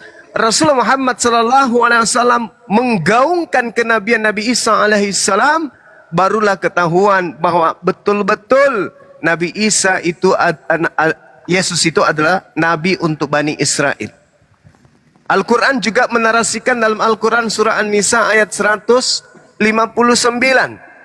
Kelak di akhir zaman tak ada satupun ahli kitab yang menolak Nabi Isa, yang tidak beriman kemudian kepada Nabi Isa sebagai nabi utusan Tuhan. Jadi Yeremia 28 nomor 9 itu memberikan pesan seorang nabi, ini Yesus belum ada, seorang nabi yang bernubuat tentang damai sejahtera. Apabila nubuatannya itu sudah digenapi, maka barulah ketahuan bahwa nabi itu benar-benar diutus oleh Tuhan. Sebelum Nabi Muhammad SAW itu datang, Tak ada kemudian orang-orang Yahudi yang mendengarkan di luar daripada mereka yang menggaungkan kenabian daripada Yesus. Tak ada. Begitu Nabi Muhammad datang, baru Yahudi mendengarkan Al-Quran, barulah mereka menyadari dengan betul bahwa Yesus yang mereka tolak ternyata betul-betul adalah Nabi. Tapi endingnya belum sekarang. Endingnya nanti adalah ketika kedatangannya yang kedua. Barulah orang Yahudi, barulah ahli kitab tersadarkan bahwa ternyata apa yang diajarkan oleh baginda Rasulullah Muhammad SAW, kalau Yesus yang mereka tolak, Nabi Isa yang mereka tolak itu adalah betul-betul Nabi. Dulu Yesus datang, coba buka Talmud. Apa yang mereka ceritakan tentang Yesus? Apa yang mereka hujatkan, hinakan tentang Yesus? Na'udzubillah summa na'udzubillah. Dikarenakan kenapa? Mereka tidak percaya tentang Yesus. Mereka tidak percaya tentang kenabian Yesus. Tapi begitu Nabi Muhammad datang, sedikit demi sedikit terungkap bagi mereka bahwa ternyata Yesus yang mereka tolak di dalam Talmud ada mereka ceritakan. Menurut Nabi Muhammad, justru dia adalah Nabi utusan Tuhan. Itu fakta, Bu. Itu fakta, Mbak. Nabi Muhammad menjelaskan tentang kenabian beliau. Dan beliau juga menjelaskan tentang damai sejahtera, tentang Islam. Yohanes 14:27. Damai sejahtera kutinggalkan bagimu. Itu jelas itu. Damai sejahtera artinya shalom. Dalam bahasa Yunani kalau nggak salah ereno. Damai sejahtera. Nah sedangkan Islam damai sejahtera. Nah Islam inilah yang menjelaskan kenabian Nabi Isa, Yesus. Ini Abdullah ataniyal kitab wa ja'alani nabiyan. Kalau Yesus sendiri yang berbicara kepada orang Yahudi, wahai Yahudi, aku nabi, aku rasul, aku utusan Tuhan. Mereka menertawakan, bahkan berusaha untuk membunuh. Tapi datang baginda Rasulullah Muhammad SAW kemudian menjelaskan, hei, yang kalian ingin bunuh itu betul-betul nabi, betul-betul rasul. Ada sekelompok dari mereka kemudian yang beriman, tapi di akhir zaman ketika Nabi Isa datang, barulah mereka betul-betul kemudian beriman sepenuhnya bahwa baginda Rasul, bahwa Isa alaihissalam betul-betul nabi bagi Bani Israel. Dalilnya ada di dalam surah An-Nisa ayat 99, wa immin ahlil bismillahirrahmanirrahim wa immin ahlil kitabi illa la yu'minanna bihi qablal maut. Tidak ada seorang pun dari ahli kitab yang tidak beriman kepada Nabi Isa menjelang kematiannya. Inilah yang dikatakan Yeremia 28 nomor 9. Jika seorang nabi bernubuat tentang damai sejahtera, tetapi mengenai seorang nabi yang bernubuat tentang damai sejahtera, jika nubuat nabi itu digenapi, maksudnya jika ucapan Yesus itu telah digenapi, maksudnya ketika Yesus mengatakan akan datang damai sejahtera, dan ketika Nabi Muhammad itu datang, benar-benar tergenapi kedatangan nabi yang dinubuatkan oleh nabi tersebut terkait dengan damai sejahtera, barulah kamu tahu bahwa Yesus yang kau tolak itu betul-betul adalah seorang nabi. Alhamdulillah, Al-Quran mengajarkan kami beriman kepada nabi yang datang kepada Bani Israel yang lahir tanpa ayah. Orang Yahudi menyebutnya Yosua, orang Aram menyebutnya Isa, kami menyebutnya Isa, saudara Kristen menyebutnya Aisos. Jadi apa yang diceritakan tadi itu satu hal yang berkesinambungan, karena para nabi ini diutus secara berentetan sesuai dengan misi para nabi, yaitu mengajarkan keselamatan kepada seluruh umat manusia. Demikian dari saya, silakan diambil alih yang lain. Aku nanggapin sedikit ya, dan sekalian izin pamit dulu, udah malam mau tidur. Senang ya mendengarkan apa yang disampaikan oleh Bang Juma. Mudah-mudahan di lain waktu aku pun ingin bertanya, dan selama ini setelah aku dengar pertiktokan dunia tentang diskusi lintas agama begitu, memang di pikiran aku dulu sebelum aku kenal TikTok, aku tahu bahwa Nabi Isa itu adalah Yesus begitu. Setelah aku dengar TikTok sedikit ada perbedaan begitu ya. Jadi aku ingin mengetahui eksistensi atau keberadaan sesungguhnya, baik dari sisi Alkitab, karena kebetulan aku waktu masih ada kuliah S2 ya, teologi, ada kuliah Islamologi, dan aku disarankan dosen beli Al-Quran, dan aku ingin baca ingin mendapatkan pencerahan mengenai Nabi Isa dan Yesus itu. Ya kan, tadi juga Bang Juma mengatakan bahwa di akhir dunia, ya kan, semua akan bertekuk lutut dan menyembah kepada Nabi Isa. Dan di perspektif teologi kekristenan, ketika kedatangannya yang kedua kali, yaitu Yesus yang akan menghakimi orang yang hidup dan yang mati. Jadi aku butuh waktu dan ingin sharing juga ya, karena aku belum paham betul mengenai Islam. Tapi aku bukan berarti aku nanti mualaf, bukan ya. Aku senang gitu, senang dan tidak mau ada keributan gitu loh. Karena Yesus sendiri pun berkata, aku pun akan menjaga atau mengayomi domba-domba di luar kandang, di luar orang Ibrani. Berarti semua orang yang percaya kepada dia, begitu. Maaf sebelumnya kalau ada kata-kata yang salah, dan izin ya mau istirahat dulu, besok atau lusa kita bertemu lagi. Shalom, Tuhan Yesus memberkati. Assalamualaikum warahmatullahi wabarakatuh. Tuhan Yesus memberkati. Waalaikumsalam. Makasih Mbak Ted. Iya, Jadi sebelum saya serahkan kepada yang lain, saya luruskan dulu ya tentang Al-Quran surah An-Nisa yang dikatakan bahwa ahli kitab semuanya akan percaya berhormat ria kepada Yesus, berlutut sikuk. Ya, apakah dia bilang tadi itu? Host, apa tadi? Dia bilang katanya semua akan menyembah bertekuk lutut sama Nabi Isa alaihissalam. Bertekuk lutut, ya, bertekuk lutut. Nah, ya, bertepuk tangan, bertepuk tangan, Bang. Nah, sebenarnya itu kau makin bikin ribet ya. Ya, menyembah katanya. Dia menyembah kepada Nabi Isa alaihissalam. Itu enggak ada. Wa min ahlil kitab illa la yu'minanna bihi qablal mauti. Artinya ahli kitab kelak di akhir zaman ketika Nabi Isa itu datang, matanya akan terbelalak. Di akhir zaman ketika Nabi betulan ternyata dia nabi. Yang kita tolak selama ini ternyata betulan mereka ini adalah rasul untuk kita, untuk nenek moyang kita gitu.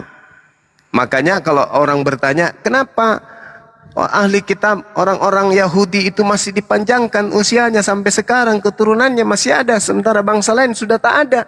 Itu jawabannya. Karena di akhir zaman Allah ingin memperlihatkan kepada mereka, membuat mata mereka terbelalak. Oh, ternyata yang disampaikan oleh Islam itu betul. Ternyata apa yang disampaikan oleh Al-Quran itu benar adanya. Ternyata yang kita tolak selama ini betul-betul Nabi dan Rasul. Lihatlah dia datang untuk yang kedua kalinya. Berdasarkan Matius 24, ya, nomor 27. Sama seperti Al-Quran. Wa in min ahlil kitab illa la yu'minanna bihi qabla maut.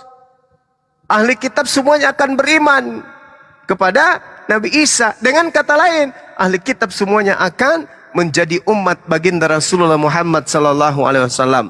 Ahli kitab ya, bukan bahlul kitab. Kalau bahlul kitab ini kan diusir nanti oleh Nabi Isa alaihi salam. Wa isqalallahu ya Isa bin Maryam, a anta qulta linnas tahizuni. Mereka yang menyembah Nabi Isa alaihi salam, yang menyembah manusia yang datang di tengah-tengah Bani Israel itu akan diusir dan akan dicampakkan ke dalam api neraka. Innal ladzina kafaru min ahlil kitab wal musyrikina fi nari jahannam khalidina fiha ulaika hum syarrul bariyah. Nah, itu kata Al-Quran. Jadi saudara sekira sudah jelas bahwasanya orang-orang kafir yang hari ini menolak kenabian Rasulullah Isa alaihissalam atau yang mereka sebut Yesus, di mulut saja mereka mengatakan Yesus Rasul, tapi faktanya mereka menuhankan Yesus. Nanti akan ada penyesalan, ahli kitab akan beriman kepada kenabiannya, dan orang kafir akan menyesali atas tuduhan kalau Yesus itu adalah Tuhan. Saya kira begitu dari saya. Silakan diambil alih sahabat yang lain. Iya, saya mungkin sedikit Gurunda Iya, sebelum turun. iya, silakan, Terkait silakan Bang, tadi, silakan. jadi kenapa tadi saya membawa ayat itu supaya ada edukasi buat teman-teman Kristen bahwa selama ini mereka telah mengikuti doktrin atau ada pergeseran antara Lord menjadi God. Menjadi God. Jadi begini. Sebenarnya Isa itu memang sudah menubuatkan bahwa nanti kerajaan Allah itu sudah dipindahkan atau diambil lalu dipindahkan ke bangsa Arab atau turunan Ismail, dan ini ada kolerasinya dari perjanjian Tuhan terhadap Abraham kepada kedua anaknya Ishak dan Ismail, di mana kita ketahui bahwa Ishak adalah bangsa Israel dan turunan Ishak, dan bangsa Arab adalah turunan Ismail, dan ini pun sudah digenapi. Kenapa saya katakan bahwa Quran itu scientifical proven dan Bible do not scientifical proven? Kenapa? Karena Al-Quran selaras sejalan dengan semua nubuatan dalam kitab perjanjian lama. Jadi jelas sekali kalau kita membuka dan membaca di Matius 21 ayat 43, di sini sebenarnya semua kesimpulan dari ajaran Isa bahwa Isa sebenarnya itu sudah menubuatkan bahwa keselamatan itu memang nanti ujungnya atau akhirnya ada dalam Islam.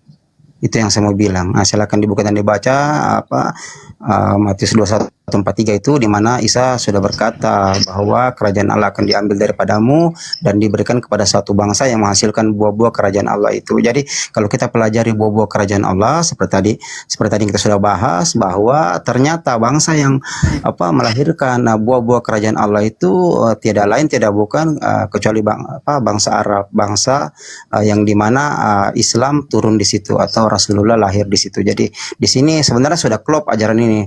Dan Isa dalam satu nasnya berkata bahwa dua kesaksian di surga itu adalah sah. Kesaksian apa itu? Setelah saya mempelajarinya, ternyata kesaksian Isa dan kesaksian Rasulullah, dan kesaksiannya itu sama. Di mana kesaksian mereka sama? Yang pertama mengajarkan tentang tauhid. Yang kedua itu di bumi. Jadi kesaksian Isa dengan Muhammad Rasulullah, baginda Rasulullah itu ternyata betul yang dikatakan Yesus. Ada dua kesaksian di surga adalah sah. Kenapa saya katakan sama? Karena Isa dengan baginda Rasul mengajarkan tauhid. Itu kesaksiannya di bumi. Sementara kesaksian di surga sama-sama mengajarkan bahwa ketika umatnya sampai di surga akan meminum air yang dimana jika mereka minum itu tidak akan haus untuk selamanya. Dan Isa bersaksi ini, Rasulullah juga bersaksi ini tentang telaga Al-Kautsar itu. Jadi jelas sekali ada benang merahnya. Seandainya saja Injil-Injil Gnostik atau Injil-Injil asli tidak dimusnahkan oleh otoritas Romawi, ini akan terang benderang sebenarnya.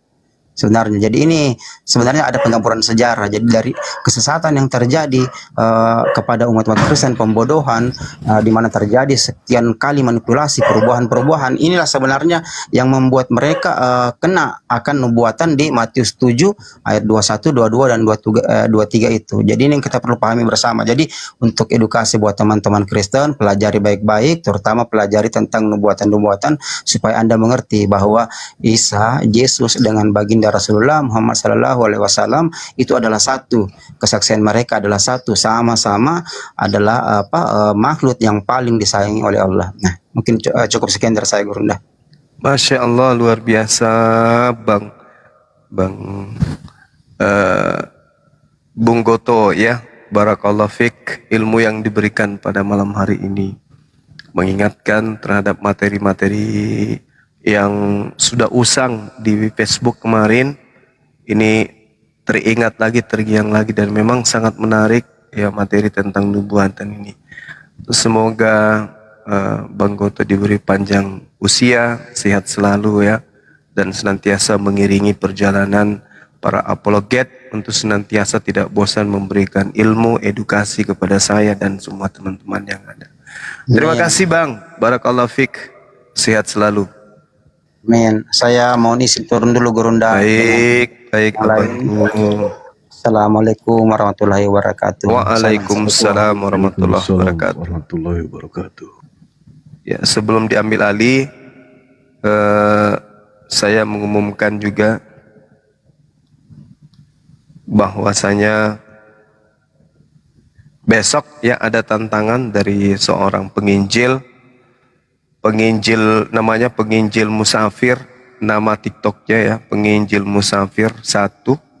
Besok itu nantang Bang Suma untuk berdiskusi pukul 11 waktu Makassar, waktu Jawa Barat, Indonesia Barat maksud saya. Pukul berapa kalau di Makassar 11? Di Jakarta jam berapa? Jam 8? Ya. Jadi di Makassar jam 11 siang, di Jakarta itu pukul 8 katanya. Kata 10.02. Hah? 10.02. Enggak, di Makassar jam 11. Di Jakarta jam berapa? Oh, kata 10. Ah, betul, jam 10. Kan udah benar aku bilang tadi. Oke, teman-teman, itu sudah informasi. Untuk yang tidak ada waktunya untuk nyimak, silakan disimak. Dan yang banyak waktu untuk menyimak, biarkan saja. Namanya penginjil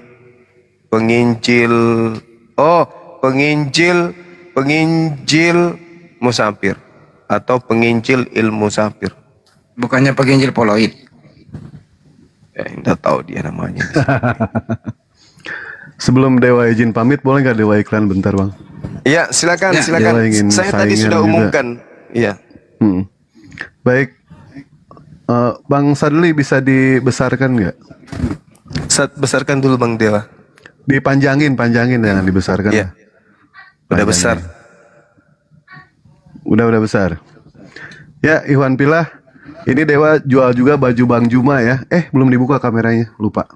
Bentar. Nah. Coba, bagus mana dengan saya punya? Jauh Bang. Lihat iya, Bang. betul. Dewa, Uniripa, Bang Juma. 3.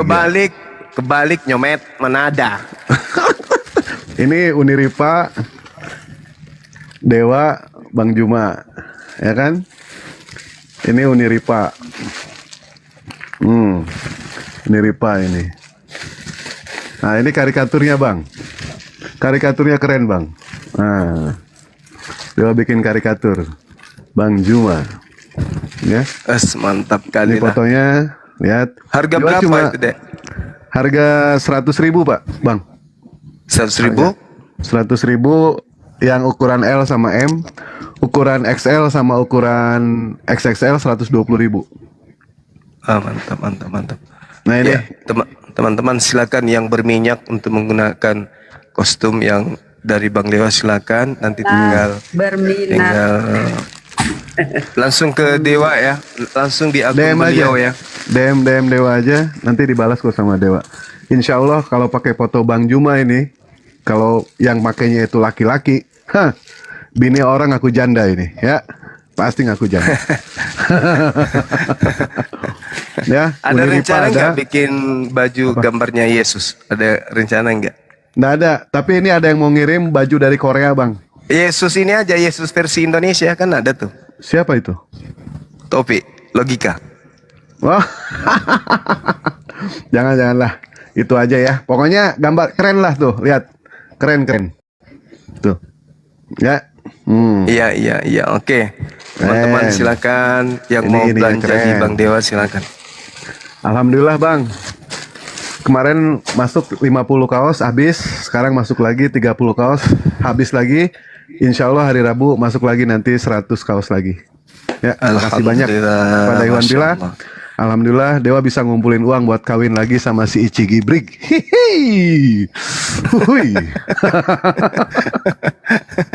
Si Ichi Gibrig siapa? Si Ichi Gibrig sembarang. Ichi Gibrig. Ya, woi keren kan? Tuh. Keren. Rambut Dewa sama ini Bang, gambarnya sama. Iya, cuman ketampanan itu si gambarnya ketampan lagi. Itu namanya nipu lawan. Oke lah, Bang Dewa lagi, Bang Juma, makasih banyak ya. Sadli, makasih banyak, Bang Handi, makasih banyak. Dewa izin pamit dulu Bang ya. Besok Dewa ada acara terbang jam 7 pagi ke Jepang, ketemu sama Tuan Ajinomoto. Terima kasih banyak semuanya. Di DM aja ya, di DM siapa yang mau. Siapa yang mau ini Tumunani, di DM Dewa aja ya, di DM Dewa nanti ya. Makasih, itu aja dari Dewa. Assalamualaikum warahmatullahi wabarakatuh. Waalaikumsalam warahmatullahi wabarakatuh. Waalaikumsalam warahmatullahi wabarakatuh. Ini ada si Adu nih. Iya. Tuh. Ya aduh. Ya aduh. Ya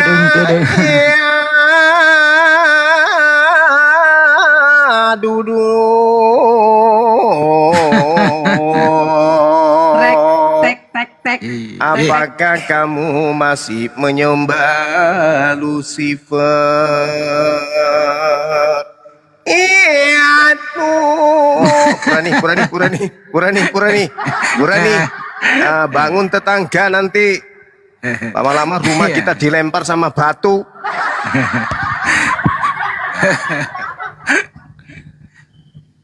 Tidur ya Aduh, tuh dia. buka mikmu ya, Du. Oke, halo saudara-saudaraku, selamat malam. Iya, malam. Iya, senang sekali ya, senang sekali bisa Silang yang telinga lagu. bisa bertemu, bisa lagi diskusi dengan saudaraku di Komando. Jadi malam ini kita mau bahas apa lagi, Bro? Mau tentang bahas bintang timur itu apa gimana? Kita bahas bintang 7. Jadi gini, apa ya?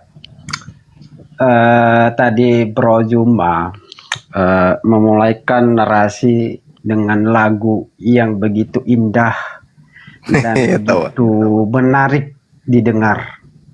Tapi saya mengutip suatu perkataan orang di mana perempuan itu indah jika dipandang, tetapi bahaya dalam fakta. Jadi artinya sesuatu yang indah belum tentu indah, tetapi ada sesuatu hal yang terselubung di dalamnya. Udang di baling batu, asik. Bukan dibalik. Iya, di balik batu. Jadi artinya apa? Seperguruan juga saya ini kayak. Jadi artinya bahwa jangan terlena, jangan terbawa arus dengan sesuatu hal yang indah. Jadi Bro Juma memulaikan dengan lagu yang berjudul atau yang bertema bintang timur dan Lucifer di dalamnya. Oke, kita setuju ya tema kita itu? Setuju? Iya, setuju. Oke, siap. Ya, silakan bernarasi, Bang. 30 menit. Jangan saya yang memulai, Bro Zuma, saya mau melihat dan mendengar secara langsung seperti apa sih saudaraku my brother Zuma memahami ayat Wahyu 22 ini angka 16. Bagaimana menurut versi Bung Zuma aja dulu. Aku mau dengar, silakan Bung. Oke, baik. Terima kasih atas kesempatan yang diberikan kepada saya. Perkenalkan, nama saya Suma. Kadang orang di kampung manggil saya Bang Suma. Di dalam Al-Quranul Karim, Allah Subhanahu wa Ta'ala telah menjelaskan. Bismillahirrahmanirrahim. Alam ahada ilaikum ya bani Adam alla ta'budu syaitan innahu lakum aduwwum mubin. Bukankah aku Allah telah memerintahkan kepadamu wahai anak cucu Adam agar kalian tidak menyembah setan. Sungguh setan itu musuh nyata bagi kalian. Jadi di dalam Al-Quran kemudian mengajarkan kepada umat Islam bahwa setan itu akan menghancurkan kehidupan manusia. Tsumma la'atiyannahum min baini aydihim wa min khalfihim wa an aymanihim wa an syama'ilihim wa la tajidu aktsarahum syakirin. Kemudian kata iblis, aku akan mendatangi anak keturunan Adam dari depan, dari belakang, dari kanan, dari kiri mereka, dan tidak akan Allah temukan kebanyakan dari mereka bersyukur. Nah, ini Al-Quran menarasikan sumpah iblis di dalam Al-Quran. Aku bersumpah, aku akan memasukkan kemudian anak keturunan Adam ke dalam neraka bersama dengan aku, kata iblis. Nah, kalau misalnya iblis tidak membuat sebuah aksi dalam kehidupan anak keturunan Adam, berarti percuma dong. Di dalam kitab Kejadian 3, Tuhan kemudian mengatakan, aku akan mengadakan permusuhan antara keturunanmu dan keturunan wanita tersebut. Keturunan iblis akan diadakan permusuhan oleh Tuhan. Percuma dong kalau tidak ada aksi-aksi. Ternyata iblis beraksi kemudian dengan datang mengaku sebagai Yesus kepada penulis Bible, di mana di mana penguasa pada kala itu, penguasa dunia pada kala itu dipegang oleh kerajaan Romawi.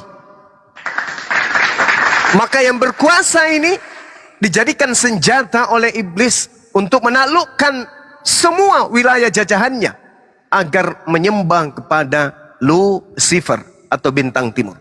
Alhasil, dari tragedi penyaliban muncul konsep penebusan dosa, yang mati adalah Yesus, dan yang menerima kematian Yesus di atas tiang salib itu akan dihapuskan dosa-dosanya. Ini konsep yang tidak pernah diajarkan oleh Yesus, tidak pernah diajarkan oleh para nabi, tetapi kemudian makhluk bernama mengaku Yesus ini, sekali lagi, makhluk yang mengaku Yesus ini mengajarkan kepada nabi-nabinya yang diutusnya kepada manusia untuk mengajarkan kalau Yesus mati untuk menebus dosa manusia. Padahal itu tidak pernah diajarkan oleh perjanjian lama atau kitabnya orang Yahudi atau kitab Tanak. Itu muncul hanya ada di imannya orang Romawi kala itu, dan masuk sampai ke Indonesia diimani oleh saudara-saudara Kristen, juga oleh saudaraku. Ya aduh. Demikian sementara, silakan.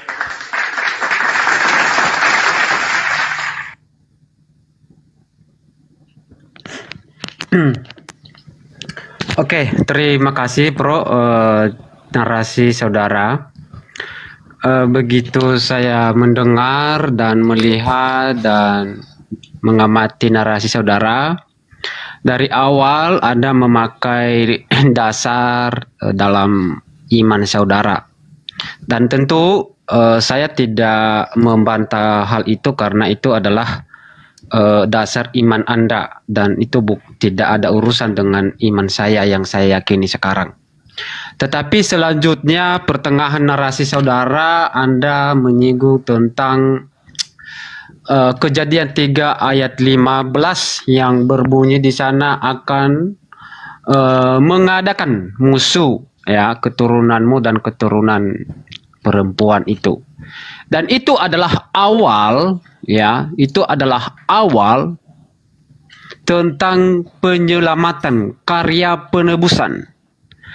Itu adalah awal di mana Yesus akan menebus dosa manusia lewat di atas kayu salib. Jadi menarik sekali ketika Anda menyatakan bahwa iblis memakai kerajaan Romawi untuk menganiaya dan membunuh nabi itu yang dijanjikan di dalam Kejadian 3 ayat 15. Kalau saya melihat bahwa Anda hanya melihat secara kacamata manusia, namun Anda tidak memahami karya penebusan dan nubuatan tentang kedatangan Mesias itu, ya, di mana banyak di kitab-kitab sebelumnya dari Kejadian sampai Maleakhi, dan lebih tersorot di dalam kitab Yesaya.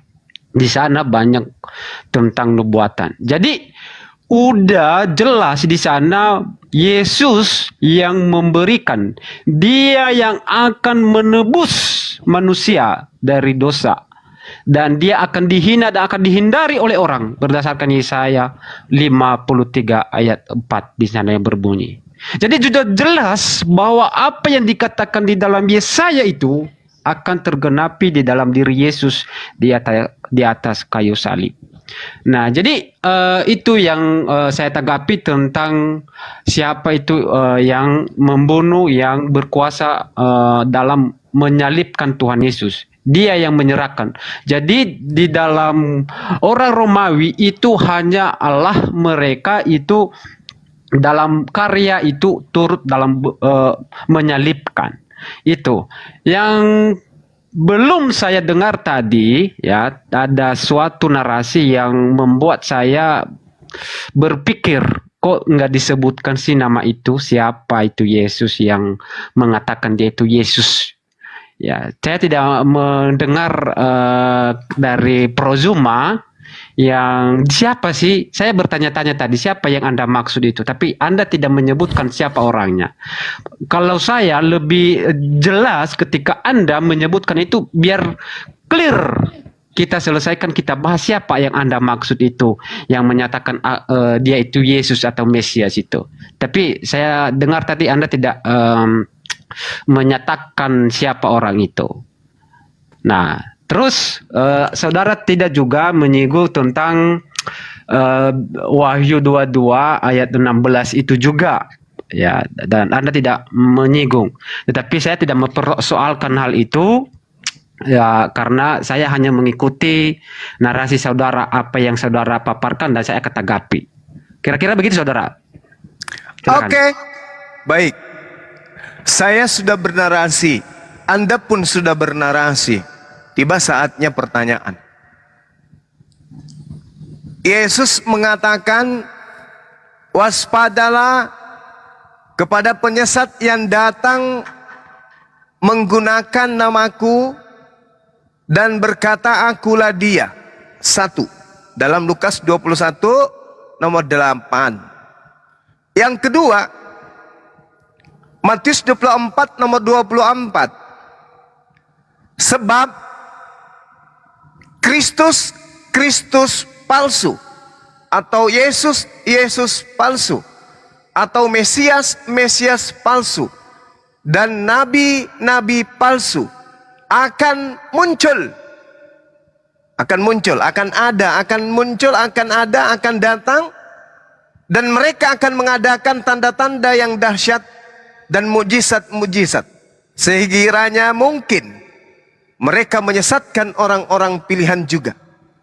Apakah Anda percaya kepada Yesus ketika Yesus mengatakan akan datang penyesat menggunakan nama Yesus dan akan datang Yesus palsu? Apakah Anda percaya? Jawab.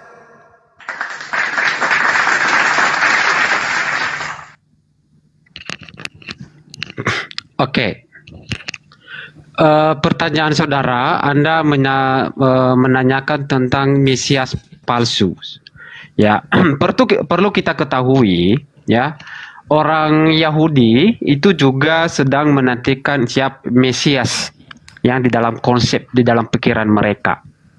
Makanya Yesus mengatakan dan mengingatkan kepada para murid-murid pada saat itu bahwa berwaspadalah siapa yang mengaku, ya, ada Mesias di sana, atau ada orang yang mengaku aku adalah Mesias, itu adalah nabi palsu yang dimasukkan, bukan orang yang menggunakan nama Yesus terus dia mengakui bahwa Yesus itu adalah Tuhan. Bukan itu yang dimaksudkan di sana. Tetapi orang yang dimaksudkan adalah Mesias palsu adalah orang yang mengatakan akulah dia. Akulah dia yang kalian nantikan. Dan dia mengaku bahwa dia itu adalah Mesias. Itu yang disebut Mesias palsu. Bukan orang yang menggunakan nama Yesus terus dia mengatakan Yesus adalah Tuhan. Bukan itu. Ya, jadi saudara harus memahami dalam konsep tentang nubuatan tentang Mesias palsu. Itu harus tergenapi. Ya, contoh kemarin, kenapa saya bertanya kita pertemuan kemarin pertama saya bertanya tentang Yesus bertemu dengan Paulus, ya. Jadi saya mempertanyakan di manakah Paulus dan Yesus bertemu. Keterangan berdasarkan Kisah Para Rasul 9 itu keterangannya keterangan lokasi di sana adalah Damsyik. Sedangkan Anda membawa kepada saya Lukas, sedangkan keterangan tempat di Lukas tentang Mesias yang mengaku di padang gurun, itu lokasinya di padang gurun. Jadi tidak sinkron, bro. Tidak sinkron, tidak nyambung. Nah, jadi nubuatan itu harus nyambung. Contoh, nubuatan yang sinkron ketika Yesus bernubuat tentang kepada Petrus. Petrus, sebelum ayah berkokok, maka engkau akan menyangkal aku 3 kali. Jadi nubuatan, fakta, perkataan Yesus itu terjadi. Dan ketika sebelum ayah berkokok, maka Petrus mengingat apa yang diperkatakan Yesus kepadanya. Jadi itu adalah sinkron, itu adalah salah satu bukti nubuatan yang sinkron. Jadi ketika Anda membawa kepada saya Lukas dan menyingkronkan kepada Kisah Para Rasul, maka itu tidak sinkron. Ya. Jadi data saudara itu tidak sesuai. Nah, jadi makanya saya minta kemarin kepada saudara, mana yang disebut keterangan lokasi. Tapi Anda mengatakan orang yang menyeberangi lautan, data Anda itu, Anda pertama tadi memberikan Lukas, tetapi tidak sesuai dengan Kisah Para Rasul. Nah, jadi tidak harus sinkron, bro, ketika harus kita mengetahui siapa Mesias itu. Silakan. Oke, pertanyaan saya tidak terjawab ya. Lukas 21 nomor 8, waspadalah supaya kamu jangan disesatkan, sebab banyak orang akan datang dengan onomamau, menggunakan namaku, dan berkata, akulah dia. Pertanyaan saya, ketika Yesus terangkat ke langit, apakah ada makhluk yang datang setelahnya mengaku Yesus? Ada enggak? Setelah Yesus terangkat ke langit, ada enggak makhluk yang muncul kemudian mengaku bernama Yesus? Ada enggak? Itu loh pertanyaan saya. Oke, dari Kejadian sampai Wahyu, tidak ada satupun nama yang mengatakan akulah dia, Yesus. Tidak ada. Kalau mengatakan aku Yesus, ada enggak? Kalau dia mengatakan aku adalah Yesus, ketika dia bertemu dengan Yesus, dengan Paulus, ya, dengan Paulus di Kisah Para Rasul 9, itu adalah Yesus Kurios yang sama dengan ketika dia masih ada di dunia. Jadi sama. Saya ulang. Yesus berkata, waspadalah kepada penyesat yang datang kepadamu, ciri-cirinya memakai namaku. Pertanyaan saya, ketika Yesus sudah terangkat ke langit, ada tidak makhluk yang kemudian ngaku-ngaku bernama Yesus? Ada tidak? Oke, bro. Saya ada atau tidak ada? Entar. Anda tidak membaca ayat 8 itu full. Ya. Ada atau tidak ada? Enggak. Soalnya Anda tidak membaca dan Anda tidak mengetahui apa maksud ayat itu. Waspadalah supaya kamu jangan disesatkan, sebab banyak orang akan datang dengan memakai namaku, onomamong, dan berkata, akulah dia, dan saatnya sudah dekat. Janganlah kamu mengikuti mereka. mengajarkan nantinya Yesus itu adalah Tuhan. Akulah dia. Pertanyaan saya, setelah Yesus terangkat ke langit, ada tidak makhluk yang mengaku-ngaku Yesus? Tidak ada. Jadi Jelas tidak ada. Jadi tidak pernah Paulus ini bertemu dengan makhluk yang mengaku Yesus, enggak pernah. Dia bukan bertemu secara saya bertemu dengan orang, tidak. Dia hanya melihat dan mendengar cahaya, bukan bertemu dengan secara tatap mata, empat mata, tidak seperti itu, saudara. Jadi yang dimaksudkan di sini adalah orang yang mengakui bahwa dirinya adalah Mesias dan dia harus dikatakan adalah Tuhan. Itu yang dimaksud di dalam Lukas 21 Jadi ada ya, ayat 8. ada makhluk yang mengaku bernama Yesus ya. Akulah Bukan Yesus. makhluk tetapi cahaya. Mati meja. Kalau cahaya berarti iblis dong. Cahaya, saya sudah jelaskan kepada Anda siapa itu cahaya berdasarkan Yohanes 8 ayat 2. Kalau ayat cahaya 12, berarti akulah iblis terang, dong. Akulah terang dunia. Yesus mengatakan di dalam kitab saudara sendiri, Markus 10, Lukas 10, bahwasanya dia melihat iblis turun, jatuh dari langit seperti cahaya. Ayo, bagaimana itu, Bung? Yesus mengatakan dari mana, dalam bro? ayat dari di mana, bro? Jangan jadi saya harus memahami dasar Lukas ayat 10 nomor 18. Di situ ada kata astrape. Astrape itu artinya cahaya. Lukas 10 18. Oke, bentar. Jadi Anda sudah mengaku ya bahwa ada orang atau makhluk atau roh yang mengaku Yesus setelah Yesus pergi. Betul? Saya tidak bilang orang atau makhluk, tetapi dalam Di sini ayat tidak itu dikatakan adalah orang. cahaya. Di situ tidak dikatakan orang, tapi Oke, penyesat. Yang dengar disebut baik. penyesat itu bisa orang, bisa setan. Betul? Oke, dengar baik. Dengar baik. Betul. Dengar baik. Lukas 10 saya baca ya. Itu perikop kembalinya ke 70 murid. Ayat 11, ayat 18. Lalu kata Yesus kepada mereka, Aku melihat iblis jatuh seperti kilat dari langit.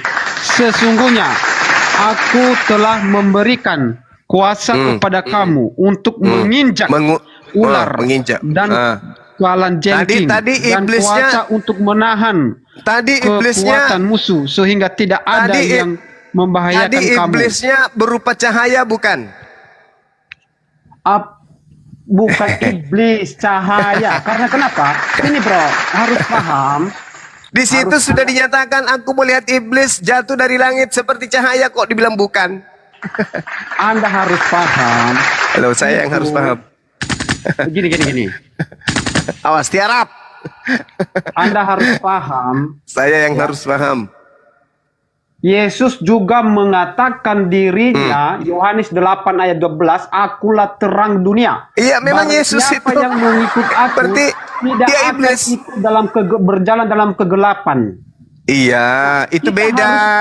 Begini bro, harus kita Beda identifikasi itu dulu. maksudnya, beda. Oke, itu bro. beda. Oke. Kalau yang iblis yang disebut ini bintang timur, artinya apa?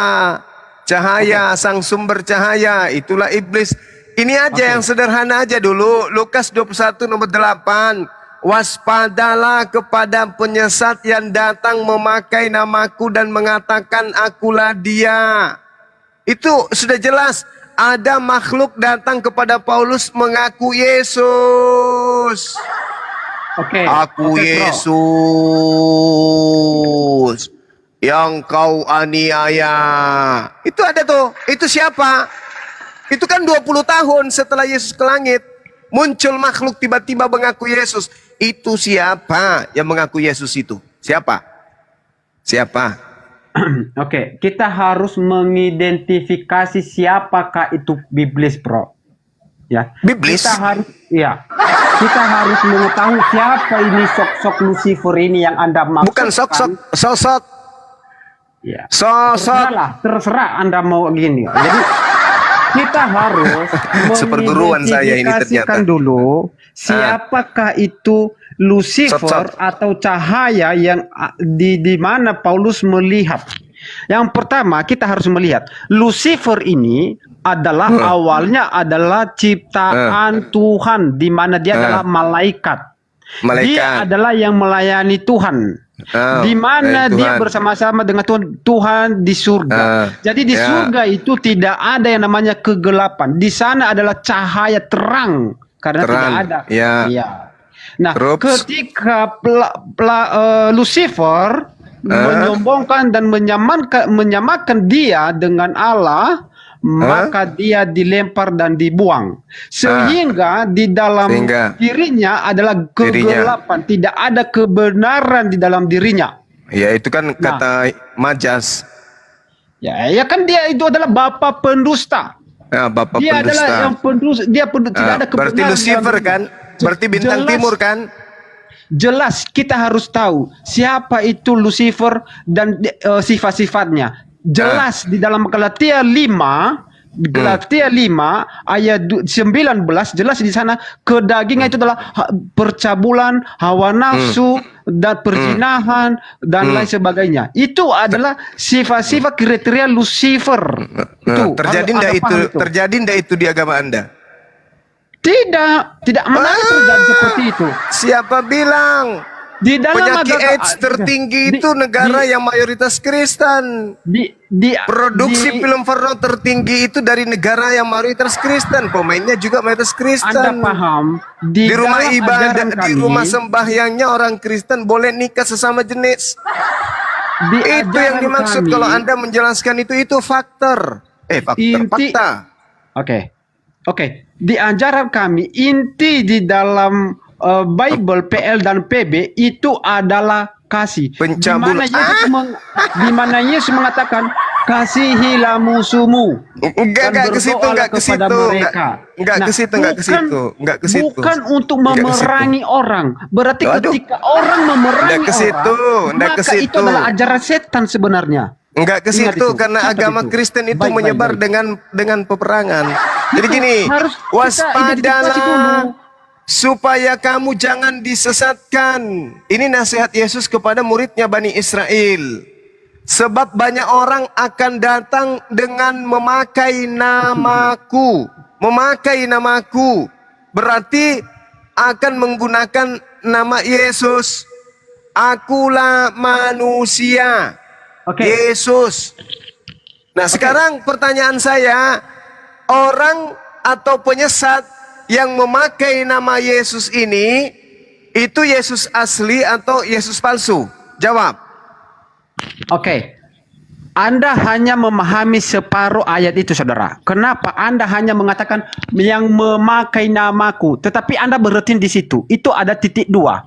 Siapa yang memakai nama Yesus? Yaitu adalah dia yang mengaku bahwa akulah dia. Apakah saya bertanya sekarang? Betul, akulah Alfa dan Omega, akulah yang awal, akulah yang akhir. Itulah oknum yang mengaku Yesus. Jangan dulu ke situ. Yang saya pertanyakan ini, menurut Yesus akan datang oknum atau makhluk selain dirinya yang mengaku bernama Yesus. Betul atau betul? Kalau di dalam nats itu, bro, ya Anda harus paham. Paulus tidak mengatakan bahwa akulah dia. Tidak ada. Bukan Paulus. Paulus tidak pernah mengaku Yesus. Yang dimaksud di sini ada makhluk yang mengaku, siapakah engkau Tuhan? Akulah Yesus. Nah itu, ada kan? Ada kan makhluk yang datang mengaku Yesus setelah Yesus terangkat ke bumi? Ada kan? Ada atau tidak? Ada atau tidak? Ada atau tidak? Ada atau tidak ada? Kisah para Rasul 9 itu ada cahaya, ada suara. Itu harus dititikkan situ. Iya, yang mau dia cahaya, mau dia apapun Yang jelas ada makhluk mengaku-ngaku menggunakan nama Yesus, ada atau tidak ada? Sesuatu makhluk apakah bisa dilihat apa tidak? Saya ulang, ada atau tidak ada? Sesuatu makhluk bisa dilihat enggak? Loh, berwujud enggak? Makhluk itu bisa dilihat, bisa tidak dilihat. Apakah di situ bisa berwujud dilihat apa? Apa yang dilihat di sana? Jangan ke situ. Sekarang setan Anda itu kan makhluk atau bukan? Kan? Ya, kan setan itu makhluk atau bukan? Dia itu adalah roh. Roh, makhluk atau bukan? Iblis itu makhluk makhluk atau bukan? Makhluk atau bukan? Roh. Iya, roh itu iblis itu makhluk atau bukan? Karena dia tidak memiliki daging. Maksud saya makhluk atau bukan? Bukan. Mama Iblis itu makhluk goib, makhluk halus. Iya, dia kan saya bilang roh kan. Apakah iya makhluk itu makhluk seperti Anda? Itu makhluk. Makhluk itu ada yang halus, ada yang kasar. Seperti nyok-nyang, ada nyok-nyang halus, ada nyok-nyang kasar. Ya, makanya pakai skincare-nya Bang Suma supaya tidak kasar. Iya, yang datang kepada Paulus itu makhluk, mengaku-ngaku Yesus. Dia adalah penyesat. Sekarang inti permasalahannya adalah, adakah sosok selain Yesus yang datang setelah Yesus terangkat ke langit mengaku Yesus? Ada atau tidak ada? Ada. Jawab. Gini. Secara kisah para rasul. Secara apa? Secara garambang. Dia menjelaskan ada cahaya dan ada suara. Cahaya itu mengaku Yesus atau tidak? Cahaya itu dia mengaku bahwa akulah Yesus yang engkau aniaya. Terus? Begitu dari tadi. Ya, terus apa masalahnya? Itu Yesus asli atau Yesus palsu? Betul, dia itu adalah Yesus. Dia karena memakai kurios di sana. Itu Yesus asli atau palsu? Yesus, betul. Lalu Yesus palsunya mana? Lah, Anda yang mengatakan Yesus palsu mana? Saya minta kepada Anda. Kan dalilnya akan ada penyesat datang memakai namaku. Kalau penyesat memakai nama Yesus, penyesat itu Yesus atau bukan Yesus? Itu adalah cahaya, itu adalah Yesus. Anda ingat? Karena di situ dalam bahasa Yunani dia memakai kata kurios, bro. Saya tidak peduli mau dia kurios, mau dia kurus atau apapun itu. Yang pasti makhluk itu, sosok itu mengaku Yesus. Betul? Betul. Sekarang, iya, betul. Dia mengaku kalau Yesus. itu Yesus asli, lalu Yesus lalu makhluk yang memakai nama Yesus itu yang mana? Penyesat yang menggunakan nama Yesus itu yang mana? Anda yang mengatakan ada Yesus palsu. Saya tanya kepada Anda, mana Yesus palsu yang Anda maksud? Ada penyesat yang menggunakan nama Yesus. Kalau yang datang kepada Paulus itu Yesus asli, maka penyesat yang menggunakan nama Yesus itu yang mana? Mana? Itu enggak yang Anda bawa data Lukas itu tadi, itu adalah tanda-tanda akhir zaman.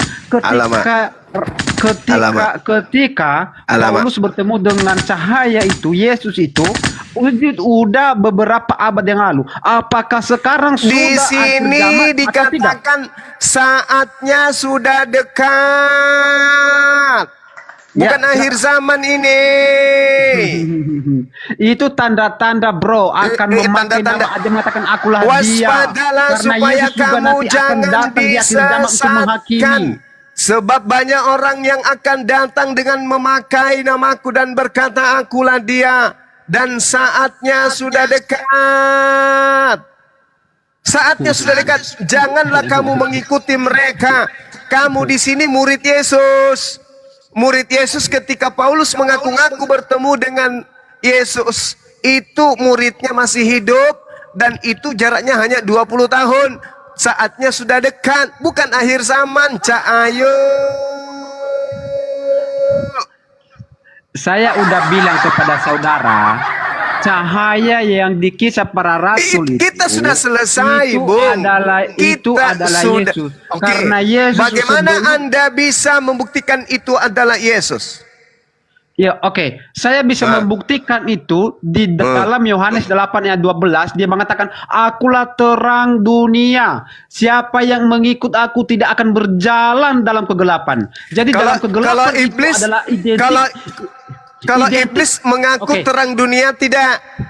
Identik dengan iblis itu adalah kegelapan. Loh, ingat itu. Bagaimana ceritanya? Sedangkan Tuhan menamai daripada Lucifer itu adalah Halal bin Zakar. Tahu arti Halal bin Zakar? Tahu? Ya, silakan narasi Anda jelaskan. Halal bin Zakar itu adalah bintang timur, sang putra fajar. Nggak bisa Anda lari kemana-mana.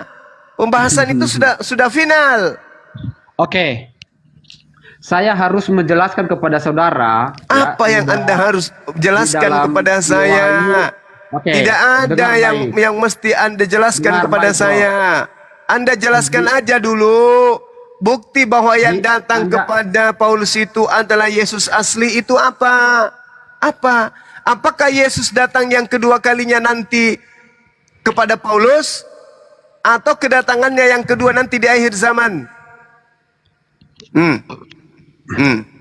Ayo. Saya udah membuktikan kepada saudara bahwa cahaya itu adalah Yesus, karena dia adalah mengatakan, akulah Yesus yang kau aniaya. Kenapa cahaya itu identifikasi dengan perkataan Yesus?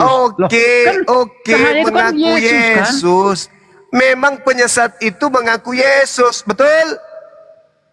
Menurut Yesus, dia mengatakan, akulah dia.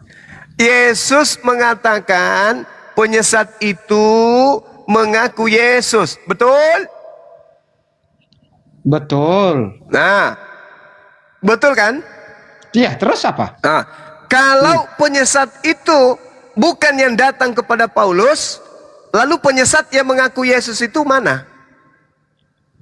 Itu cahaya itu adalah Yesus, Bro. Iya, oke. Inti masalahnya gini, Bro. Inti masalahnya di sini. Anda menyoroti tentang siapa itu cahaya yang dilihat Paulus. Anda menyoroti hal itu, satu hal itu. Saya sudah setuju kepada Anda. Itu adalah Yesus katanya. Oke. Sekarang Anda setuju kan? Oke, sekarang penyesat yang mengaku Yesus itu mana? Penyesat yang di mana tanda-tanda akhir zaman nanti, di mana dia mengatakan akulah Mesias, akulah dia. Saya ulang lagi. Saya ulang lagi. Penyesat yang sudah dekat datang kepada Bani Israel yang hidup sesaman Yesus, kenapa larinya ke akhir zaman? Ini ucapan Yesus kepada murid-muridnya. Muridnya Yesus bukan di akhir zaman. Muridnya Yesus itu sama-sama dengan Yesus di Yerusalem pada saat itu. Pertanyaan saya, kalau yang Anda maksud yang datang kepada Paulus itu adalah Yesus asli, maka Yesus palsu yang mana? Penyesat yang ngaku-ngaku Yesus mana? Mana? Nah, Yesus palsu yang Anda tanyakan itu adalah sesuatu nubuatan yang akan datang. Itu bukan nubuatan yang akan datang. Di situ dikatakan, jelas dikatakan, saatnya sudah dekat. Janganlah kamu mengikuti mereka. Ini nasihat Yesus kepada orang sesamannya. Berarti penyesat itu datang pada zaman Yesus. Kenapa larinya ke akhir zaman, Cak Ayu? Oke, kita juga harus melihat paralel dari yang sama dengan peringatan Yesus. Dia mengatakan, bertobatlah sebab kerajaan surga sudah dekat. Dia mengatakan dengan sama sudah dekat. Anda juga mengambil sudah dekat. Apakah kerajaan surga sudah dekat? Sudah datang belum? Belum kan? Apakah kerajaan surga itu datang kepada muridnya saat itu? Datang atau tidak? Bertobatlah sebab kerajaan surga itu nanti yang akan dinantikan oleh orang-orang percaya. Ada tidak dikatakan di situ bahwa surga datang kepada mereka? Enggak kan? Sementara di Lukas 21 nomor 8 akan datang kepadamu. Datang kepada murid Yesus yang bertemu dengan Yesus. Misalnya nih saya bicara sama Anda. Ya adu, hati-hati akan datang kepadamu penyesat. Ya, Yang silakan. datang penyesat itu datang kepada siapa? Kepada Anda atau kepada orang yang ribuan tahun akan datang? Kepada Ya, Anda atau kepada- orang yang datang? Ya, kepada siapa? Di tengah-tengah manusia dia akan mengatakan Iya. akulah Yesus. Ya betul. Elah, saya mengatakan kepada ya adu, waspadalah, sebab penyesat akan datang kepadamu. Nah, penyesat itu datang kepada ya adu atau kepada ribuan tahun akan datang orang lain? Itu tentang penyesatan itu, bro. Itu adalah nubuatan. Belum terjadi. Belum terjadi gimana? Ini Yesus Ada. ketika berbicara Bentar, kepada bentar. muridnya dan Ingat, tidak ingat. ada penyesat. Dengar dulu. Dan tidak ada penyesat datang kepada mereka. Berarti mereka akan berkata, ini Yesus pembohong. Mana penyesat yang nggak ada? Katanya datang kepada kita. Mana, nggak ada. Faktanya yang datang kepada murid Yesus Paulus. Paulus datang kepada mereka dengan prajurit-prajurit Paulus datang kepada murid-murid Yesus.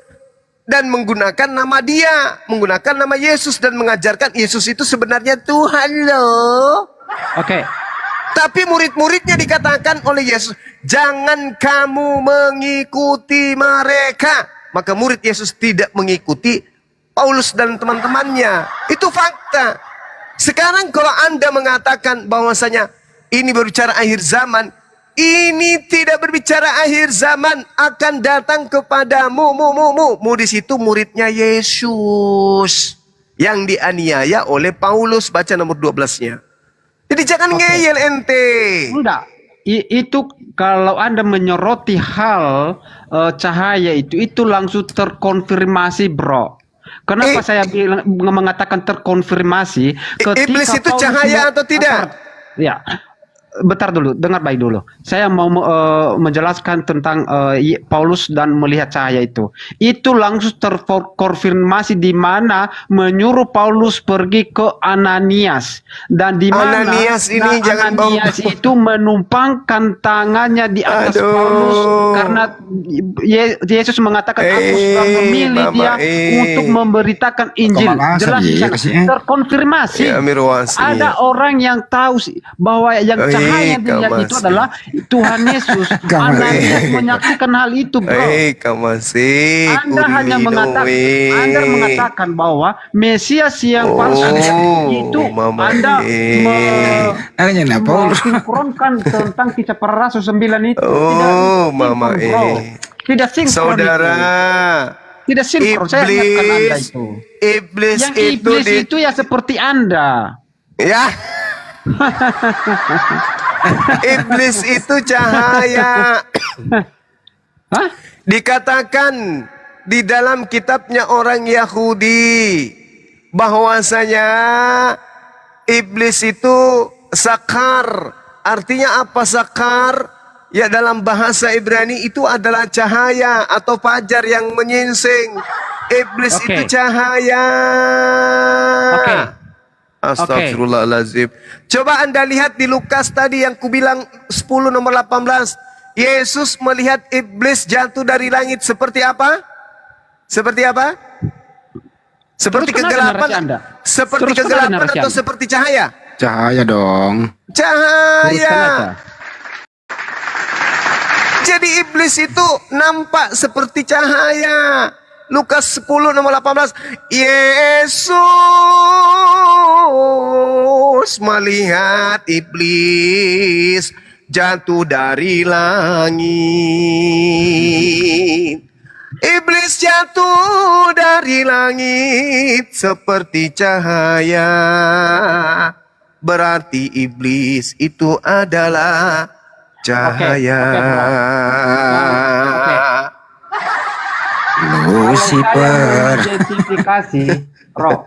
Kalau saya mengidentifikasi siapakah iblis itu dan seperti apa sifat-sifatnya, iblis itu adalah orang yang haus dengan penyembahan. Enggak ada kayak begitu. Enggak ada. Enggak ada kayak begitu. Nggak ada kayak begitu. Jangan gila ente. Jangan gila. Jangan gila. Jangan gila ente. Waspadalah supaya kamu jangan disesatkan. Sebab banyak orang akan datang dengan memakai namaku. Iblisnya memakai nama Yesus. Tak ada kemudian di Islam memakai nama Yesus. Tak ada. Tak ada. Coba kamu tata cara bicaramu itu baik-baik. Perbaiki otakmu. Yang datang menurut Yesus adalah penyesat yang memakai namanya Yesus. Pertanyaan saya, siapa makhluk mana yang datang menggunakan nama Yesus? Di mana itu terjadi? Jangan lari kemana-mana. Oke, baik. Dengar baik. Jangan di-mute saya. Tadi saya di-mute terus. Nah, jadi kalau tadi saya udah jelaskan kepada saudara bahwa yang dimaksudkan cahaya itu adalah Yesus itu. Yang Anda bawa data kepada saya Lukas itu dengarkan dulu, kutanya dulu sama Anda, kutanya dulu ya. Saya sudah bilang kalau diskusi pakai otak, jangan pakai congor. Oke. Di Lukas 10 nomor 28. Lukas 10 nomor 18, Yesus mengatakan iblis itu berupa apa? Yang dilihat Yesus, iblis itu berupa apa? Lukas 10 nomor 18, iblis itu yang dilihat Yesus berupa apa? Berupa cahaya atau berupa kegelapan? Jawab. Jawab dulu itu. Oke. Saya di situ dia mengatakan berkilau. Iya kan? Oh malah. Sesuai ayatnya kan? Iya kan berkilau kan? Berkilau kan? Lah, terus apa lagi? Mulai Anda di Lukas 10 nomor 18 bukan berkilau.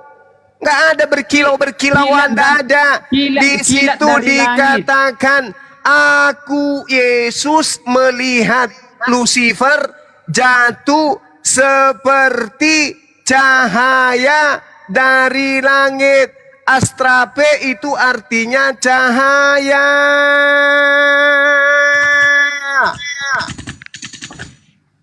Astagfirullahaladzim. Kamu itu ya ditanya apa jawabannya ya Duk? Kau nggak nyambung-nyambung dari tadi. Yang datang kepada Paulus mengaku Yesus berupa cahaya atau bukan? Oke, saya tanya, kan Anda bawa saya tanya, yang datang kepada Paulus yang ada suaranya akulah Yesus, itu dengan cahaya atau apa? Jawab. Iya, itu kan cahaya, itu cahaya. Udah selesai. Iblis menurut Yesus berupa cahaya. Yesus mengatakan penyesat memakai namaku. Nah, yang datang kepada Paulus memakai nama Yesus dan berupa cahaya. Masih ada kamu bisa berkelit, masih ada. Kalau yang datang kepada Paulus itu adalah iblis, masih mau? Masih mau berkelit? Oke, saya mengikuti cara berpikir saudara. Silakan. Oke, kalau saya mengikuti cara berpikir Anda, satu hal pertanyaan kepada saya kepada Anda dan tolong jawab dengan jujur. Oke, dengar baik. Anda membawa Lukas 18 di mana Lukas 10.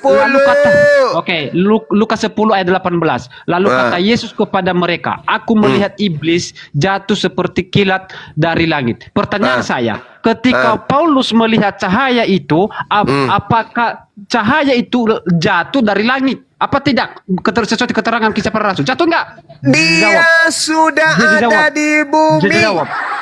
Dia sudah ada di bumi. Tidak jatuh kan?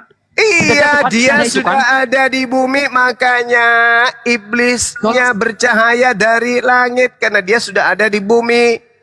Jangan di-mute, bro. Jangan di-mute. Sudah ada di bumi, iblisnya berupa cahaya yang jatuh dari bumi, yang jatuh dari langit ke bumi. Iblisnya sudah ada di bumi. Dengar. Yesaya 14. Wah, engkau sudah jatuh dari langit, hai bintang timur. Ini bintang timur.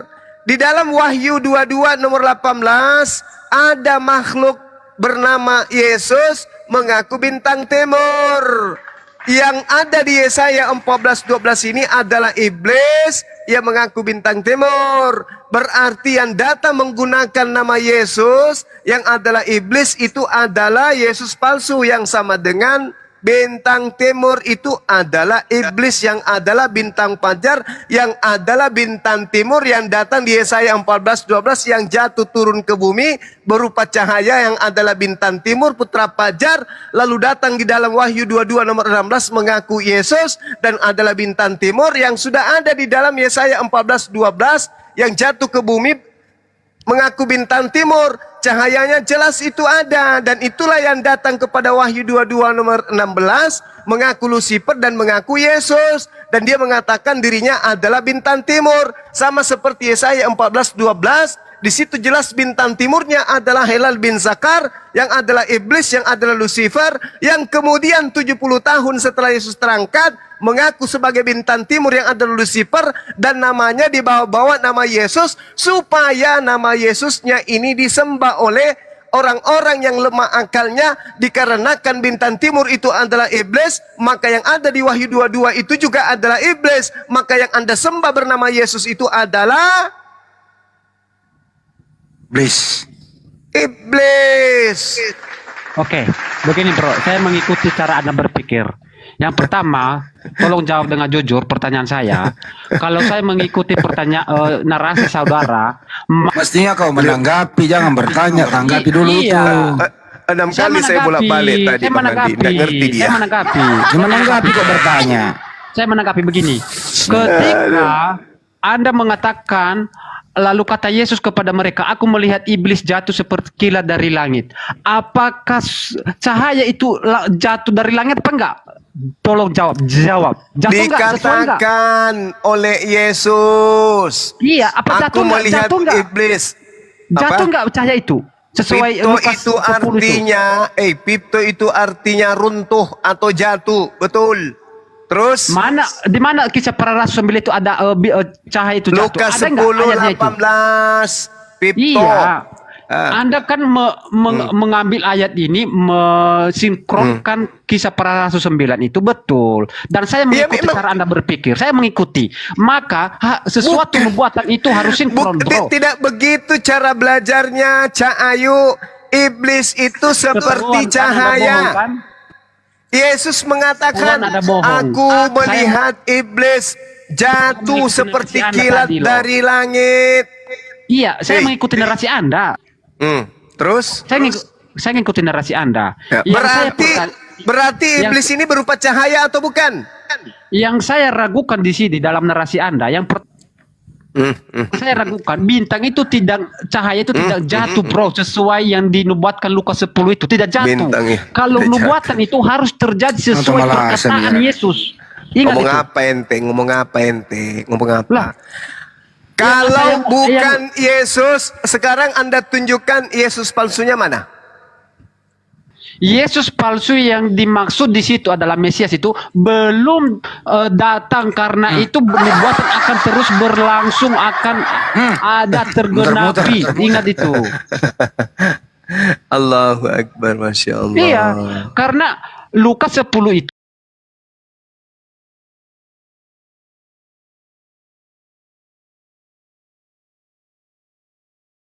orang kafir.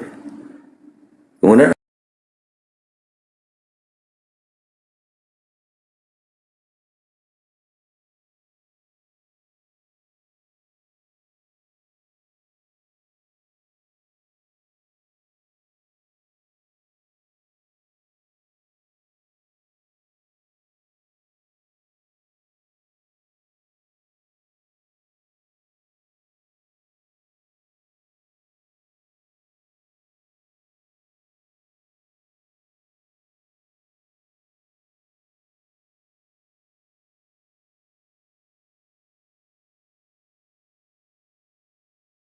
seperti apakah Tuhan itu berwujud atau enggak gitu loh. Makanya aku bilang tadi sama kau kan tidak mengenal Tuhan nih, benar kan? Ya. Nah, Aku memperkenalkan Tuhan kepadamu menurut agama Kristen, sudah? Ya. Nah, lalu ada yang memperkenalkan Tuhan kepadamu menurut agama Islam. Maka kau selidiki asal usul agama Kristen dari mana, asal usul agama Islam dari mana. Kau selidiki, nanti kau akan tahu. Kau akan tahu nanti setelah kau menyelidiki, ternyata ini bukan Tuhan yang benar. Ternyata inilah Tuhan yang benar. Itu yang pertama. Yang kedua, tes. Contoh kau di dalam pergumulan.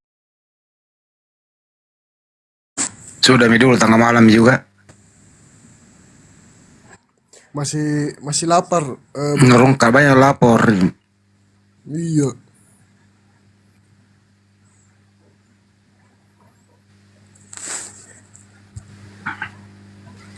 Cek. Ya teman-teman yang ingin beli skincare silakan hubungi sahabat Bang Juma itu di follow, terus di DM, terus baju yang baju warna hitam ya, tebal itu silakan di DM juga ke sahabat Bang Juma. Kalau yang tahu nomor HP ku langsung tak kasih nomornya Desadli. Udah banyak banget itu, Li saya kirim nomor. Udah banyak yang minta. Belum kan dah. Rungkat teman-teman. Pasti ada yang laporin itu banyak-banyak itu. Kita ji. Kalau yang pada nekat sih. Naik dulu. Lucifer bintang timur bercahaya. Ditanya mana siapa Yesus palsu, diputar-putar.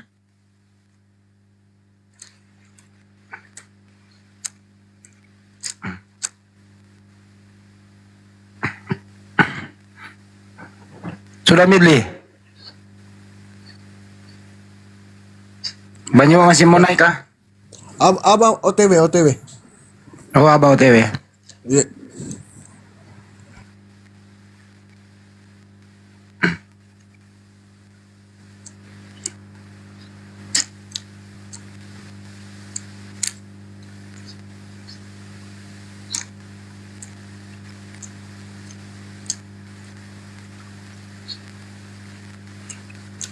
Sabar dulu. Makanya di tap-tap layar biar kuat. Sekalian di polo-polo ini akun baru juga saya ini, akun cadangan. Pelit banget sih nge-polo-polo itu.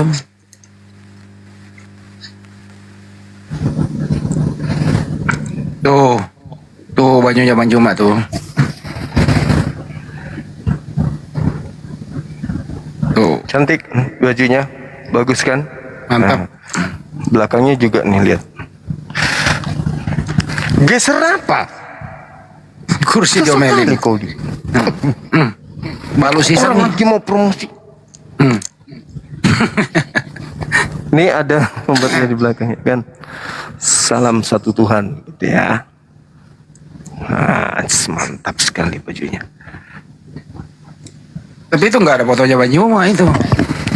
Iya nggak apa-apa Bang Andi.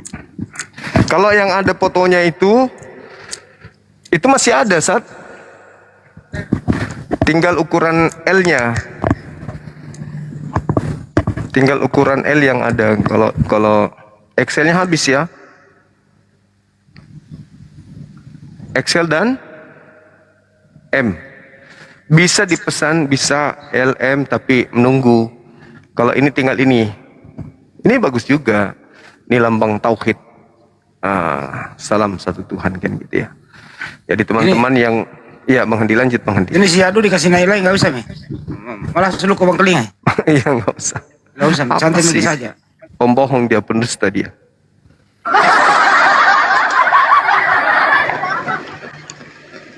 Assalamualaikum warahmatullahi wabarakatuh, Gronda, Bang Handi. Waalaikumsalam warahmatullahi wabarakatuh. Saya nyapa aja ini, Gronda, dalam lama ini saya mau menyapa aja. Selamat Ini akun baru ya? Teruskan perjuangan, mudah-mudahan banyak yang tercerahkan kemudian sampai di Malaysia ya. Jangan lupa tekad kita, kita tetap menjabarkan sepanjang masa insya Allah. Mudah-mudahan suatu hari nanti ke Malaysia, Gronda. Amin, Nanti insya jangan lupa Allah. japri-japri gitu. Iya, ini akun baru. Ya mungkin itu aja Gunda ya dari saya. Saya Ya, nggak denger signal. Saya mau nyapa aja Bang Andi. Kangen sama Gunda ini lama tidak di WA. Oke semuanya ya. Saya izin pamit. Assalamualaikum warahmatullahi wabarakatuh. Waalaikumsalam warahmatullahi wabarakatuh. Yahudu, siapa namanya? Yahudu katakan saya takut. Enggak, saya enggak takut sama Anda. Bukan. Anda mewakili Lucifer. Jadi Anda mempertahankan kebodohan gitu ya. Halo, Assalamualaikum. Waalaikumsalam warahmatullahi wabarakatuh. Salam kenal, Gurunda Juma. Iya, salam kenal. Saya dari Maluku Utara, Ternate. Oke. Insya Allah kalau ada waktu bisa main-main ke sini, Gurunda Juma. Bisa, sangat bisa. Ya.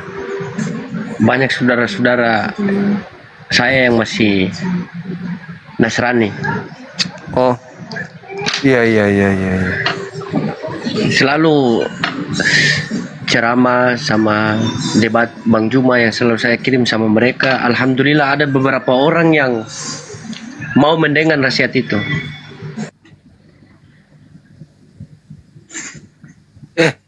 Salah mute saya, sorry.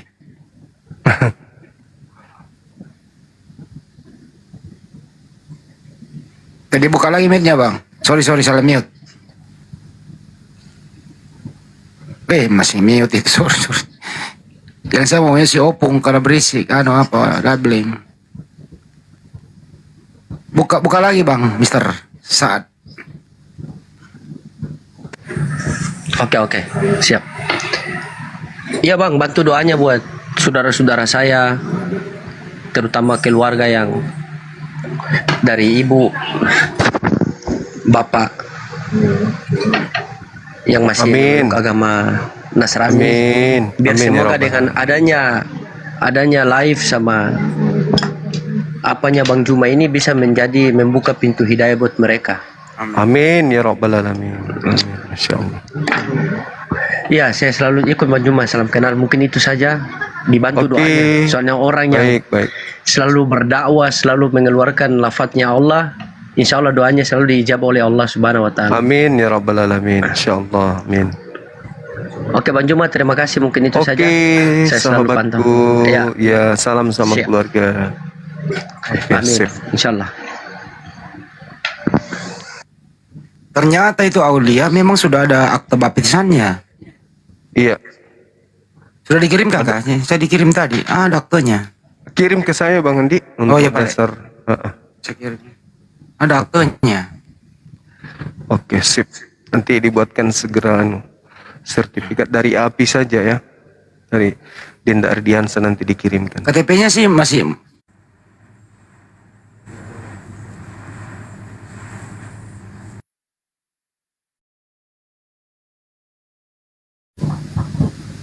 Oh iya.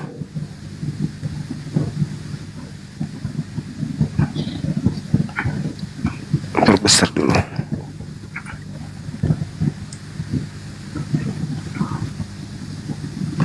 Matius 28.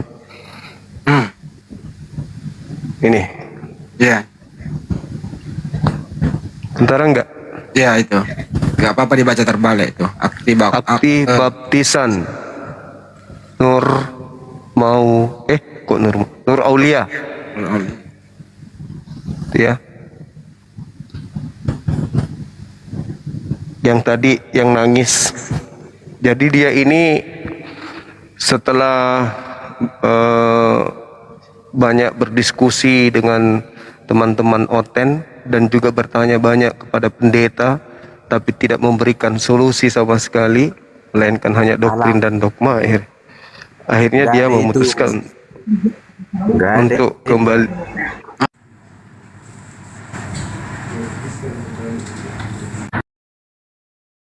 Gitu.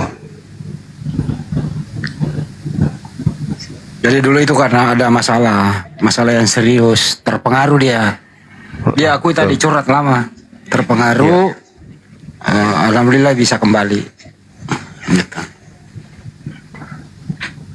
Makanya perlu ada surat baptisan, sertifikat mualaf supaya nanti ada kertas di atas pasti namanya, ada bukti lah bahwa dia sudah kembali ke Islam. Iya, jadi poin di sini. yang meninggalkan penyembahan terhadap Lucifer, kan Kristen itu kan nyembah setan, nyembah Lucifer. Ya, berdasarkan Wahyu 22 nomor 16 itu fakta.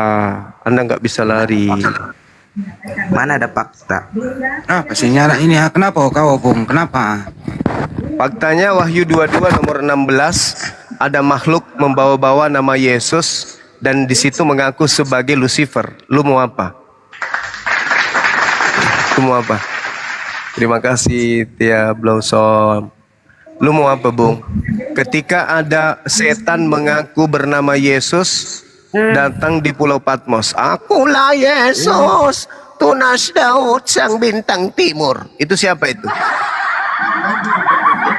Setelah Yesus terangkat ke langit, ya, 70 tahun setelah kejadian terangkatnya dia, muncul makhluk mengaku Yesus kepada penulis kitab saudara.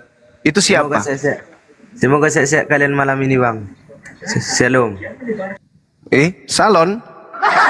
Salon jam begini masih buka? Malam-malam begini sudah tutup deh, mau ke sawah kali. Cari kodok. Cari kodok. Oke, Ardiansa buatkan sertifikat mu'alaf. Assalamualaikum warahmatullahi wabarakatuh. Waalaikumsalam. Waalaikumsalam warahmatullahi wabarakatuh. Masya Allah, senang dengarnya ini ada saudara kita ya kembali ya. Alhamdulillah. Assalamualaikum warahmatullahi wabarakatuh. Waalaikumsalam. Waalaikumsalam warahmatullahi wabarakatuh. Pokoknya malam ini kesempatan Muslim gua naikin. Bang Zuma mau tanya Ki. Kenapa Ki? Pokoknya saya ikuti terus ini live tak percaya dengan orang Sulawesi. Ini satu mau tanya ya. Satu aja mau kenapa Ki? Satu aja mau tanya. Bang Zuma kan gara-gara sering ku lihat live tak, akhirnya banyak juga yang masuk anunya Kristen di TikTokku. Iya serius Kak. Nah ini mau tanya ini. Ini mau tanya ada tuh. Sebutlah aku guru dan aku Tuhan. Tuhan. Iya. Picatoin kepala aku nataruh. Tidak, itu bohong-bohong itu. Kalau bahasa aslinya itu tidak begitu bunyinya. Situ serabam wamaran, guru dan tuan, bukan alaha, tapi mar atau maran. Ponente kurios, memanggil aku. Bale-balen jo, pertolo-toloin jo, kabuto-buto. Betul tuai.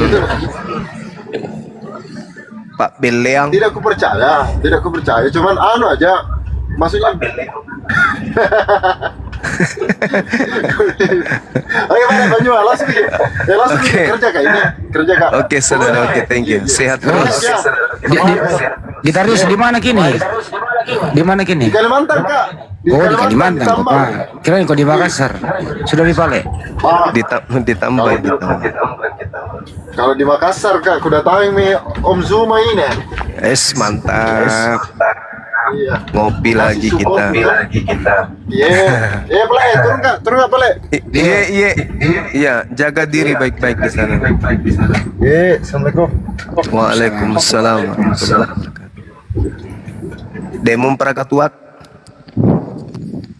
Assalamualaikum. Waalaikumsalam. Pokoknya Muslim, aku kasih naik semua ini. Kesempatan memang kok curhat. Ini bintang timur ini digaung-gaungkan, diviralkan ini bagus sekali ya. Banyak yang nangis deh. Iya. Saya juga pun ikut viralkan ini. Sekalian nanti bikin, kalau ada nanti lokasi baru Banyuma, lebih baik ambil itu lokasi bikin perumahan Bintang Timur.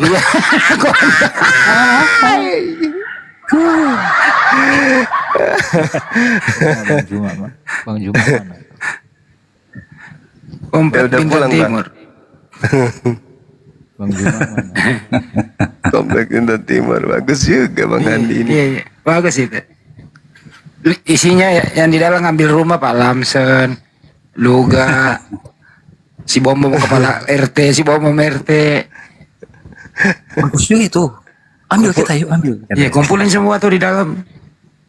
Tapi dilarang bakar babi dan asu di kompleks. Kecuali tanggal 25 Desember, boleh lah. Boleh. Hari mualaf sedunia. Itu kan hari mualaf, justru nggak boleh. Oh ya juga ya. Suruh bakar di hutan. Dari hutan kalau sudah dibakar baru bawa ke rumah. Jaraknya 300 kilo jalan kaki. Sampai di rumah udah berulat. Nah bilang Pak Bom ses saja Ki. Kalian suruh bakarnya ke Gunung Merapi. Oke. Ya. Gunung Merapi. Dibakar di Gunung Merapi ya. Hancur dah. Bang Juma. Iya Bang. Sekali-kali coba nanyain itu sama orang-orang Kristen yang Kristen lama apa Kristen baru itu soal masalah dari sebelum Nabi Nuh. Jadi karam dunia pertama. Iya. Coba tanya sama orang-orang Kristen, dia punya sejarah nggak di dalam Bible-nya? Bahtera Nuh. Nah, dari sebelumnya. Jadi sejarah sampai cerita Bahtera Nuh itu dari sebelumnya, jangan kekiniannya, dari sebelumnya punya sejarah. Dari sebelumnya kita mereka. Kelihatannya nggak ada. Soalnya sering saya dengar dari orang-orang Kristen itu agama paling mulia Islam, agama baru. Kalau di zaman itu mah basicnya Nabi Adam terbuang ke bumi aja masalah sama jin, setan lah. Itu berawal dari basicnya akhlak Muslim apa bukan sih? Nabi Adamnya terbuang ke bumi. Sekali-sekali diceritakan sama orang-orang Kristen itu biar. Berapa kecil sekali suara Kak? Hah? Gede-gedein dikit suaranya lah. Nggak kedengaran itu? Kecil. Kedengaran nggak? Kedengaran. Cuman agak kecil Bang. Tapi udah agak besar kayaknya. Oh, kayaknya handsetnya harus beli yang baru nih. Nunggu ntar. Belum sempat. Kalau tidak salah sudah tadi sore ya, Kanda. Gimana? Kalau tidak salah sudah tadi ya dikisahkan ya tentang Nabi Adam. Belum. Tadi sore. Oh sore. Sore. Iya. Sore lagi mah. Tadi ada yang tanya. Sore lagi ada. Pertanyaan ini sopan sih. Tadi saya dengarkan itu mengenai Nabi Adam turun ke bumi. Dari sebelum Nabi Karam, dari sebelum Karamnya, Bahtera Nabi Nuh.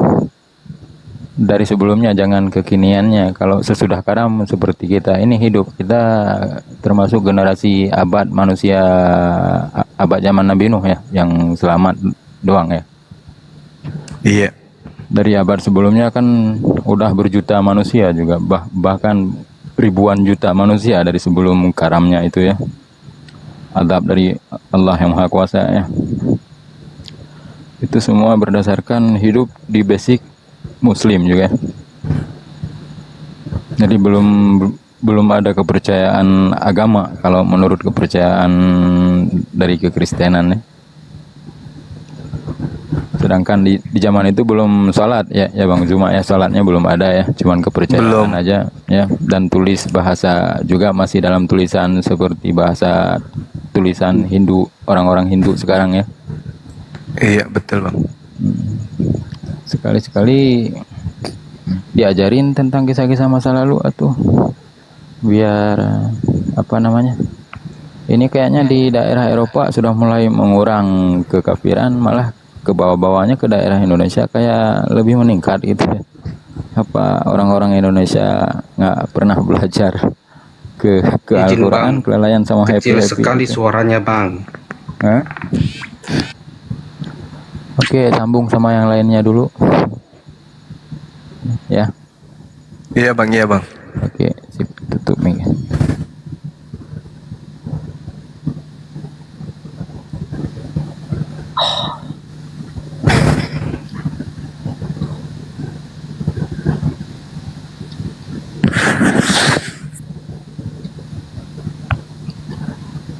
Kita malam ini namun telah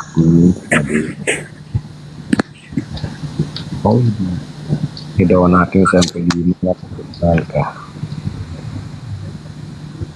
donat ini 100 ini yang kesini masih ada yang sepeda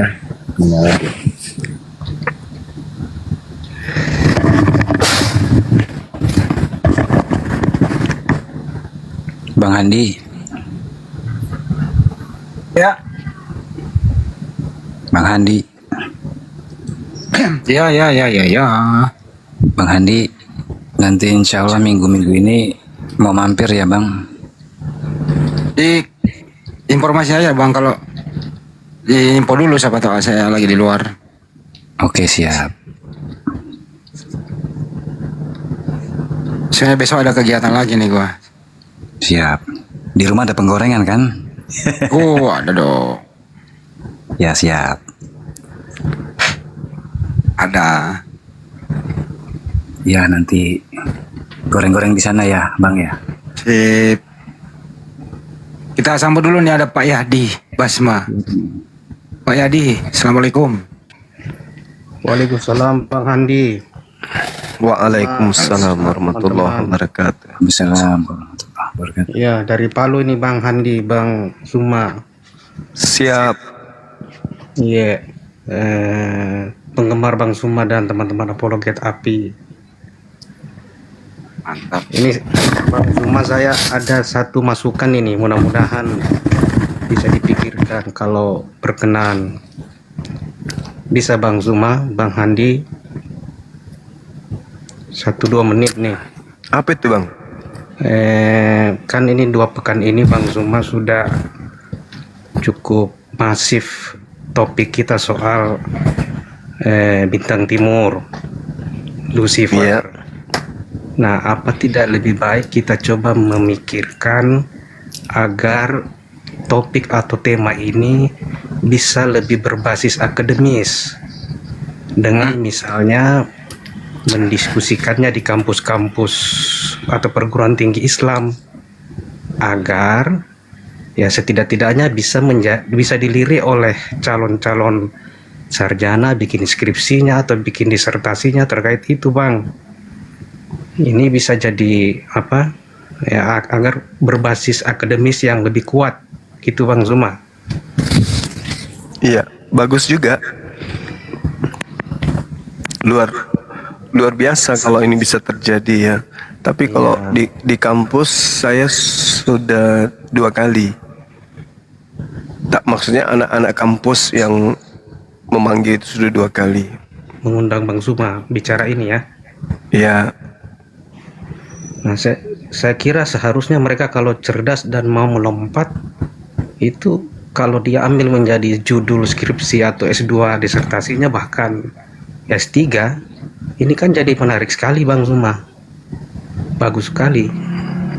Karena ini wacana baru dalam debat akademis kan lintas agama. Siap. Iya.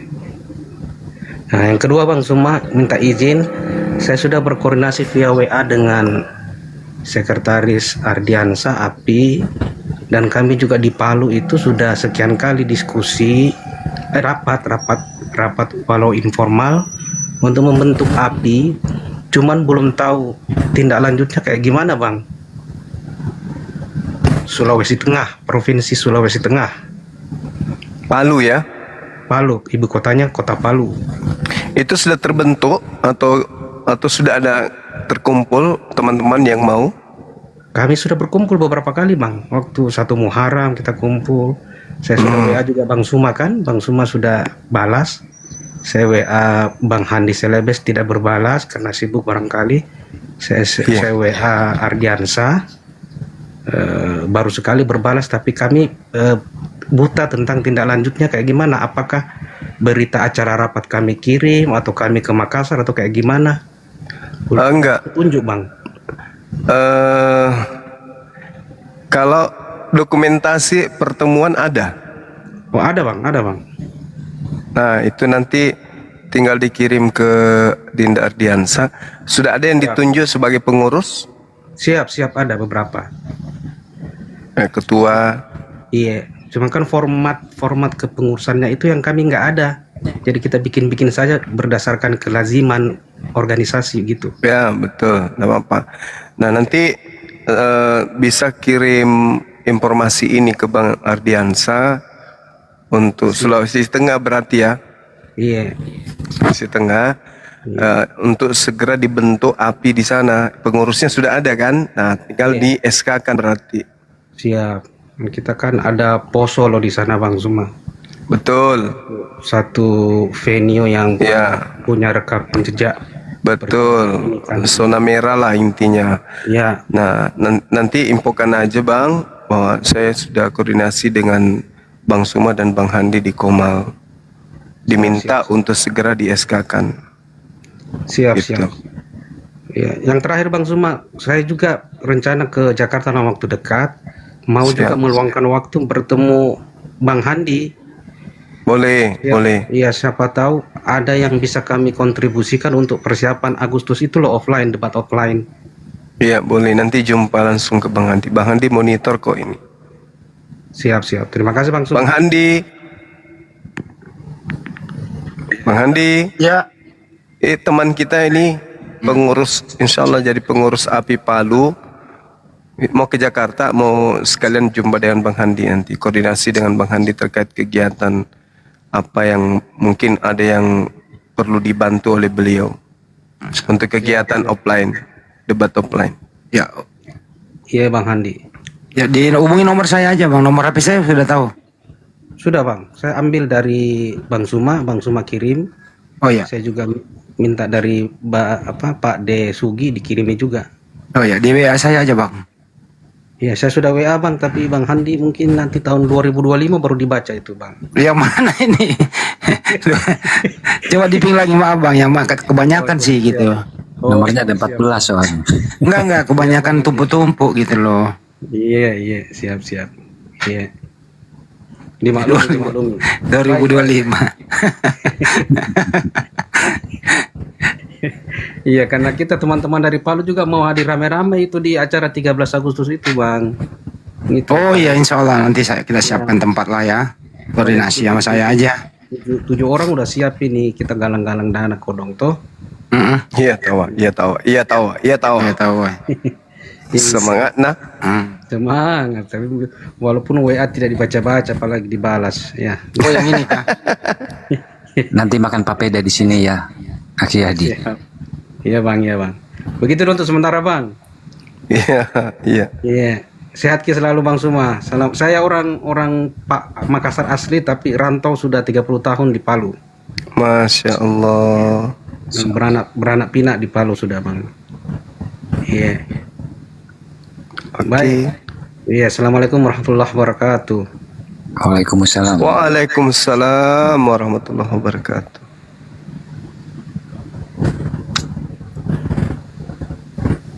Saya apresiasi sekali ya tadi ya, Masya Allah. Karena generasi muda ini dibilang ini Gen Z ya, Gen Z. Jadi ya memang harus betul-betul dibina untuk berpikir kritis. Memang sudah saatnya ya, saudara-saudaraku ya, ke kampus-kampus itu pemikiran yang sudah matang sebetulnya untuk mencapai kekritisan ya. Ya belum sepenuhnya matang, cuma itu memang harus terus diasah sejak dini. Begitu ya Kanda ya? Iya. Wah, kenapa jam segini kantuk ya? Ya udah, boleh ditutup Bang Di. Ya Bang Juma lah yang nutup. Oke. Oke, sahabat-sahabat sekalian. Sekalian ada di YouTube ya. Iya, sekali lagi ya terima kasih Bang Ilham, Mr. Sat dan juga Dinda Ari Wibisono, Bang Handi, sahabat Bang Suma dan semua sahabat yang ada di YouTube dan yang ada di TikTok. Terima kasih atas kebersamaannya. Saya umumkan kembali insya Allah besok pukul 10 waktu Indonesia Timur, Indonesia Tengah. Diskusi dengan seorang penginjil ya, menantang Bang Suma. Saya katakan saya minta menjelaskan tema tapi dia nggak tertarik membahas tema, katanya langsung aja oke kita jabanin, mudah-mudahan bisa kondusif dan beliau bisa menguasai sedikit materi tentang kitabnya sendiri. Jadi teman-teman jangan kemana-mana besok ya, maksud saya kalau misalnya ada kegiatan ya silakan lanjut, tapi kalau nggak ada atensinya tetap ke channel Zulkifli Abbas Official atau Bang Handi Selebes Official atau channel-channel yang lain, dan juga yang ada di TikToknya TikTok Muslim kayaknya tadi itu penitiannya. Kemudian yang kedua terkait dengan rencana infak 1000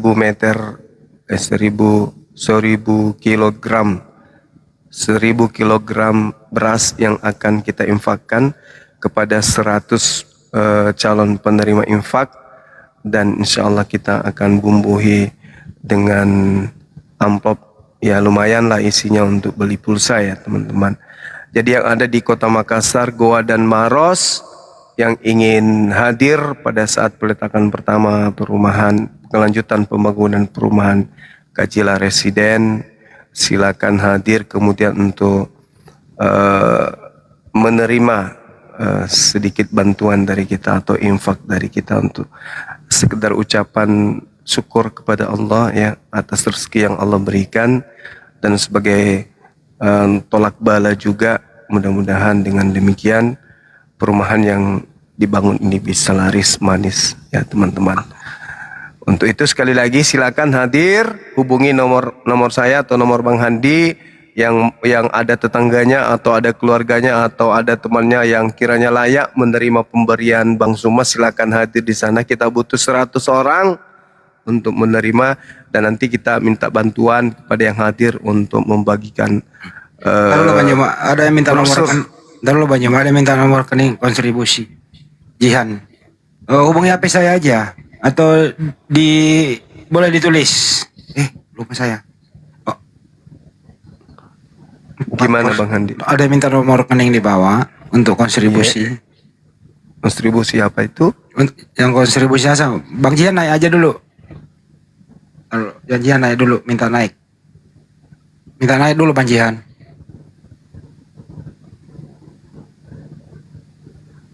Atau hubungi HP saya deh ya. Hubungi HP saya, nanti kontribusinya untuk apa? Kegiatan Makassar Mall Up Center Indonesia yang dimasuk Banyumas tadi, ya udah saya kasih nomor rekeningnya MMCA ya. Oke, itu. Oke, terusin lanjut.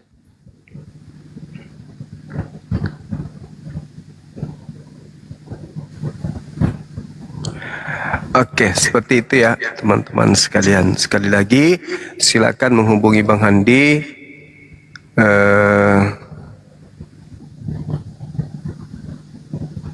Silakan kemudian dari Bang Handi dan hubungi Bang Handi dan sahabat Bang Suma ya. Nanti sekalian kita akan bagi brosur untuk teman-teman yang hadir agar dibagikan kepada siapa yang menginginkan. Kemudian rumah subsidi rasa komersil, dan juga kemudian teman-teman yang ingin belanja skincare menghubungi Bang Sadi, Bang Handi, dan juga yang ingin belanja pakaian yang ada di kita silakan menghubungi Bang sahabat Bang Suma ya. Mudah-mudahan dengan adanya usaha ini kemudian ya perekonomian teman-teman khususnya yang ada di API bisa dibangun dengan baik, karena upaya yang saya lakukan, bisnis yang saya lakukan ini bukan memperkaya diri tapi semata-mata untuk teman-teman dalam pergerakan dakwah apologet.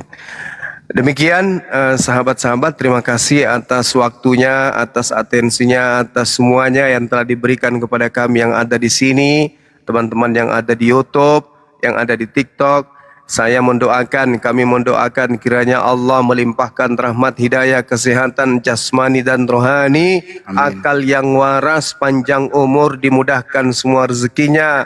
Sahabat-sahabat yang ada penyakit segera diangkat oleh Allah Subhanahu wa taala. Sahabat-sahabat yang kemudian punya masalah perekonomian dimudahkan segera diijabah doa-doanya yang baik.